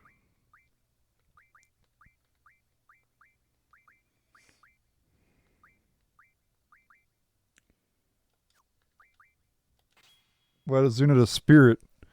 Man, she's a freaking tank.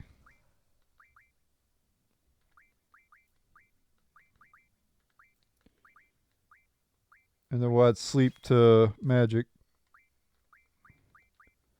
Now you want to do is go over here to elemental. Or no, wait, we need to add sleep here. And I'll add thunder to it there. And then this for the bottom, you could, are elemental or status resistances. And you can add like a Zuna to there and you can get resistance to a bunch of status elements. Only 20% though. But something you could do. And you want to add Blizzard to her attack as well.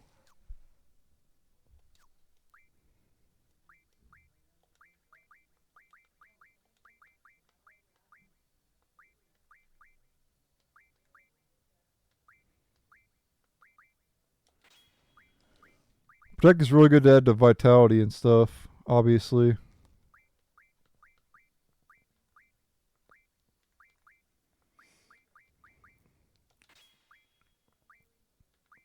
And then add Blizzard to Squall's attack. Alright. So the first thing you're going to want to do against the T-Rexuar is put it to sleep with Quistis.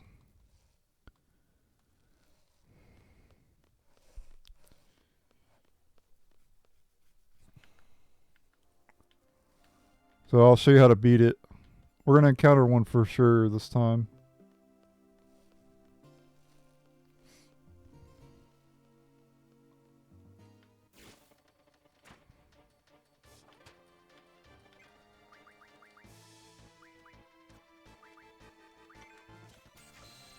Oh crap, I didn't set her up. I didn't set up her abilities, shoot. Why did I get EXP for that? I didn't kill the enemy, I fled.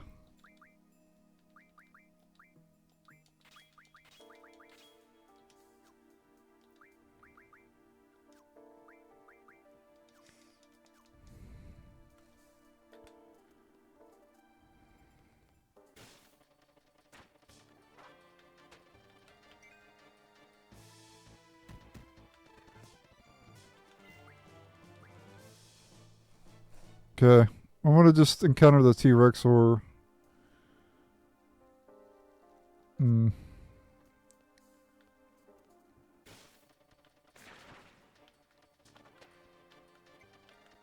I didn't put card on any of them, did I? I need to add card to one of them. Because obviously I want to card the T-Rexuar and not kill it.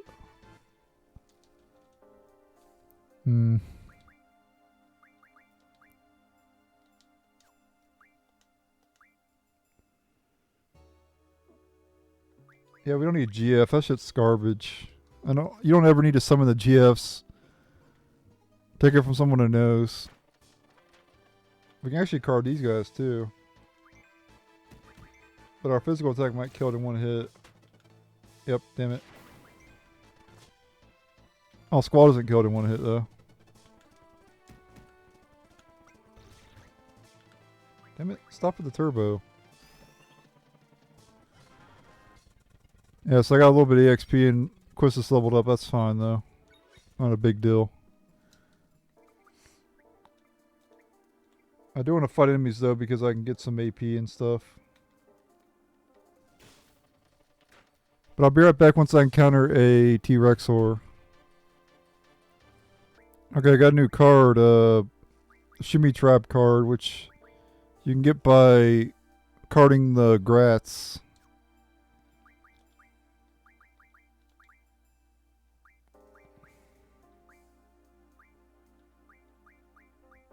Five more fun and one gambler spirit. Okay. I want to go to a different screen to try to encounter the T-Rexuar. I know it's encountered more frequently over this way, I'm pretty sure. Yep, there it is, right there. First try. Don't worry, we'll be fine. Oh, shit. Alright, first things first. Switch over to Quistis and put it to sleep. If you need healing, make sure to heal. Why didn't that not work?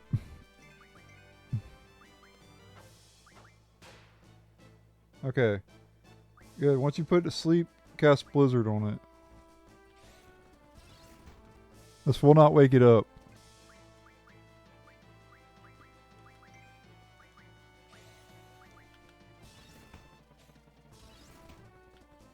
Oh, yeah, let me scan it too.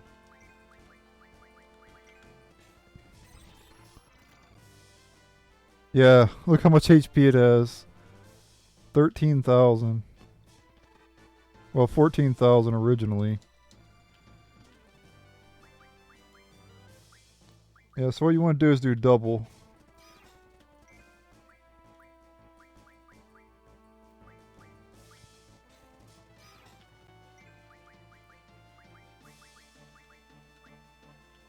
If you have Blizzaga, you'll be in really good shape. If you have Blizzaga, you'll probably kill it in a couple casts.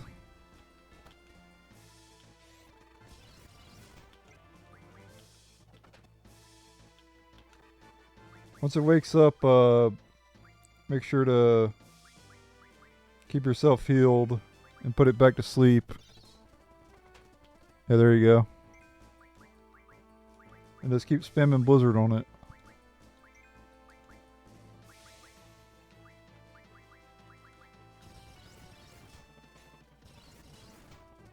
What spells does it have?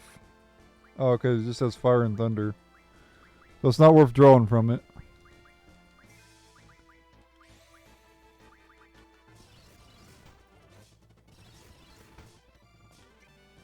It's gonna take a while. Oh, did I wake up again?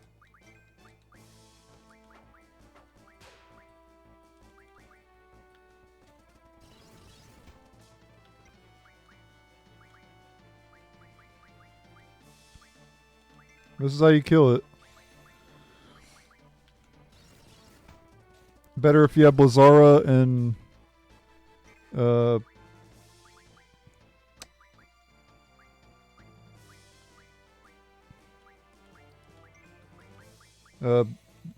Blizzara and Blizzaga.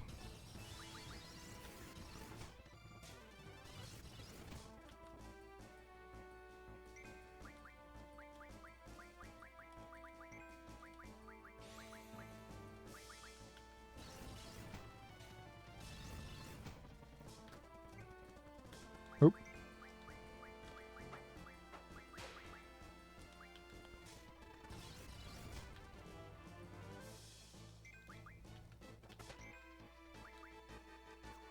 See if we can card it yet.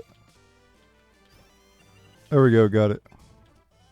Alright, good.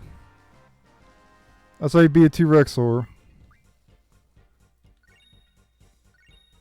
And you get a whopping 10 AP for killing it. But it takes forever to kill, so it's double-edged sword, right?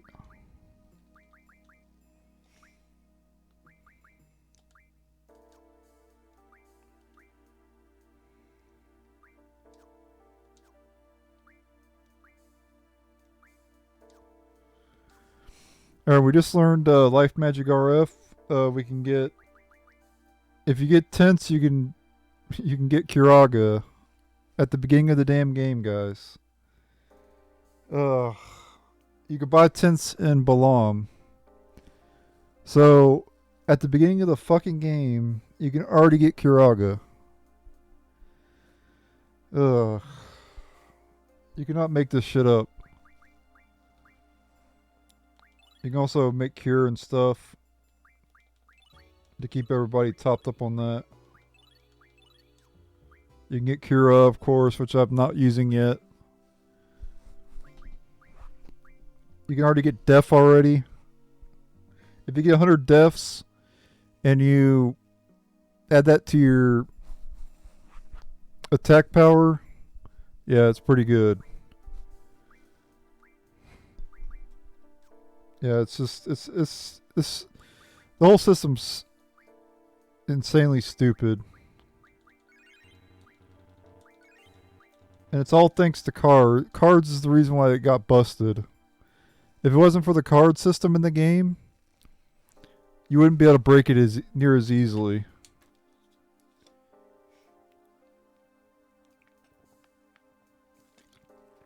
So what you gotta do is ban certain things, which is what I'm doing. And we just got our first paycheck of 13,000. You'll get that over time based on your seed rank. The higher your seed rank, the more you'll get.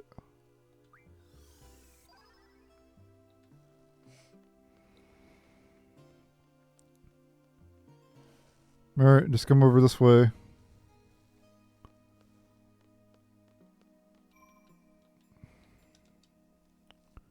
And you want to go ahead and save here because we're going to have to fight a boss after this scene up ahead here. So be prepared for a boss. Make sure you're fully healed and everything. Oh, okay. After that scene you get you still have time to heal and everything. You cannot go back that way.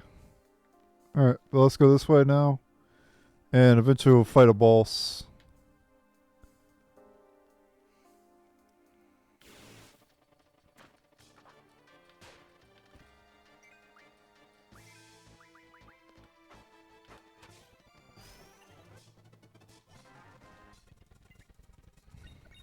There we go. Make sure to set your guarding forces to whatever you want them to learn.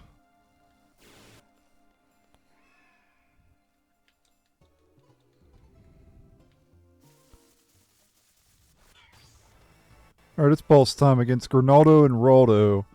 So first things first, you want to draw from them, of course.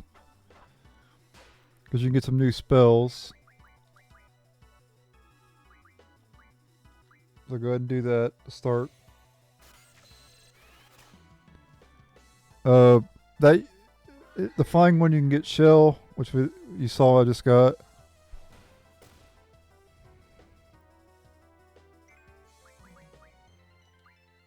It also has Blind and Shell as well.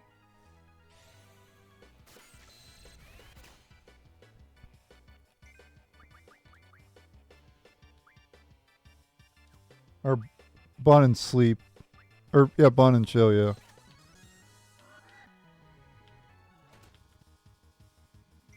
And I'll analyze them here in a moment. Just want to get their spells first. As for Raldo, you can get Fire, Thunder, and Protect. You should already have Protect, though, if you got it from...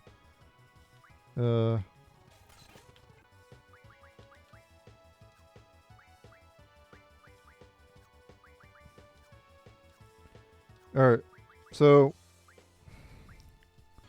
As for the Raldo, the status limit you can get on... it's susceptible to Death, actually. You can actually get Death on it. Poison, Darkness, you can use on it. It's susceptible to Slow as well. It has a lot of resistance to Stop, but you can get Stop on it. Doom as well, which you shouldn't even have access to, I don't think.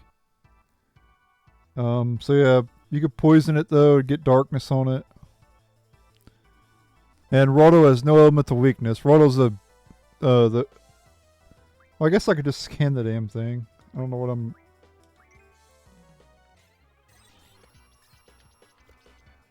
Yeah, there we go. Yeah, it's a very tanky enemy, as you can tell. It's got good defense and spirit. As for Granaldo, which is the other enemy, it's weak to wind.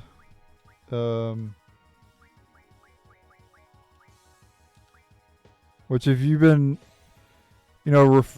using the card mod, you could actually get access to wind attacks to use on it. And as you can tell, it has a lot of HP.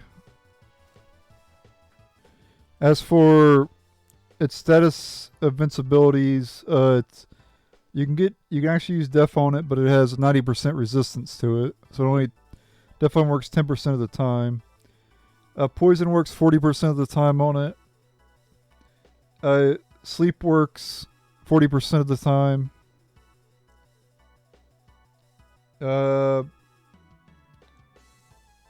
Slow works 90% of the time, so it's very susceptible to Slow. It's basically immune to Stop. Only 10% chance to work with Stop. And that's pretty much it. That's the ones that matter, right? Alright.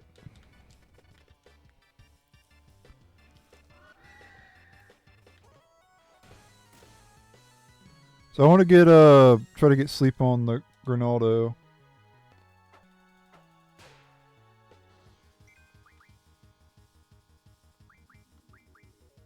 I can't exploit their weakness. We'll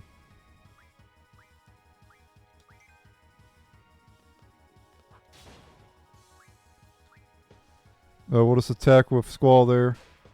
Yeah, there we go. I got sleep on Granaldo. That's pretty good. And we'll just kill the Raldos real quick. The Raldos have low amount of HP. So you should get rid of them first. And then while the other thing's sleeping.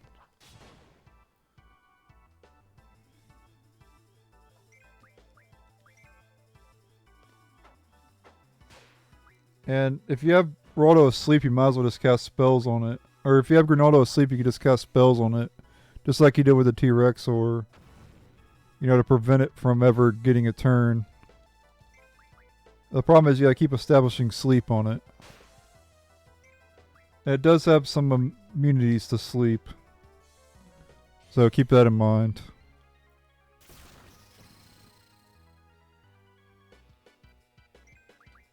Yeah, just put it with spells once you get it to sleep. It doesn't matter what you use on it. Fire, Blizzard, or Thunder. It's not weak to any of those. If you have Arrow though, you can use Arrow, or if you have Tornado, you can use that on it. But I can't use those high tier spells right now. Obviously.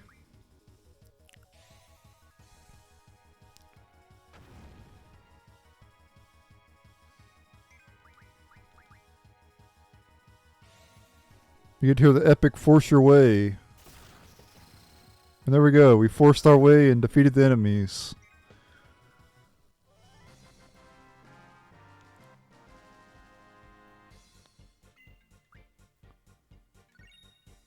You get a bunch of wizard stones that you can turn around and get high tier spells from.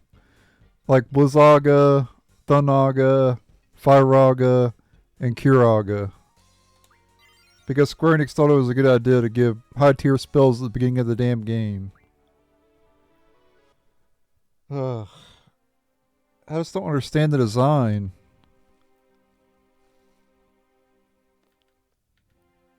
What was that all about? They got taken away by some mysterious people. Or she got taken away from some mysterious people. Wonder who they were. I guess we'll have to find out way later on in the game, I guess. Alright, so now we need to go back to the dormitory. I'm going to fast forward here. We're about to end the video, so...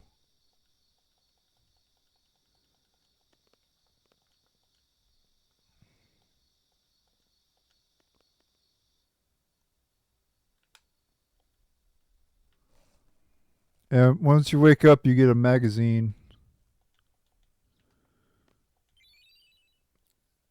Weapons Monthly April issue. Alright guys, this has been part 1 of my ultimate guide for Final Fantasy VIII. If you enjoyed this video, like I said, like it and subscribe. It helps the channel out a lot. And any questions or comments, leave them below. Just anything to help the algorithm, all that stuff helps. Leaving comments, even if it's just like one sentence, you know, or whatever. It doesn't matter. Any comments help, you know.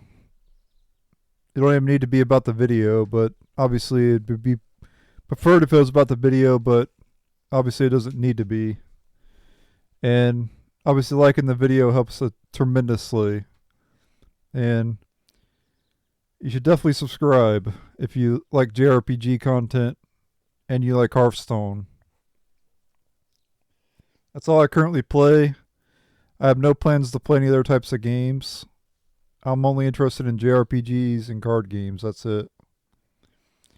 I try to get in other genres, but I just can't. I just don't. I'd rather play Final Fantasy games until I'm dead. So, that's just how that goes. I try to play anything else and I always go back to Final Fantasy or Suikoden, you know? So, if you like Final Fantasy, you like Suikoden, you like other JRPG content, make sure to subscribe. I would greatly appreciate it if you do. Alright. Thanks again for watching. Later.